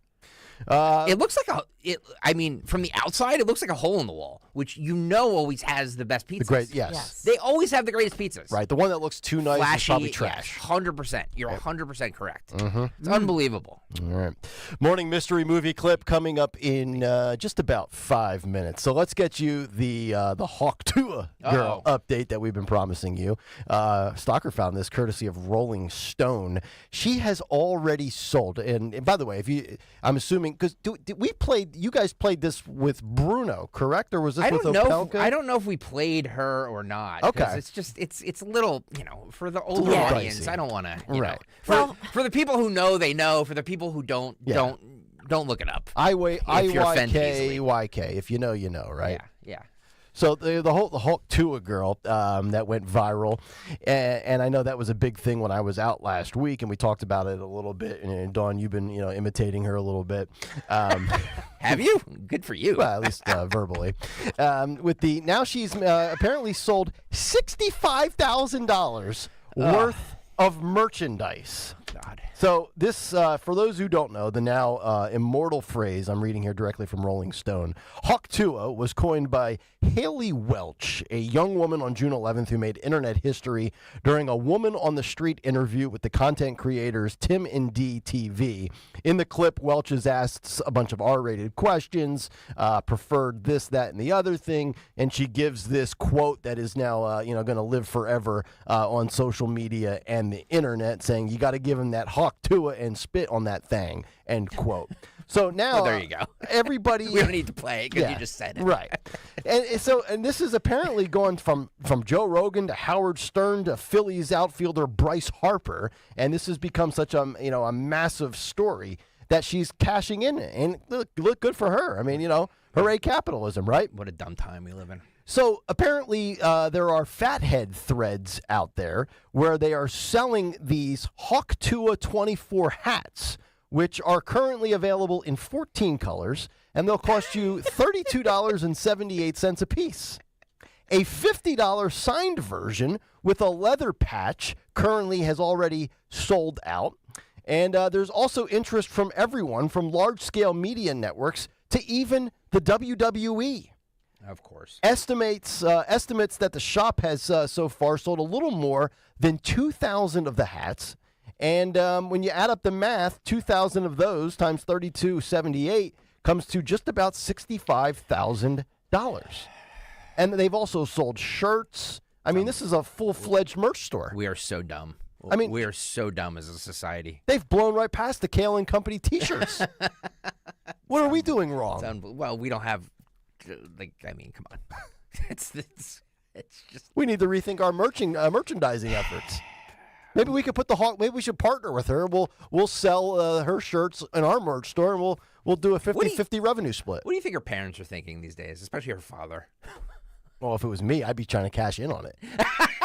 No, you wouldn't. She's an adult. Now, if she was a minor, I would be appalled, and I would put the kibosh on it. I'd go to the internet police and say, "Take that down." Dawn, help me out here. Dawn's got no comment. I will say this. I've gone back and forth because originally when I saw it, I'm like, oh, great. I said what you said. Her parents must be really proud. And then I was impressed by the fact that if you watch the full video and there are people saying, look, she's not, that she was joking around. And even if you watch the whole thing, her friend is like, oh, and they're kind of giggly and stuff like that. So she has come out and said, look, she had the quote, I'm not some pillow princess. This is not me. And I'm actually, so I don't know. I think she has quite the personality. She was trying to be shocking. Yeah. But I think that the fact, actions speak louder than words, the fact that she erased all of her social media, and the place that she chose to sell T-shirts was this mom and pop, like grandparent kind of people who, the married couple that, are kind of well known in Nashville, Tennessee, and her family knew, and she was like, okay, I know them and I trust them. So she doesn't, I don't know. I just think she was in that moment of just being silly and saying something she knew would be shocking and had no idea that it would go international. And just to show you how things have flipped politically, it seems like those on the right are enjoying it and having a good time with it, and those on the left that are offended by everything under the sun have had a big issue with this. Like, I guarantee you the lady that interviewed Bill Maher in that clip, if she saw the Hawk Tuah clip, she'd probably be like so appalled by it and be outraged by it. It's really remarkable how, like, I always thought when I was younger that conservatives and Republicans had to stick up their butt and just everything triggered them. Yep. Now it's totally flipped. Agreed. Isn't that wild? Agreed. I agree with you. I say that all the time. It's the left who are the crybabies. They're the party poopers. Censor this now. Yes. We need parental advisory stickers. Oh my God! Our ears might hear Hawk. I think I don't know. I like retweeted, people don't have sex. And, come on. I retweeted one thing, or I tweeted something about it, and I got one reply like, "Don't you have daughters?" I'm like, "It's not real life." My God. People, just relax. You're going to give yourself a stroke. Okay, I just sent you guys, because this was like the full video, but I didn't realize until I looked at this on a full big computer screen. I'll say this. Her dress that she's wearing when she's interviewed is a cute summer dress. And it's the kind of dress that it's like a halter, but you can't really wear a bra with it. Right. And it's sheer. Yeah, it looks much better than the guy that wore the halter top in our last TikTok video from 2 days ago. Yeah. So, but part of this, I'm just going to say, yes, she's an attractive young lady, and I don't know if she's underage. She could be. She could be 16. She could be anywhere from 16 to 25. Yeah, she's not 16. I think she's definitely of age. Yeah. Greg? I'm going to go 21. Greg, I'm around 16-year-old girls. They look a lot older these days, don't they? I know. Trust me. I mean, like that. I mean, Nick Kayal you have no idea what you're in. These 15 and 16-year-old girls. Yeah. I'm like, oh my goodness. My daughters are 9, but when they do their hair a certain way for their dance competitions and their makeup, like they're 9 and they look like they're 17. Yeah. No, this Hawk Tuah girl, again, I have no idea of her age. She could be anywhere, I'm not kidding you, from 16 to 26. But what you notice about her, she is a natural young woman. She doesn't appear to have like any or very little makeup. Mm-hmm. She is naturally a beautiful young woman. Yep. And she's just funny, and she, I think she was trying to be silly, and I don't think she's as Mama Zioli would say, a hua. I don't think she's that. I think I don't. I think she was just being silly. Dawn always finds the good in everybody. I do, and But somewhere out there, somebody's really mad. I'll just remind you that Kim Kardashian, remember, made her fame and is a billionaire. We all know how. And we all know how she made her fame. It was with a sex tape. A law degree. Right? Yeah. And this young lady, all she did was make it was a vulgar, joke. Right. I'm going to spit on that thing, hawk to right? And makes that vulgar thing. But this girl, that's all she did. Yeah. It was a statement. So if you want to go there, then look at the original Haktua girl, which was probably Kim Kardashian. Right. What? No, I'm just saying that like it's great analysis, Dawn. Dawn's analyzing this this viral clip that is nothing like breaking down film. But people do it for a living. But I think that part of this is I think this whole thing and it weaves in a lot of what Nick and Greg, what you've said, that people are like sick and tired of being bombarded by quite frankly images that have gone viral of biological males with a beard wearing a dress and being bombarded like the mom who might be charged with a hate crime because she's on a plane and misgenders somebody. Yep. I just think people crave just natural born female sex. who's just yes. And the fact that she likes Thank God you're saying she this. likes guys. She likes men, and whether I don't think she is somebody who's necessarily a promiscuous individual, but that she fantasizes about, right. you know what I mean? Being with a man right. and getting married and having babies. Like, shame on her, Just not with Will Kane. Tom Walsh on the YouTube chat says that Kamala is the OG Octo. Oh, dear. Yeah. All right. They did. Okay. We've gone off the deep end. All right. I know. Let's do this. Yeah. Darn it, we have a debate tonight, folks. Let's get serious. And now, the morning mystery movie clip on Kayal and Company. Talk Radio 1210 WPHT. No idea? No idea what you're talking about. I get it. I understand how these deals are made, right? See, someone has leverage. Anthony, them. Yeah. It's over. We got them for wire fraud. It's over. You're done. You're both done. You're done. I don't think so. I don't think so. Oh, you don't think so? Richard, you requested the $2 million, and you gave Brenda the account number. No. We didn't do any of that. None of it. How do we know that you don't have the money? Really, I find this a little offensive. Think you know what it is? Be call at 12 at 855-839-1210, and you could win this great prize. Once again, a pair of tickets to TNA Impact Wrestling. That is coming up this Friday. That's tomorrow, June 28th, and Saturday, June 29th, at the 2300 Arena in South Philadelphia. For more information and tickets, visit TNAWrestling.com. Caller 12-855-839-1210. See if we get our winner on the other side, and then it's time for What's on the Cut Sheet Part 2 as we continue Thursday morning. Kayal and Company, back after this. You've heard me talk about Chapman Windows, Doors, and Siding.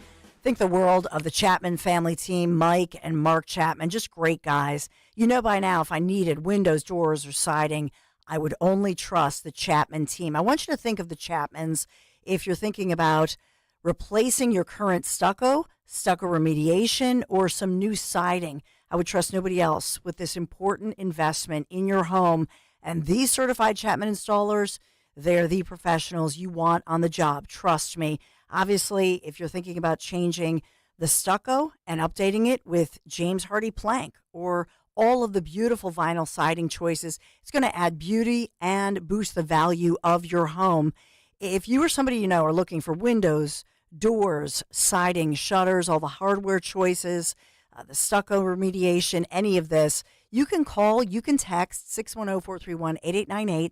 Take a virtual tour online, ChapmanWindowsDoors.com, ChapmanWindowsDoors.com. Tell them Dawn sent you. Join Team Kayal and Company once again this year for the Bend to Shore Bike Tour on Sunday, July 21st. From Philly to Atlantic City, you can do the ride or just donate to support the cause. Visit bendtoshore.org. That's shore.org. Let's show everyone how WPHT and Odyssey supports law enforcement. Bend to Shore is organized by Families Behind the Badge Children's Foundation. FBBCF provides financial relief for the families of fallen and injured first responders and supports the Police Youth Alliance, which fosters a positive relationship between police and youth. Sponsored by Gelman Law. Need a criminal defense attorney or personal injury? Visit GelmanLawFirm.com. My friends swim no matter the season, but my moderate to severe plaque psoriasis can sometimes take me out of the moment. Now, thanks to Skyrizi and clear skin, count me in. With Skyrizi, Risankizumab Riza, a prescription-only 150 milligram injection for adults who are candidates for systemic or phototherapy. 3 out of 4 people achieve 90% clear skin at 4 months. Don't use if allergic to Skyrizi. Serious allergic reactions and an increased risk of infections or a lower ability to fight them may occur. Before treatment, your doctor should check for infection and tuberculosis. Tell your doctor if you have an infection or symptoms such as fever, sweats, chills, muscle aches, or cough, or if you plan to or recently received a vaccine. Thanks to Skyrizi, there's nothing on my skin, and that means everything.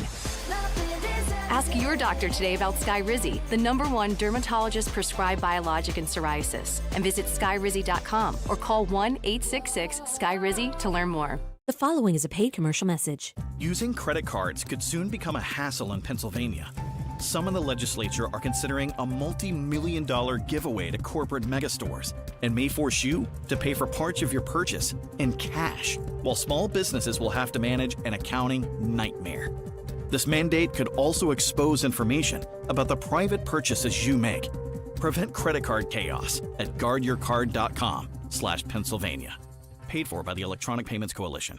Don't miss out on Friday, July 26th at 6:40 when the Phillies host the Guardians and all fans receive a Pico Trey Turner bobble figurine. Speedy Skills sold separately. Order tickets now at Phillies.com.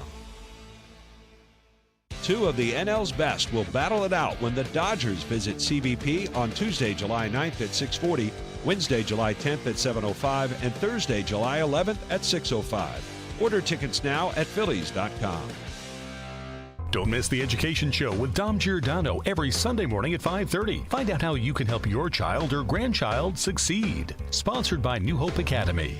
We all hear the radio ads about the IRS. They tell you to be afraid, to be scared, and they try to frighten you into calling. I'm not here to do that. Tax Relief Advocates is different. TRA is here to tell you that if you owe money to the IRS, whether it's $5,000, $50,000, or $500,000, we have a solution. It doesn't matter if you're sitting in your car, at work, or with your kids. No matter where you are, call now. 800-688-6641. Don't lose hope. TRA can eliminate or reduce what you owe to the IRS. Generous programs are now available that can give you a fresh start. Our passion is taxes and helping individuals fix their IRS problems. We have over 1,000 5-star reviews on Google and an A+ with the Better Business Bureau. You don't need to be afraid of the IRS any longer. End your tax nightmare today by visiting us online at TRA.com or call 800-688-6641. That's 800-688-6641. Tax Relief Advocates. Real solutions for real people. Hi, Stephanie from Emmons. Are you not loving your bathroom? Is the King's Throne looking a little outdated and run down? Let Emmons Design Specialists design a bathroom that you will love and one that Emmons will redo in as little as 1 day. An affordable, maintenance-free bathroom with little to no inconvenience to you and your family. With finance options available, there's really only one problem. Your bathroom will be so nice, your king may never want to come out.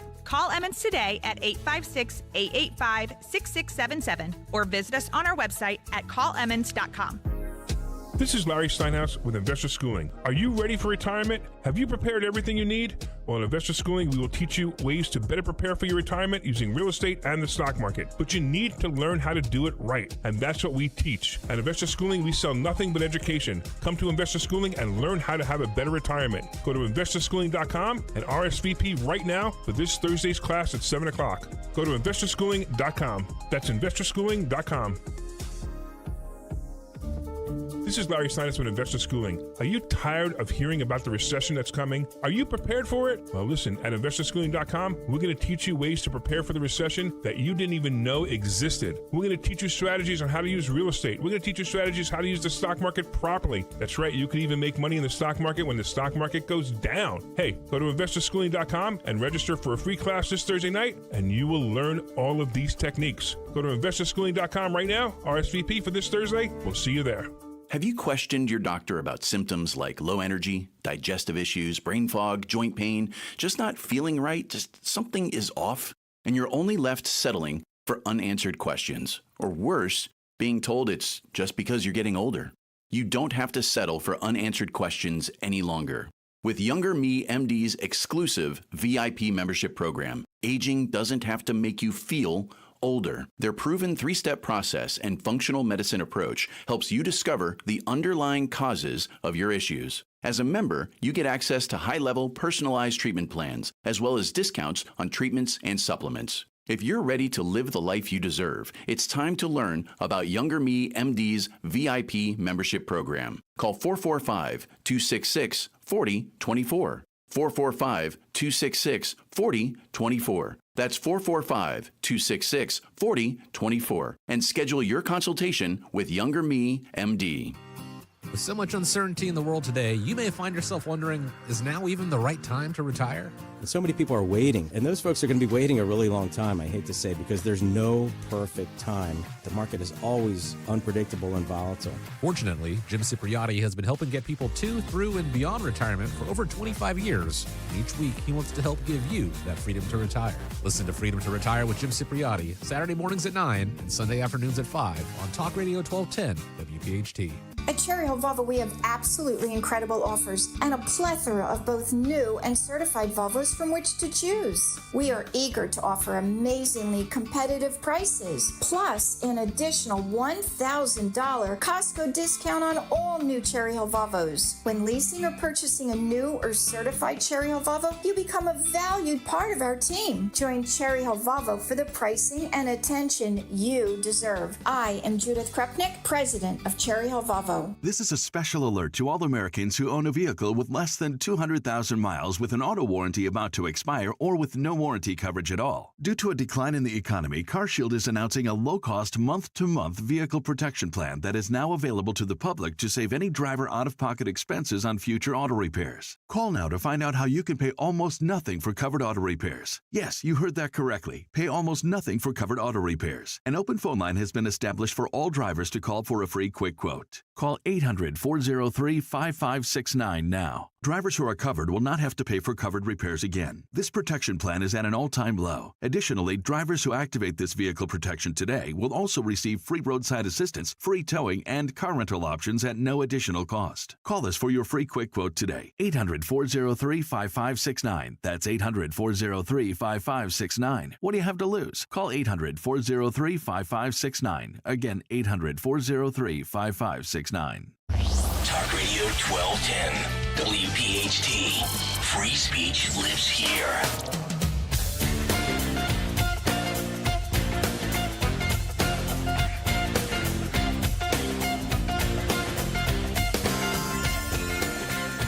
$9:35 here on a Thursday morning. It's Kayal and Company. Nick, Dawn, Greg. 855-839-1210.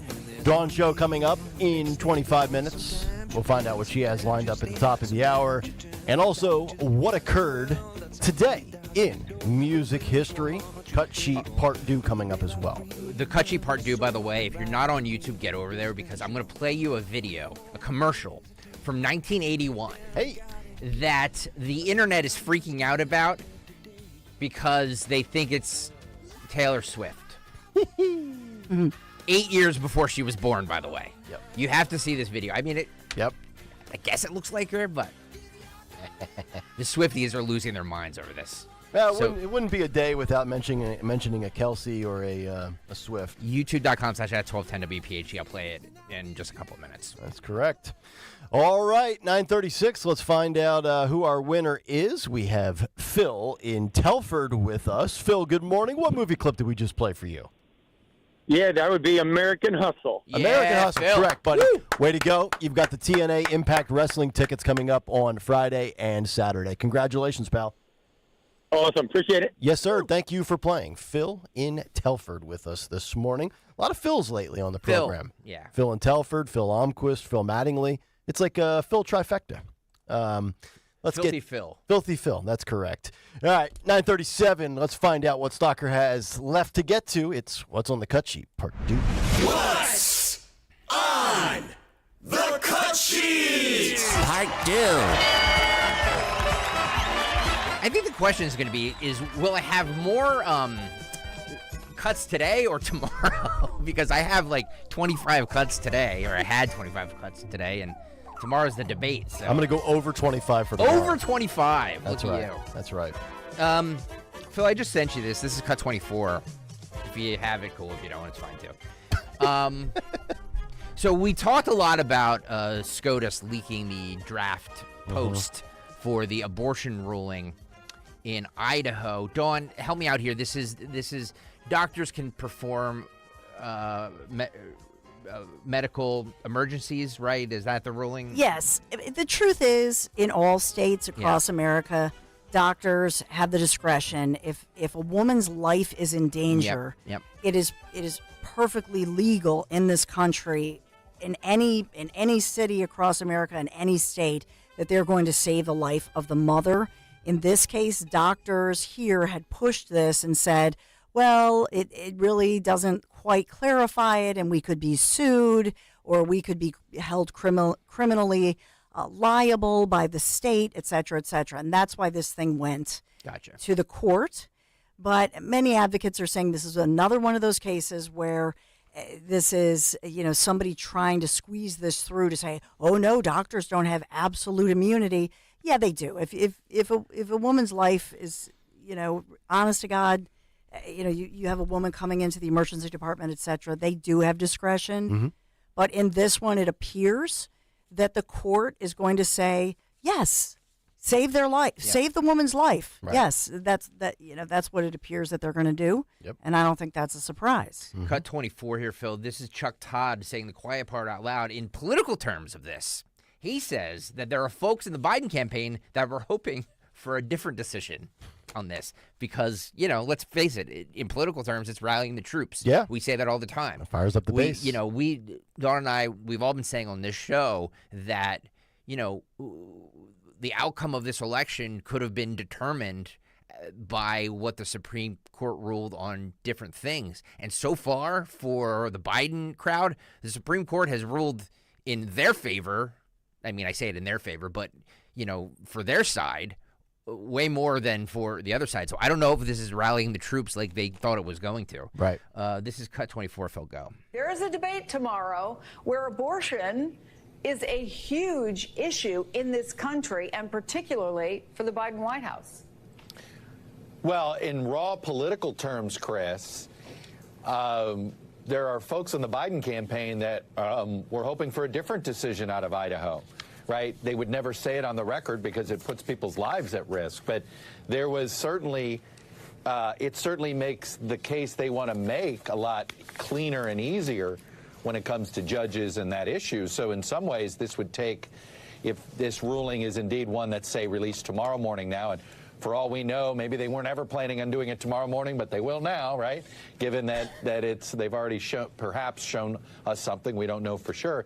Wow. Yeah, I mean, the reality is they were probably hoping that they would be able to rant and rave about this because, I mean, here's the headline on NBCnews.com's website. Supreme Court acknowledges accidentally posting Idaho abortion case document that may preview a narrow Biden administration win. I think in reality, this is great for the other side of the aisle because now all of a sudden, what's worked against you, this is something that the Biden administration can't just plaster all over ads and things like that. I think Chuck Todd is actually spot on with that. Which, by the way, I thought he retired. What's he doing back in the limelight? Well, they kicked him out of the Sunday show. They kicked him out of the Sunday show. That's right. So he's still boring everybody on weekdays. Yeah, or MSNBC whenever he wants to give his opinion on something. Okay, this is, I teased this earlier. This is New York City Councilwoman. By the way, I'm going to play that Taylor Swift video. It's not Taylor Swift, but it's a commercial from 1981 that all the Swifties are freaking out of because they think it's the reincarnation or whatever of Taylor Swift. So get over to YouTube, youtube.com/@1210WPHT. I'll play it in like 4 minutes. The New York City Councilwoman Mercedes Narcissi. Is she narcissistic? Narcissistic. Releases a bill to decriminalize jaywalking in the city because she thinks it targets non-whites. This is Cut 17. Phil, go. Press reports and data analysis from the council have found that jaywalking tickets are disproportionately given to Black and Latino New Yorkers. Has there been any analysis or review to determine the cause of this disparity? And certainly no one can claim that only Black and Latino jaywalkers ever jaywalk. So just wanting to understand that a bit better. I don't understand what she's. I have no idea. She's basically saying that I guess Black and Hispanics are so this is racial profiling, basically. Ticketed for more. Have you ever seen anybody ticketed for jaywalking? No. When's the last time you jaywalked recently? Probably. You. I mean, these are our elected officials that we're paying, and of all the things that they could go to battle for and fight over and try to do good, we're concerned about jaywalking. I know. It's crazy to me. Oh, jeez. It's absolutely crazy to me. I just wish these people would go away. They won't, though. No, they won't. No, they won't. All right. Nick, for the people who can't get over to YouTube, if you want to describe this is what the internet is calling a Taylor Swift lookalike from a 1981 ad from Glamour Gals Dolls. I used to subscribe to that. It has some social media sleuths seeing double while the bubbly actress in the 1981 TV spot bears an uncanny resemblance to Taylor Swift. Mm-hmm. So this commercial would have been out 8 years before she was born. Yes. And the internet is all abuzz because apparently it looks exactly like Taylor Swift. I will let you guys decide. Okay. 43 years ago. 18. Cut 18, Phil, go. Glamour Gals collection. I mean, look at that hair. I mean, trips and purchase from any three Glamour yeah. Jesse and fancy formal free. What do we think? There's Swiftie. Yeah. Looks like her. Now, see, Taylor Swift looks really great there. Taylor Swift time traveler clone. Taylor was 8 years old when she, not even. All right, let's rewind the clip 1 second because I just want to freeze. They go through it too quickly here. Yeah, let's freeze Phil, the 1981 gal. One more time, if you can get. The Glamour Gals collection. You can Glamour Gals. purchase from any three Glamour. Yeah, I guess it does. Yeah, I guess it does look like her. The lipstick, the eyes, the facial features, just the shape of the face. Yeah. And Taylor Swift's been known to, wear the bangs a lot of times. We got to bring bangs back. Make bangs great again. Yeah. MBGA. I'm gonna get a. I don't know. Let the people on the YouTube chat decide if that looks like Taylor Swift. I mean, she's pretty hot. Stalker, you in? Wood. Dawn? Would what? Wood what? Wood what? Huh? What? Huh? Who said that? How much wood could a woodchuck? Yeah, exactly. Exactly. Chuck Wood. It does look like her. Yeah. It does. Yeah, I agree. I agree. All right, we got Jason Kelsey in the first hour, and now we got Taylor in the last hour. We do a little Travis too. We have a Travis update. Former Illinois GOP rep Adam Kinzinger is still. He's not a thing anymore, is he? Like they trot him out all the time. He's doing the tour again. Yeah, he was on. Where was he on? He was. This was CBS News. Yeah. He says that Donald Trump's claim that President Biden will be on drugs at tonight's debate goes to show how desperate his team is. Oh. Cut 23, Phil, go. Some news there today. Former Republican congressman, and he was also a member of the January 6th Select Committee, Adam Kinzinger, endorsed President Biden's re-election, and he also talked to you about something that the Trump campaign has tried to inject into the atmosphere around this, that, Biden will be on some sort of amphetamine or some sort of thing to jack him up for the debate performance. What did he tell you? That is to say, Kinzinger. What he told me, Major, is that Trump tends to turn to conspiracies every time there's a piece of information that doesn't go his way. After all, this is something that Trump did in 2016 before the debates with Hillary Clinton and 2020 before his last debate with Joe Biden. Kinzinger insisted that it's not going to work this time. Take a listen to what he told me. They're setting expectations that if Joe Biden does well and better than Donald Trump, it must be some outside influence like drugs. It's asinine. It's insane. It's disrespectful to the President of the United States, regardless of who's president. And it just goes to show how desperate they are.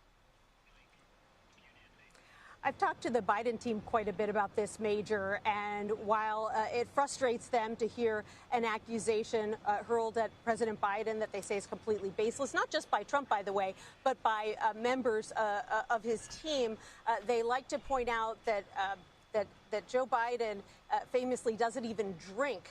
And so it's unlikely he's going to be using any foreign substances tomorrow or at any point in the future. Well, Donald Trump doesn't drink either, so there's that. It's not completely asinine and insane, Mr. Kinzinger, with all due respect, sir, because we've had medical experts that have pointed out some of the things that make you believe he is on something. But let's think about this and by the way, it's great political maneuvering from Trump to say and demand a drug test, because if they don't take one or they won't even acknowledge or address it if asked about it, it looks as if they have something to hide. But let's just assume for a moment that maybe Joe Biden, let's say, use the word allegedly in the past, like for the State of the Union, he did use something. But that's a big crowd. It's, there's a lot of commotion. There's a lot of noise. Is it possible, if he has allegedly used it in the past, that he will not use it tonight based on the quiet setting that he is in? Does he need to have allegedly whatever he does in a spot where it's Trump, it's him, it's two moderators, and an empty television studio setting? I don't know. Yeah. We'll see. All right, guys, that's what I got for you. That's all I got, too. All right. 9:49. Let's find out what's on tap for the Dawn Show at the top of the hour. Well, we have accusations of a cover-up. A cover-up alleged by, Democrat lawmakers. This is in New York. Yet another girl was abducted and raped.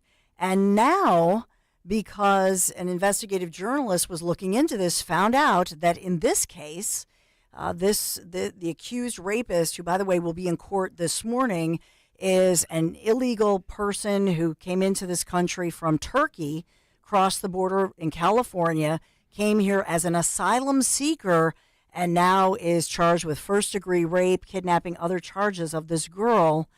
And the community up in arms. This is Albany, New York.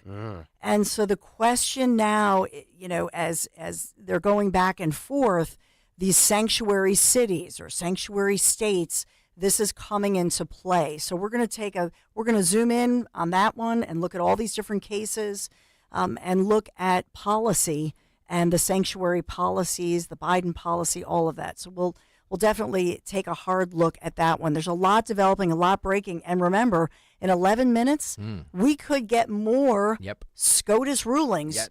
Will the J6 ruling that we've talked a lot about, will it be today? I will bet that neither J6 or presidential immunity will happen before the debate. Do you think it could happen tomorrow? Tomorrow, the tomorrow, day 10 after? a.m. Yes. Tomorrow, 10 a.m. I'm guessing all of it's going to come down to. Mm-hmm. Okay. Which, if that's true, then I think it'll be really good for Trump. Yeah. You know what I mean? Sure. Yep. So we've got people coming here illegally seeking a better life, but in reality, they come here to rape young women. That's their MO. Cool. All right. Well, on that I'm note, sorry. let's do this. What happened on this day in music history? Music history. Kayal Company. Today, June 27th, we celebrate the heavenly birthday of Jim Fuller from the Safaris and Gilson Lavis from Squeeze, who's now 73.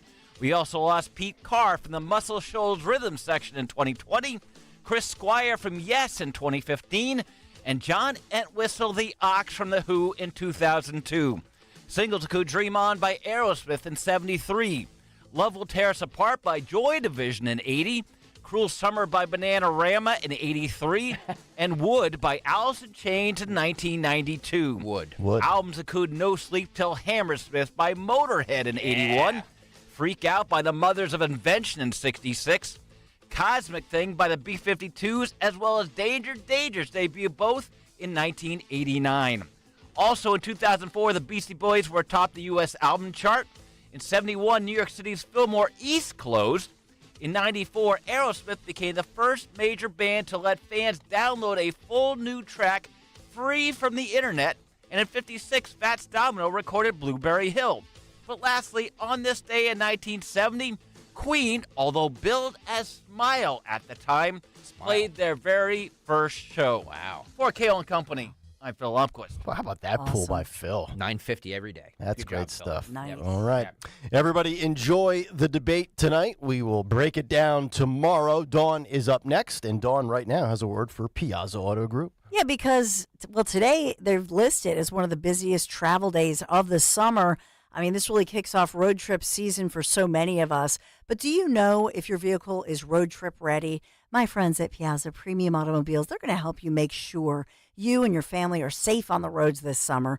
The service centers of the Piazza Premium dealers not only handle all the regular stuff, the regular maintenance needs, but also they diagnose possible issues before they can occur. You want to schedule a service appointment online today. Visit PiazzaPremiumAutomobiles.com, Piazza, PiazzaPremiumAutomobiles.com for that dealer nearest you, Pennsylvania, New Jersey, Delaware. Tell them Dawn sent you. We all hear the radio ads about the IRS. They tell you to be afraid, to be scared, and they try to frighten you into calling. I'm not here to do that. Tax Relief Advocates is different. TRA is here to tell you that if you owe money to the IRS, whether it's $5,000, $50,000, or $500,000, we have a solution. It doesn't matter if you're sitting in your car, at work, or with your kids. No matter where you are, call now. 800-575-6481. Don't lose hope. TRA can eliminate